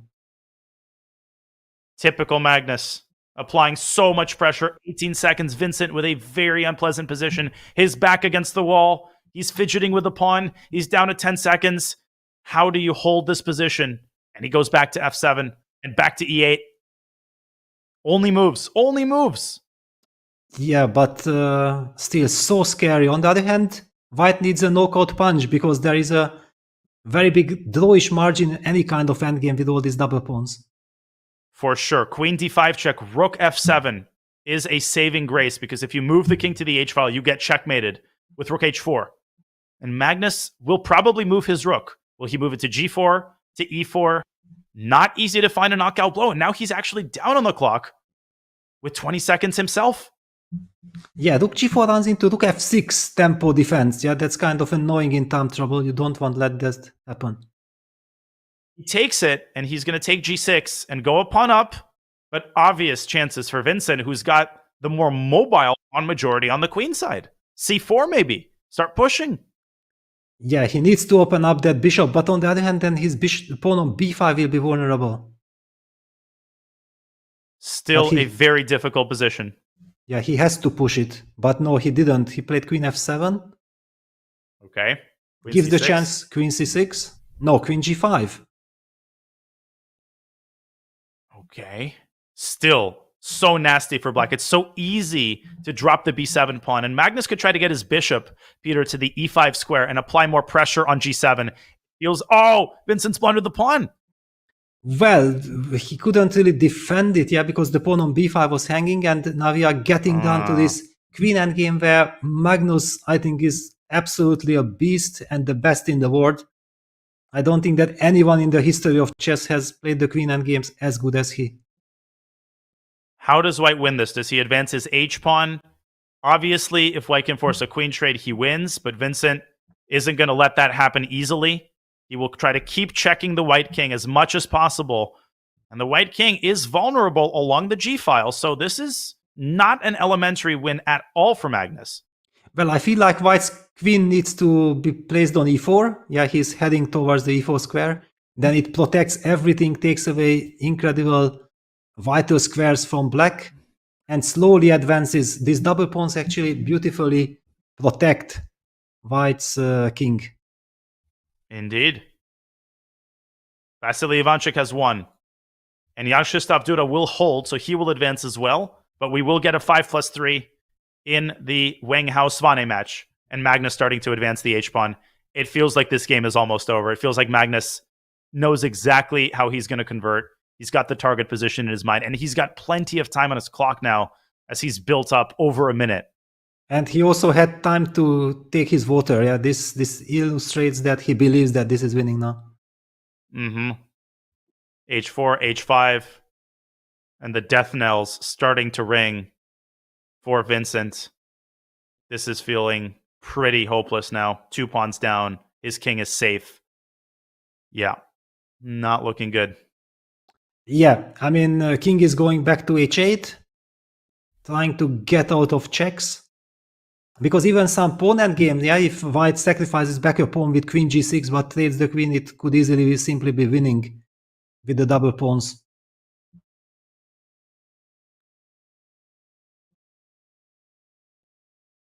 And Magnus, now after king h8, he did make a move, yeah, queen g5, step by step improving the position. And tying black down to the b5 pawn, threatening h6 potentially, although that is not a move that you would want to make lightly. You would want to assess that trade and maybe even bring the f pawn up to f5 before you play h6. It should also be pointed out that a queen trade is good for white, even if it comes at the cost of a pawn. That is the benefit of being 2 whole pawns up in a queen endgame. Vincent fighting tooth and nail, making it hard for Carlsen. Maybe queen b6 to prevent h6, but it feels like it's a matter of time at this point. Yeah, it's hopeless. Yeah, queen e8, Magnus just goes h6, he takes, opens up the black king. Maybe a stalemate idea with queen g6 at some point. Yeah, queen g5 check. It's easy to miss. You play queen h6 and f4? No. But there are scenarios. Yeah, there are scenarios. Just to highlight what Daniel is mentioning, queen g6, queen take g6 would be a stalemate. That's a trick white really has to pay attention to. Otherwise, he should be simply winning this. King up to g3. Vincent basically in Zugzwang. Among other things, he has to make sure that white doesn't put the queen on such a square such that the queen trade is forced, which really restricts the queen's choice of squares. Queen e2 is a nice defensive move, though. Yeah, trying to get from behind, but queen g6 check. Played, yeah, king f8.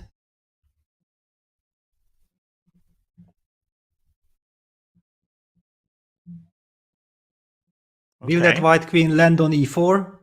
Okay, first a check, and then queen e4. Yeah, exactly. That was the square that was smiling right from the start.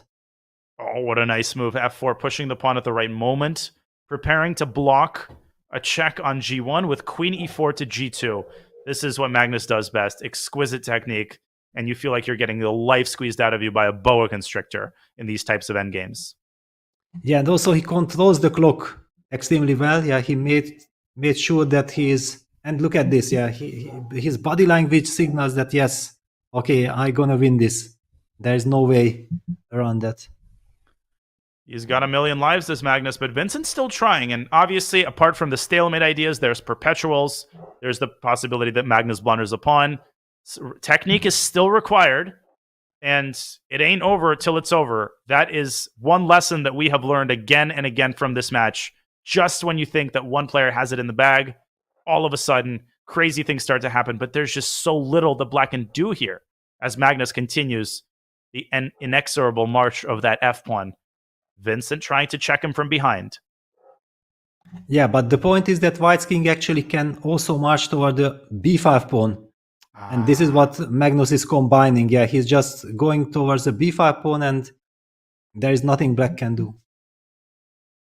Queen g2, king e5, queen g7, king d5. The king kind of zigzags its way away from the checks and towards c5. And once the b5 pawn is eliminated, you can basically safely resign with Black. Yes, it's over. If the king reaches c5, it's over. And Magnus very delighted, very relieved. He knows that I have my plan. I know what I'm doing. Yes, queen h4 check, going queen d8 check. It's a typical kind of idea, trying to set up some perpetual check mechanism. But here, this doesn't look like it. It's a universal feeling. You know you have it in the bag. You know exactly how you're going to win, what you're going to do. And mentally, you relax. Obviously, you stay vigilant. But Vincent, a shake of the head, a sip of water for Magnus, king to c5. And Vincent will drop his b5 pawn. He will go 3 pawns down in the queen endgame.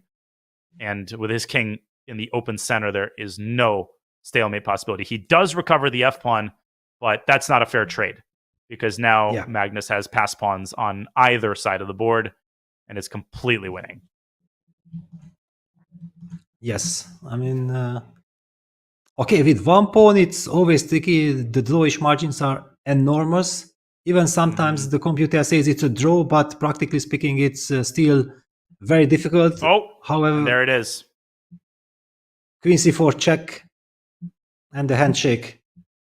Wow, what a fight. Incredible. A fitting conclusion to a struggle between two gladiators. And Vincent Keymer will feel pain. He came oh so close in the classical portion. He recovered from one lost position after another in the rapid portion. He brought this down to the wire. Even this game, down to a time scramble, down to a tactical affair.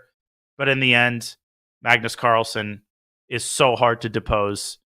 And there is a reason that he has terrorized the chess world for well over a decade. He stays alive. He moves on. He lives on to fight another day. But Vincent Keymer will have to return in the next World Cup. Yeah, and it was fantastic that we got that. What do we see here between Duda and Maksudlu? It's a theoretical draw. Yeah, this game is still in progress. I just wanted to say that there was an incredible relief in Magnus. It showed also he's completely exhausted himself. He gave everything, Vincent the same. And there was big mutual respect between these two players. Big congratulations to Magnus passing on to the 5th round. And a big congratulations for Vincent Keymer for this incredible fight against Magnus. Absolutely. I mean, not a single person is going to begrudge him this loss, not only because of who he lost to, but also because of how he lost. I mean, the fact of the matter is, yes, he will be kicking himself for missing knight takes e4, but it's so hard to find these things when you're facing someone who almost never blunders. And he's had so many bright spots. He's gained a lot of rating from the World Cup. He beat Tabatabai twice. He beat Carlsen once in the classical portion. He gets a big prize, a lot of rating. And obviously the saves in the rapid portion were something to behold, particularly in that bishop versus knight endgame. We thought that match was over then and there. No, he finds a way to fight, but it just wasn't enough. Magnus Carlsen, with his expertise in the Ruy Lopez and in those structures, ultimately takes this match. Yes, his experience, but to be honest, he was dominating the rapid section. And there we go. It's a draw, which means that Jansistov Duda qualifies also to the 5th round. Incredible fight. We have witnessed 2 stellar, crazy time scrambles between these 2 players. And finally, Duda is the one advancing to the next round. And that means we only have 1 pair of players, if I'm reading this correctly, moving on to the 3rd stage of the tiebreak, the 5+3 stage, which will be 2 players who've drawn every single one of their games thus far. Improbable. And that is Rasmus Svane and Wang Hao. This was a close to technically winning position for Rasmus. He messed it up. Wang Hao holds it. They draw yet another rapid game, and they are moving on to the 5+3 phase. All other players, Dominguez, he does convert that advantage against Radoslav Wojtaszek, sending him out of the World Cup. Ivanchuk beats Vahapsanal in excellent positional fashion. And of course, Magnus Carlsen, he defeats Vincent Keymer. Peter, just breathtaking action on all boards. We're not quite done just yet. We have this one group of players that we will be spotlighting in the next stage, but we have gotten everything we've asked for and then some. Absolutely. I feel like we need some break to calm down. And there is also this incredible sportsmanship. We do see on our camera that Jansistov Duda and Parham Makhmudov are still discussing their game. I mean, this just shows the love and passion for the game between these 2 players. It's so nice to see. Big congratulations also for Parham for this incredible fight. And look at this. Yeah, they are still discussing. There was so much to discuss, so much emotions involved. This is chess. This is chess, and this is why we love the chess world, because yes, these players, they fight bitterly, passionately over the board, but once the game ends, they go to dinner together, they analyze together, and that's what encompasses the spirit of the World Cup. Okay, we will go on a break. We will have Rasmus Svane and Wang Hao battling it out in the 3rd stage of the rapid tie breaks, but first a short break. Stay tuned for more World Cup action in just a couple of minutes.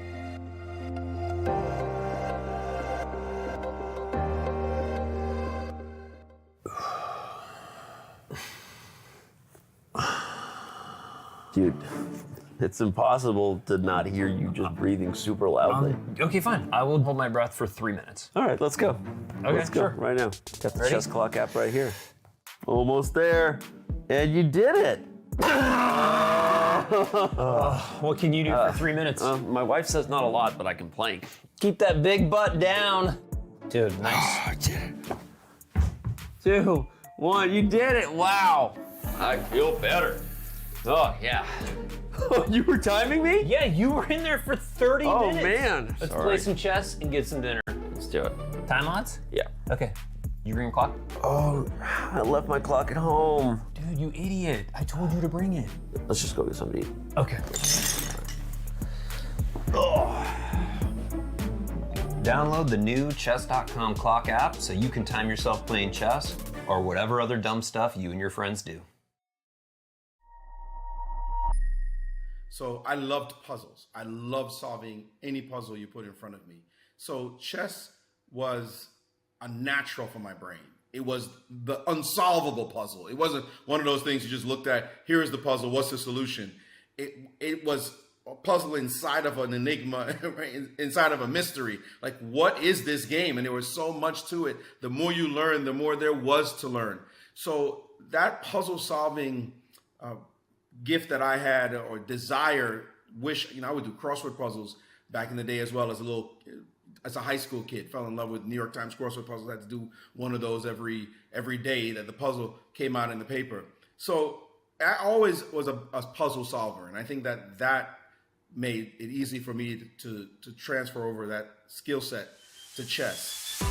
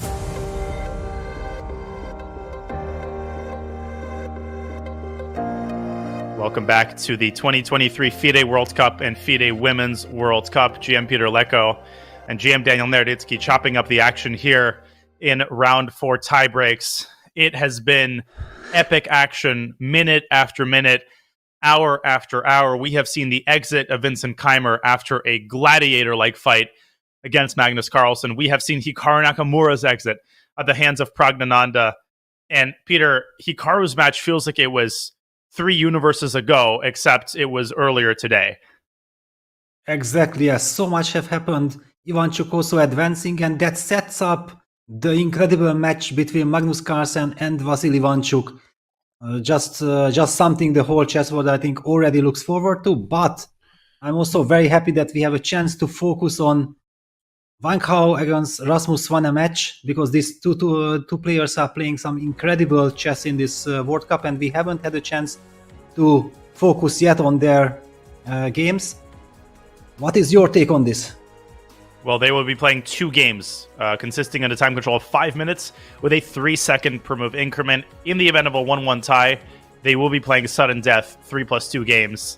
And they've drawn every single one of their games so far. Peter, I really think of this as a matchup of 2 of the most solid players in the entire World Cup. I mean, Wang Hao has a reputation now for a long time as being someone who's incredibly hard to beat, solid opening repertoire. But Rasmus Swane, maybe a lesser-known name among chess fans, but he is just such a good player. Very good fundamentals. He's been 2,600 plus for a while. Obviously, his brother Frederick recently became a GM and crossed 2,600 himself. He got knocked out of the World Cup a little bit earlier, but Rasmus, his white repertoire in particular, is really tough to play against. He likes one knight f3. He likes d4 based openings. He likes to fianchetto his bishop as well.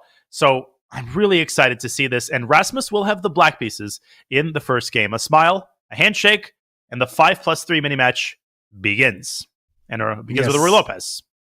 It's a Rui Lopez, exactly. I mean, Rasmus is a type of player who is extremely solid, and I think the reason why his rating is not 2660 or 2680, close to 2700, because he has trouble beating the weaker players due to his solidity. But exactly thanks to this stability, he is extremely well prepared. He's very solid. He understands chess brilliantly, and this format fits him, because as long as you don't lose, you are very much in the World Cup. Whoa. Maybe this is a bullet game. Maybe they changed the time control of the third stage of tiebreaks because they are still blitzing out their moves. Now, we haven't seen this match, so maybe they're repeating a line from earlier in this match, or they're repeating some well-known theory. They're still blitzing the moves. We're 18 moves in, and they're still blitzing the moves. Rook a8, bishop e3. What's going on here? It's a symmetrical structure, but white's gone h4. White's got a knight on f5. It looks pretty equal to me, but Wang Hao clearly sees something in this line. Yeah, well, there is some pressure from the white side. I believe that the position that we witnessed when white's queen was on b1 and white had the bishop on g5, we speculate if black is taking on g5 or not. It was very much this position. So they're repeating the exact same line up till move 21 and counting. And here I think we did have this trade on g5, but this trade is by no means forced. Black can also try to pressure the knight by playing the move queen b8 to d8, and white is ready to bring the queen and deploy it on the king side with queen g4. Yes, queen g4 is coming. I believe the reason why Wang Hao is repeating this, that he feels that maybe it's very solid for black, but come on, this is already now the blitz playoff.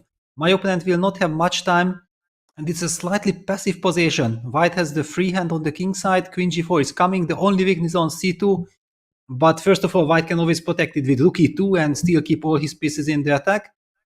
I feel like white should be happy with this.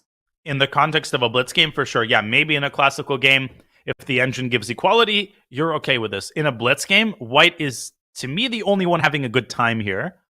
Okay, so an interesting decision by Svane. He trades on g5 and plays not queen to d8, but queen to e8. Just kind of involving the queen in the defensive effort and saying that pawn on g5 looks impressive, but it also blocks the white queen from directly influencing the course of the attack. Of course, queen g4 is still possible, but the plan that I really like, Peter, involves g3, king g2, rook h1, and queen h5. I mean, that pawn on h7 is held down by the pawn on g5, which makes this plan all the more enticing. And he's played it, g3 on the board. Yeah, he has played it. Basically, black will rely on knight f8 defense. Yeah, that the knight will protect the h7 pawn. However, he has to make sure that his knight on c5 will be stable. So there's even a case to be made that the knight from c5, because it does nothing, starts its journey already to d7 and f8. The b4 pawn is also somewhat weak. It would be natural for black to try to push c5, but the knight on f5 hits the pawn on d6. Practically speaking, this is annoying for black. And it's very telling that Wang Hao still has the amount of time that he started with, 5 minutes. Svane hasn't used up that much time, but given how quickly he blitzed out the first 20 moves, he spent about a minute and a half on the last 5 moves. I think he senses that this game could slip away from him in the next few moves if he's not ultra careful. Now, g6 is out of the question. We should point this out because the white knight can swing from h6 back to g4, and you cannot weaken the f6 and h6 squares permanently. That would just give white a free hand in the attack. He plays knight d7, goes for your line, Peter, and I'm expecting fully Wang Hao to quickly continue with the execution of his plan, king g2 and rook h1. But you know, he also has suddenly queen d2, and it catches my eye. How do we protect that b4 pawn? c5 is impossible due to the hanging d6 pawn, and then we play rook b8. White might just occupy the a file with rook a1, and suddenly, because we know that rook h1 is not a checkmate because of black's knight reaching the f8 position, so maybe combining all aspects of the game. What amazing whole board awareness queen d2 would be, but he sticks to his guns on the king side. And I always like to say that when there's only one open file, the side that controls it has a major positional asset. And after queen d2, that side would have been white. But instead, Wang Hao, he focuses on the king side. 3 minutes now for Rasmus Svane. Now, knight f8 is not the only path that the knight could take. It could also drop away to b8 and then towards c6. That would have the benefit of protecting b4, but also the knight could later jump to d4. And in general, I think minor piece trades would be in black's favor. Although even with just a queen and a rook, this queen h5, rook h1 idea would still be nasty. And so Rasmus trying to generate counterplay and hold the queen down by pinning himself to c2. Yeah, the big question is, white's position is lovely, but how does white really break through? The attack against the h7 pawn seemingly is nicely guarded by a knight on f8. That's why I'm tempted, and bishop d2, okay, eyeing that b4 pawn, trying to create, if the queen goes, hang on, queen e7, I mean queen b8 runs into knight e7, check knight c6, taking the pawn on b4. Is that a problem or not? I think it absolutely is a problem. And g6, a big decision by Rasmus Svane. We said that move is very unlikely earlier, but things have changed a little bit.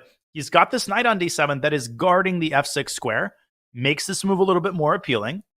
And a quick knight h6 check, I'm not sure that was necessarily the best place to put the knight, but Wang Hao seems very confident in his attack. Is that confidence misplaced? Is Rasmus Svane starting to take over the initiative here a little bit? Well, f6 comes, yeah, and then suddenly everything makes sense. The knight d7 move, also the move rook a2. Black eventually ready to go knight d4, hitting that c2 pawn, and imagine that rook entering the game via the second rank, and the f file opens up. There will be a tremendous pressure on the f2 pawn all of a sudden. It's not black's king who gets under attack, but white. Quite an incredible development.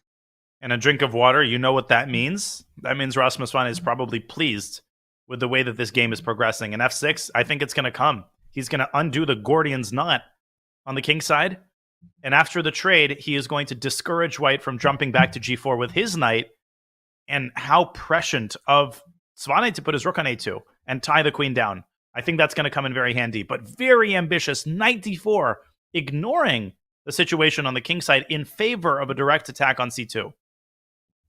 Yes, I mean hitting c2 because you so much want to bring that rook into the game. Yeah, and there was this golden opportunity. I believe that Wenkhaus bishop d2 move was a very big mistake.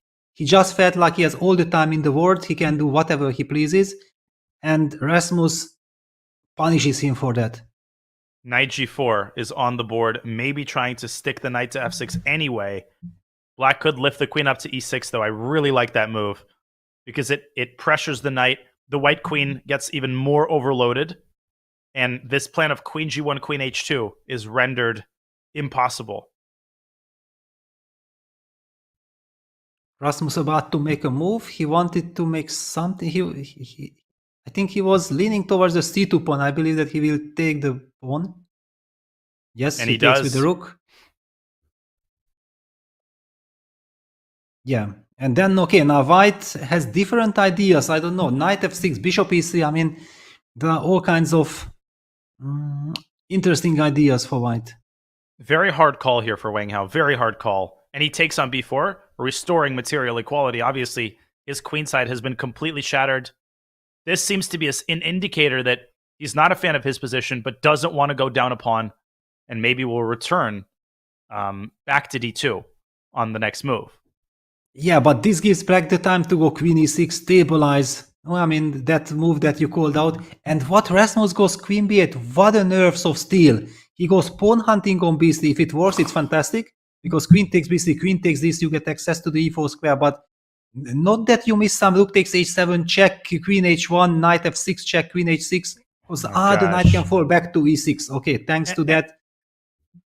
Wow, and more good news there. Queen g1, queen h2 could have been met with h5, essentially forcing white's pawn to act as an umbrella. Knight e3, only move to keep the objective balanced. The point is to dislodge the rook from c2 in order to generate the c3 square for white's bishop, to keep the bishop as active as possible. And Rasmus could still then take on b3, but that would lead to some sort of liquidation and likely an equal endgame. Yeah, let's see. Whoa! Wow, rook takes f2. What a move. All right. Very interesting. Because suddenly white has so many weaknesses. On the other hand, okay, white is an exchange up, but certainly a brilliant exchange sacrifice. Incredible. And he's got so much compensation. This outpost on d4, Eternal Knight. The other knight has c5. And look at how weak white's pawns are on the queen side. On the other hand, and on the other side, white still has that h-file. Very easy for black to fall asleep and forget about some sort of maneuver in the future, like knight g4, knight f6. Not sure who benefits in the event of a queen trade. Very, very hard to assess that, Peter. Yes, because the knights are so strong. Knight d5, queen a5 played. King g2. The knight... Ooh. Check. Wow, can black actually give this check? Because probably yes. Forcing that king to h3, and who knows, somewhere maybe some knight e6 ideas hitting the g5 pawn combined with queen d2 touching, and how do you protect? That's exactly the thing. He starts with c6, maybe inaccurate, but still completely understandable. He knocks the knight out of its commanding post on d5. I think he will follow up with a check on a2, and that's exactly the thing, Peter. This pawn on g5 is such a big target now that could be easily attacked with this retreating move to e6. The players going down on the clock. Black is under a minute, but it feels like such a difficult position to handle with white as the king takes a walk here on h3. Yes, I'm not seeing how to... Wow, knight c5, not knight e6. Knight e6 was so tempting. But queen f1. Queen f1 threatens queen f6, and this may have been hasty by Rasmus, who should have kept the knight on d7 to protect that f6 square. Yeah, this is a golden opportunity with 1 minute on the clock. It's so important to generate threats, counterplay, rook h2 played. It's also a great move, cutting off black's queen on the second rank. Queen takes b3. This is what we talked about. Generally the side with the extra exchange benefits in the event of a trade. And Rasmus has to trust his intuition here. He played queen a7. He tries to keep the queens on the board. Totally understandable because white's the one with the much weaker king. I still think that black's position is for choice, given the time situation. Yeah, and Queen e7, knight e6. If that comes, basically black will automatically win the game. So white has to do something immediate. Queen What f1. did Yes, Queen f1 finally played, but now black can play Queen e7. And I'm not sure that here this Queen f6 check, because you give up that very strong g5 pawn in the endgame, that would be a very strong pawn. And then you'd give up another pawn because d3 and b3 are both hanging. Queen f6 is out of the question, I think. But b4 will send the knight back to e6. And maybe then he had Queen f6. Instead, he drops back to g2. Oh, and rook h7 is a draw. Perpetual. Wow. What a save. Will he find it? He does. Yes. He does, and we'll get another draw in this game. And Rasmus just cannot believe because, okay, this was a fantastic opportunity. Are you kidding me? And what a devilish trick. Rook h7, queen f7. The king cannot escape the checks because if it runs to h5, it walks into g4 and black will lose his queen. That's it. It's a draw. Another one. Another draw. Their 7th in a row. And in what a big fight, yeah? These games are not easily drawn. They are fighting like lions. That's it, the handshake. And that's the craziest thing, Peter. Every single one of their games has been a fight. Not a single one has been some sort of quiet draw with a whimper. It's been unbalanced affairs all along, an exchange sacrifice in this one. But ultimately, Wang Hao keeps his composure and finds the tactical save. It'll all come down to the next game where Wang Hao will have the white pieces. And Peter, you don't need me to tell you this. He is scary with the white pieces. Well, I mean, Rasmus first looked like he has to survive the position, right? Because out of the opening, Wang Hao got a very promising position, but then he was indecisive. He gave some tempi to his opponent, and then suddenly Rasmus sensed the moment. Then even was ready to sacrifice the exchange. We don't know exactly if it was forced or not, but practically speaking, very interesting. It looked like he has everything under control. He has excellent winning chances, long-term excellent winning chances, and then he blunders away with this stunning rook takes h7, rook sacrifice. Wang Hao survives, but we'll have to play the next game with the black pieces. Oh my gosh. And white was actually winning in the end. We'll have to show this after the break. Wow. Oh my goodness. King h6 there was a losing move to the Grishukian type trick with queen g8. Oh my god, we might have to show this now. Wang Hao has just missed a win at the end of the game. I can't believe this. Yes, let's go back to the scene. After king h6, neither player suspected, but queen g8 is a lovely victory because queen takes e3 gets mated with the epaulette mate. Look at this exquisite mating construction, and there is nothing that black can do because queen f6 runs into knight g4 with a fork. This is an instant resign after queen g8. A chance missed by the unsuspecting Wang Hao. Obviously, Rasmus Svane should have gone back to h8. He just chose a move at random, and Wang Hao could have won. Incredible. What haven't we seen today in these insane tiebreakers? Exactly, and the point was that Rasmus was so disappointed that he has blown the promising position and now he let his opponent give a perpetual check. He was even thinking there, should I put the king on h6 or should I put it on h8? He was so disappointed that white anyway has the perpetual check, and Hao was so relieved, so he didn't look at all what will happen, and that was a brilliant chance.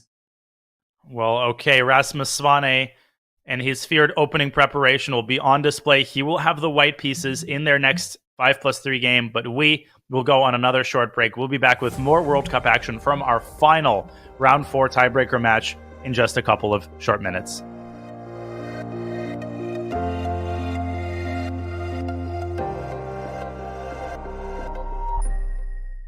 International Master Danny Wrench, Chief Chess Officer, back again with more chess terms here for you today.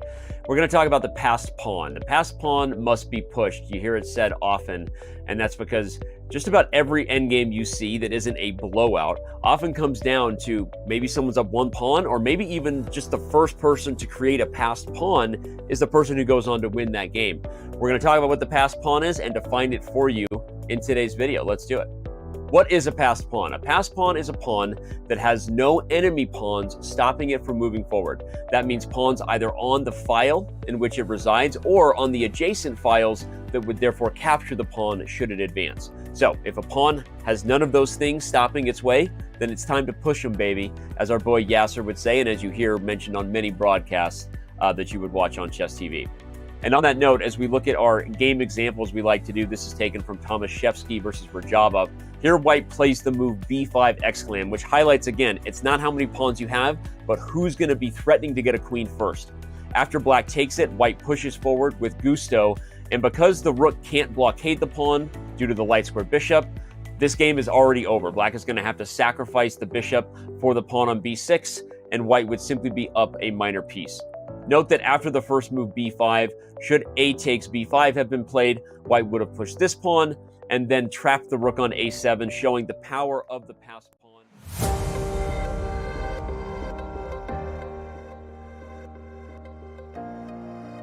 Okay, here we go. The second game between Rasmus Svane, who has white, and Wang Hao, who has black, is underway. It's underway with a London system, so a very solid choice by the German Grandmaster, and an early exchange on d4. This is a very fashionable line, Peter, with this knight coming to h5. It's been around now for a couple of years, and a very rich position as a result.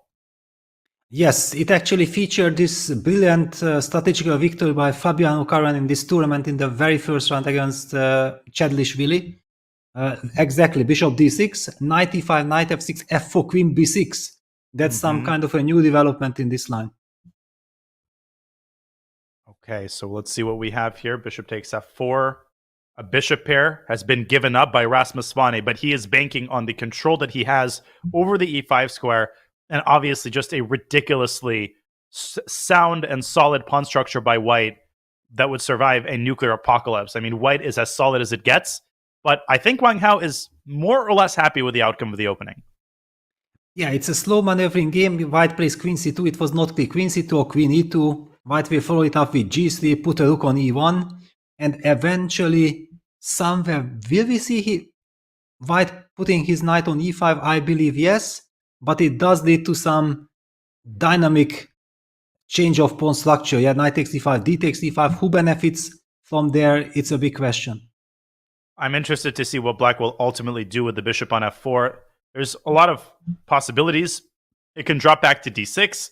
It can redeploy to g7, and the upside of that approach would be that black doesn't have to worry about these dark squares on the king side in the long run. Of course, there's no direct confrontation between the two sides right now. The position very sterile, very quiet. The price of a move is not high, and I think we see that from white's last move, a3, just kind of nibbling around the edges.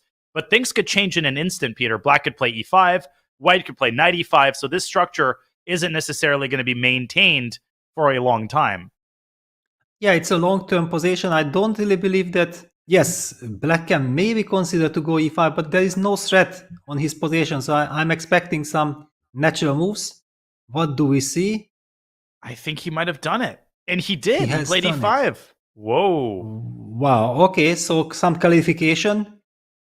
I mean, there is this potential of all the pieces being traded on e5. And the other knight coming to f3, and white's rook coming to d1, and we get yet another IQP structure. We've had so many of them, and he's taken with the bishop. Wow, what a surprise. I did not see this coming at all. Shall we say, how surprising? Yes. And knight takes e5, knight takes e5. I had to do it once. That was the first and the last time. And then, does he want to go after the bishop? But Peter, he has to be very careful not to get a good knight versus bad bishop situation, or Svane will be wishing him a good knight after putting his knight on d4. Yes, and Rasmus goes for rook e1, of course inviting, please take, but black will not take. I'm expecting queen d6, some stabilizing move. Queen f6 or queen d6, yeah, queen f6 on the board. I do hope that during that break, because we were told, luckily, thank you very much for the chat, pointing it out, that this king h6, queen g8 would have won the game for Hao. I mean, if somebody told him, it's impossible for him to play this game. I do hope that nobody told him and he just thinks like, okay, I escaped there, and he gets the comfort out of this. That's a very good point. When ignorance is bliss, when it comes to chess. When you know the opportunities that you miss, they keep circulating, spinning around in your mind. It's so hard to put them away, especially when the next game begins so soon after the last one finished. It feels like Rasmus is happy with how the last couple of moves have gone. Wang didn't have to go e5. He could have kept that structure. He tries to clarify matters, but maybe he oversalted it a little bit. White can go rook fe1. White can go h3. This is the kind of quiet, tiny pull that is really up Rasmus Svane's alley. He is a positional player. He likes risk-free positions. And it feels like Wang just has to be a little bit more careful here than his opponent to keep the balance. Yes, on the other hand, after the knight raid, it feels like black should be super solid. Yeah, first of all, white doesn't yet have the control of the d4 square. Yeah, so some timely d5, d4 needs to be addressed. However, look at this. Computer points out that GC rook f4, rook d4 might be a way to get to that d4 square. And he's found a different way to do that. Queen c1, an excellent move because black cannot liquidate the weakness with d4. It does run into this nasty rook f4. And it feels like Rasmus is making progress here toward blockading this weak pawn on d5, and it's stuck on a light square, which means that white can ultimately attack it by maneuvering his bishop to f3. White is better. White is definitely better, and this is close to a 2-result game at this point. Absolutely, and there was also a movement in Rasmus's body language. He was moving himself closer. He was positioning himself on the chair, indicating that he believes that, hang on, I got a chance. I can squeeze this. He has a serious chance, and sloppy play there from Wang Hao, who kind of made moves that look decent on the surface, but he has allowed White's rook to reach this commanding post on d4. But Rasmus could start with h4. He could start by expanding on the king side. Instead, he goes directly for rook d4. And a big decision here for Wang Hao. Very hard to say where he gets the most chances to hold. Is it with the queens on the board or with the queens off the board? And he keeps them on. Yeah, this construction is famous for that actually black has a lot of difficulties protecting that d5 pawn in long run. Yeah, basically the only way to protect is a passive defense with rook d8, rook d7, rook e d8 against the bishop on f3, making sure that if white pushes c4, then you can take d takes c4 and the bishop protects the rook on d7. That's the only defensive construction. Bishop b5 is included just to ask little unpleasant questions. Rook e7 is the natural move, but bishop d7 has to be calculated because here's the thing. If white gobbles up the pawn on d5, then this is not the end of the story. Maybe Wang Hao could activate his rook to e2. Maybe this is what he needs in time pressure, but no, he keeps the status quo. He shifts the rook to f8, and it feels like Rasmus continues to make progress as he shifts his bishop around to f3, and then he will complete the tripling of his heavy pieces, and that'll be essentially the ideal setup toward winning this pawn on d5. Yeah, black will have to put that rook on d7 to be on a protected square, but for the moment, rook d7 can maybe be answered by c4. That's also some kind of a tactical possibility. Rook e8 played, bishop f3. Okay. Maybe h5. Maybe black should start expanding on the king side in preparation for losing the pawn, because at this point, there's no question in my mind that black will lose the d5 pawn. So you have to steel yourself, make the improvements that you can make, and hope that you can hold that pawn down position. But is Wang Hao making things worse by seeking an engagement on the queen side? Well, on the other hand, he also gets some kind of a counterplay. Yeah, it's a double-edged question. The position was bad. The pawn on d5 was dropping sooner or later. Now we see a b5, rook b5, bishop takes d5 played. White collects the pawn, but black will get activity. Black will get activity, and will it be enough to make a draw? It's quite likely that it will. Wang Hao will stick his rook on e2. Yes. And with a rook on e2, I find it difficult to believe that black is going to lose his game, even with his time deficit. I feel like Rasmus did not squeeze the most out of that position. I think we're going to get another draw here, quite likely. And now Wang Hao's turn to sip some water. Exactly. The body language immediately, he looked like you gave me a chance to go rook e2. And I already feel like Rasmus is regretting it going for that pawn so easily. there was so much buildup, right? So many maneuvers. And when he finally took the plunge and decided to take the pawn, it seemed like the worst possible moment.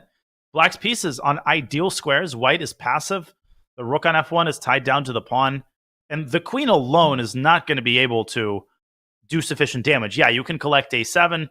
Black will collect b2. And white will be unable to hold on to this c3 pawn.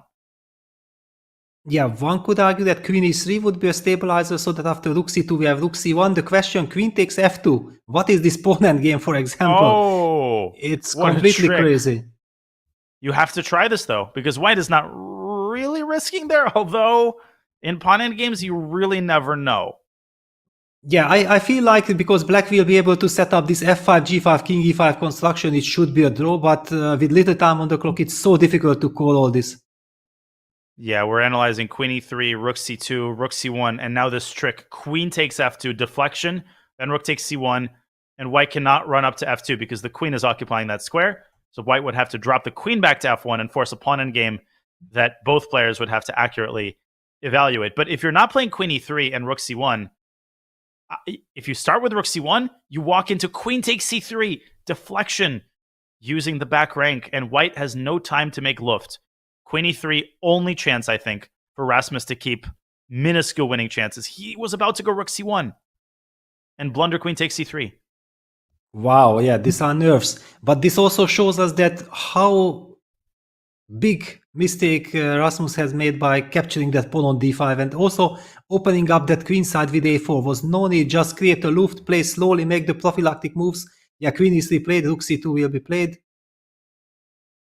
Rook and c1. rook c1, queen takes f2 will be on the board if white plays rook c1. I think Wang Hao is confident that that's a drawn position.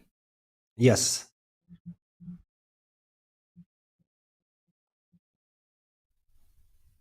I mean, all eyes on Rasmus now, because if he feels that, who knows what is that pawn endgame, and sometimes your mind is playing crazy games on you, then you just play g3 or h3 here and offer a draw, and it's a handshake. And he does go for rook c1. He takes the plunge, and Wang Hao has no doubt that this is a draw. It is a draw. Black has to tread a little bit more carefully than white. Now, common wisdom would have it that white is playing for a win because he has the outside pass pawn, the pass pawn which is furthest away from all of the other pawns. But that doesn't always mean that you're winning because the black king is sufficiently close to his own pawn island to ensure that white's king will not be able to easily infiltrate. This is a draw. Yes, it's a draw. So basically white can move the g pawn a little bit, but anyway he needs to play king c3, king d3. You can try to put some Zugzwang, but finally black will never move the king from c5. He will advance his pawn, and the h pawn should also be a draw. This will be the player's 8th draw in a row. And even without consulting the record books, I think I'm pretty confident in betting money, and I'm not a betting man, but and putting a silver dollar on the fact that there has never been a World Cup match with 8 draws in a row. Peter, do you share my intuition? Well, but we have seen so many crazy things with chess. I would not dare to bet on it, and I'm not a betting man myself, so I stay away. Nice. Same here. Probably because I'm wrong. Now, Rasmus is still trying, so we're talking about betting. Wang Hao is thinking about how to draw this position. I would probably advance the pawn to h4 to make sure that whenever white pushes a pawn, that leads to a trade. White might keep waiting with king c3, king d3, king c3. And if black makes too many pawn moves, he creates holes that white's king can use to infiltrate black's pawn chain. Yeah, but actually he will finally have to advance. Yeah, and that's why Rasmus is just... Okay, he has fixed the pawn. Whoa, he's losing! Look at f6. f6 was winning, apparently. Oh my god. Oh my gosh, f6 was winning because white would end up in Zugzwang. No, but this is just... Oh my god, there was a beautiful breakthrough. I will show this after this game concludes, and it will conclude in a draw. Okay, g3! G3! G3 was winning on the spot, and look at this. No way! Yeah, because the players were so inclined that, okay, this is a draw and that's it. Oh my god. That was... Oh, yes. Oh my Unbelievable. goodness. Yes. G3 and white goes after the G2 pawn. This is elementary. The first win was incredibly hard, but G3 was on a golden platter there for Wang Hao. What on earth? Yeah, and the handshake. Wow, but also white's mistake with H3. It was such a terrible move because you are losing the chance of ever making a pawn move. But this was, let me go to the second win. The first one, forget the first one. Look at this position. Black plays the move G3. Now, what was his intuition? Well, he thought, well, white's closer to the pawns, therefore this doesn't work. But that's not how it works. If you stick to the C4 pawn, black breaks through with F4, F3. So you go king F4. Black goes king takes C4. Two options. If king takes F5, black is first to the party. King F2, then king takes G2, and obviously black's pawn promotes first. If instead of king takes F5, white goes directly for the H4 pawn, then black can go king D3, for example, king takes H4, F4, and it's very easy to see that black plays king E3, followed by F3, typical pawn breakthrough, and black wins the game. All of this was overlooked by both players. They were intent, as you said, Peter. They had the result established in their head. In their minds, they had already signed the score sheets. The game was over. There was nothing left to play for. There was a formality. And when that happens, you switch off your tactical detector. You stop looking for unusual resources. And that was a very good case study of that exact process in action. Exactly. Unbelievable. Okay, so we will go on a quick break here, and we'll do that quickly because the players will not have a long break themselves. Stay tuned, folks. We will have the 3+2 sudden death games, and it'll start with one game and go on as long as they keep drawing. We'll have that for you on the other side of this short break here at the World Cup. Stay tuned.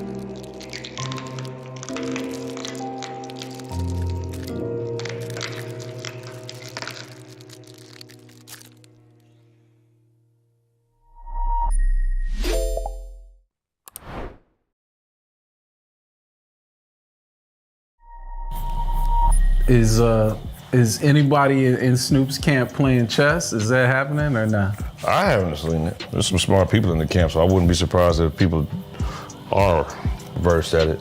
Really? A lot of college-educated people, you know. I, unfortunately, am not one of those sophisticated people that play chess in the camp. What you talking about, man? I don't play chess. I mean... You know how to play. Listen, there's a difference with knowing how to start a car up and then driving Formula One racing. It's a difference.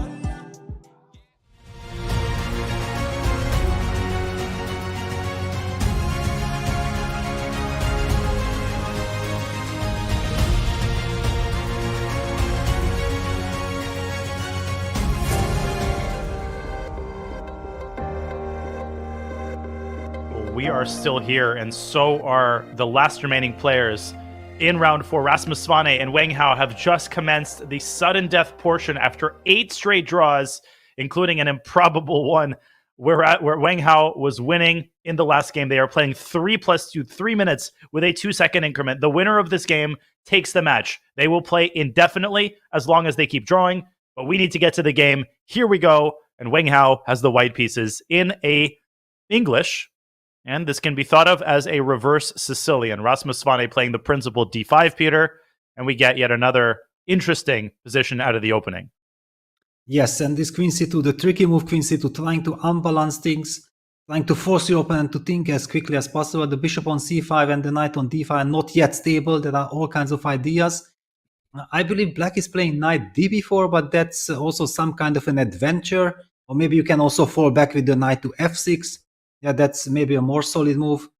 I'm not an expert here, but I feel that this was a very good practical try by Hao. Extremely. That took a long time for Rasmus Svane to get his bearings. And he does indeed shift the knight over to b4, hits the queen. Where will the queen remove itself? Queen b1 is the sort of thematic move. And he does play queen b1, and the other knight comes into d4, Sveshnikov style, forcing the exchange of knights, and he will probably stick an e-pawn on d4 to clamp down on some of these weak squares on the third rank.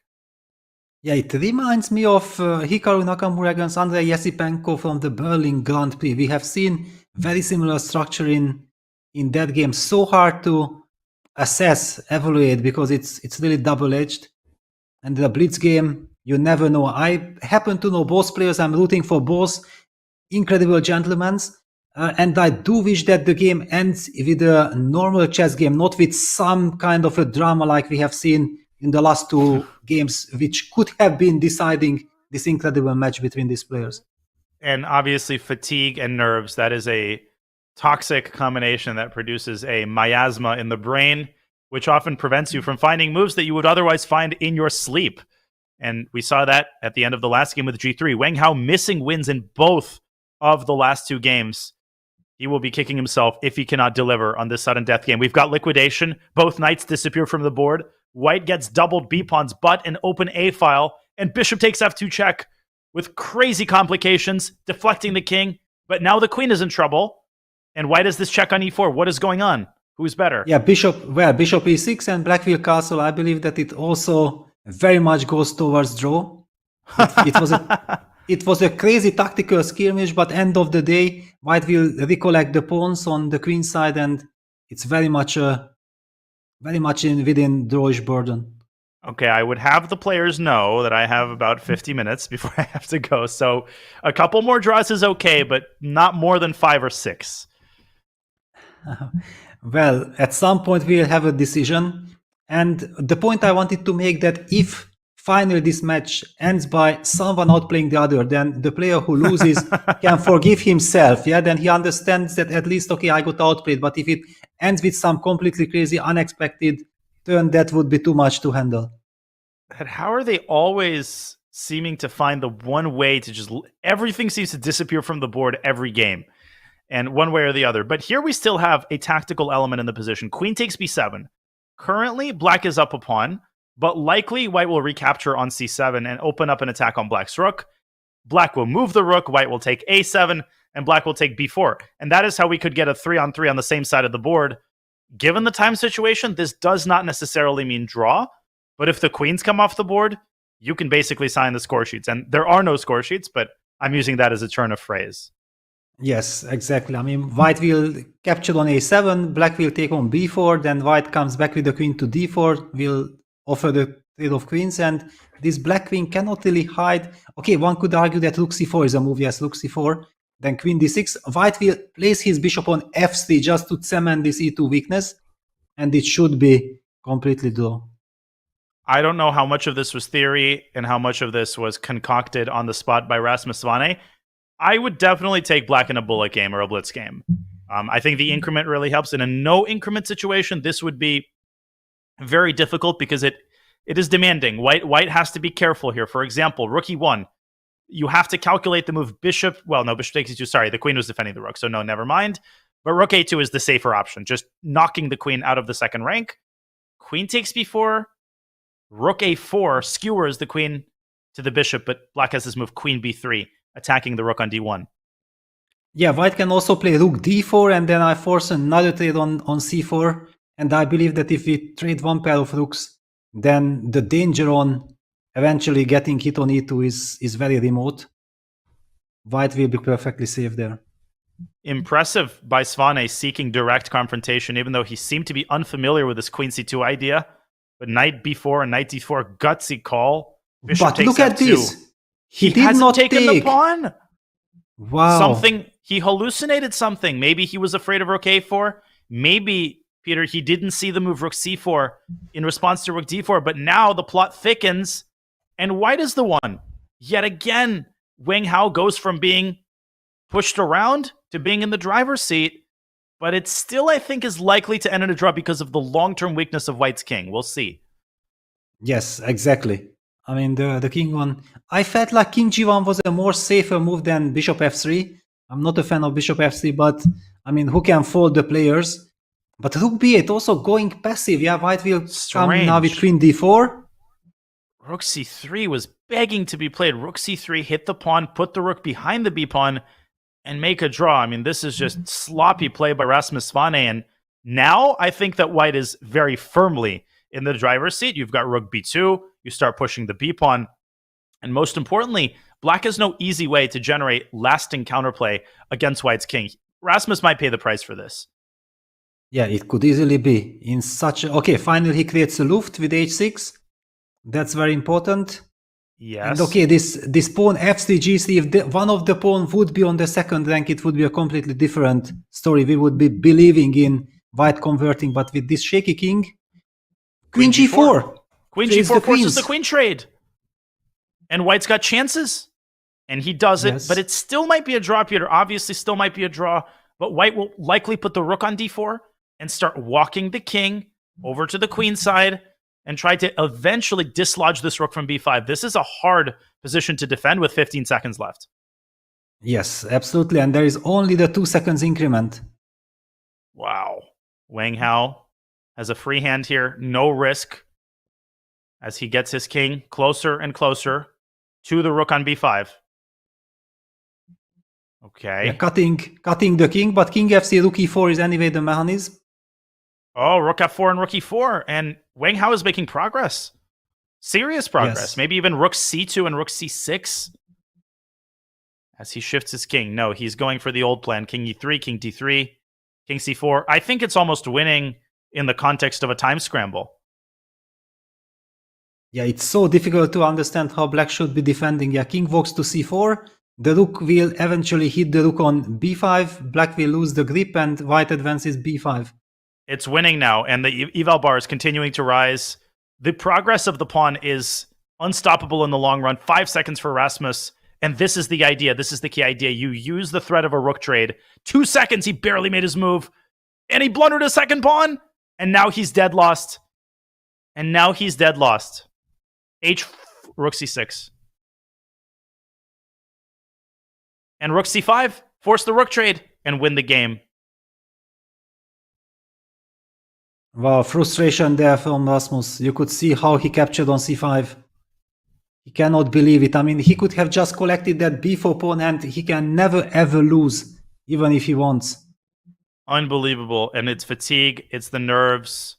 And even after he gave up that pawn, he had rook c3, plenty of opportunities, and he pays the ultimate price for his sloppy play. It's that b pawn, which he didn't capture, that ultimately becomes a c pawn and decides the outcome of the game. That is it. We will see a resignation here momentarily, and Rasmus Svane's time at the World Cup comes to an end after 8 straight draws. He can't believe it. He had his chances. What an incredible match this was. And in the end, it's Wang Hao's stability, his experience that prevails. Yeah, and Hao cannot believe. Yeah, he was smiling that, oh my God, what was this? What was this? And if he gets to know that actually in the previous 2 games, he missed the 1-move win, when he thought that the game has already ended in a draw, that thanks that he qualified will forgive himself. Otherwise, it would be almost impossible. For Rasmus Svane, a frustrating end to an excellent performance. His brother had gone out earlier in an earlier round But for Rasmus, just a very, very solid player, great player, someone who has been on the long road to 2,700 for quite a while. But his road at the World Cup comes to an end at the hands of Wang Hao, who will continue his journey in the 5th round. This concludes the matches from the tiebreaker of round 4, Peter. I'll repeat what I said a little bit earlier. I can't believe that the Praggnanandhaa match, the Carlsen Keymer match, were all played on the same day. It feels like we've had parallel universes and completely different narratives all rolled up in one. What a delightful day of action it has been. Absolutely. I mean, the players, how they fight with all their emotions, with their fatigue and everything, and keep on going. We did see a match between Rasmus and Wang Hao going all the way till the very end. And finally, Wang Hao prevailing. But what we have seen before, Magnus Carlsen knocking out Vincent Keymer after a heroic fight from the German youngster. Magnus had a lot of chances today, but finally it came down also to many, many games. Hikaru, on the other hand, paid a big price for that big mistake in the very first rapid game. Basically, I think that that was the decisive mistake. And after that, he never got a chance against Pragg, the truly outstanding Pragg, who has played that match against Hikaru, not only in the tiebreak, but also in the classical portion to perfection. Very well characterized. Let's take a quick gander at the 2 brackets, the open and the women's bracket. Just to recap all of the action that we saw today, you can see Magnus Carlsen will be facing Vasil Ivanchuk. This will be a legendary matchup of generations. Honestly, we could not ask for a better match, and we will be paying very close attention to it starting tomorrow. Wang Hao will have the difficult task of facing Gukesh, who defeated Andrei Esipenko. Nepo against FIDE. Anywhere you look on this list, Caruana Duda, Sorana Dominguez, a pretty uncommon matchup, and I'm very curious to see how Alexei Sorana fares after defeating Wesley So. He faces a second Super Grandmaster, and now we can perhaps switch to the women's section, which also saw the departure of some pre-tournament favorites. It was Zhu Wenjun's judgment day today as she met her end at the hands of Elizabeth Potts and the Jabava London. Potts faces Anna Muzichuk, who defeated her sister. Obviously a bittersweet occasion. And Alexandra Garyachkina did not need to go to the tiebreak, but she might against Harika Dronovali, one of the most solid players in the field, who wins 2 tiebreaks in a row and knocks out the Dutch phenom Eline Rubers. On Picanero, she also meets her end at the hands of Bella Hotenashvili, and she faces Tan Zhongyi. Okay, these are the matches in the women's quarterfinal and in the men's round of 16. And on that note, it is time for us to wrap up today's incredible show. Peter, I'll pass it off to you one last time for your final thoughts. Well, I mean, these tiebreaks are just completely crazy. Every single game goes dramatic, and I'm basically speechless. I feel like completely exhausted. Just as you mentioned, I have already forgotten what happened in the Hikaru's match, then what happened in the Magnus match. Now all eyes were on Rasmus Svan against Wang Hao. Incredible dramas there. Just kudos for the players. Kudos for all the fantastic fans who are following our broadcast, watching all this action. You don't want to miss that, because I mean, chess is one of the most dramatic sports in Earth, and just come and join us tomorrow, because it's only beginning. It is indeed. That's what makes the World Cup amazing. Each day of action is so epic, and yet it is a slow burn, and we have so many different matches, so many different time controls and narratives, and these narratives will continue to unfold as we get closer and closer and closer to determining an ultimate winner. Peter, it was a pleasure commentating the games with you today, as it always is. This was so much fun, and a big reason why is everybody in the chat giving your energy and your love to your favorite players. So a big shout out to everybody on Twitch and YouTube, of course, to our lovely production team, ensuring a flawless broadcast and making our job easy behind the scenes. On that note, we wish everybody a fantastic rest of the Friday, a good start to your Saturday. This was Grandmaster Daniel Naroditsky and Grandmaster Peter Leko broadcasting the World Cup. We will see you tomorrow, bright and early, 7 a.m. Eastern, for yet another day of amazing action. Have a good rest of your Friday. Bye-bye.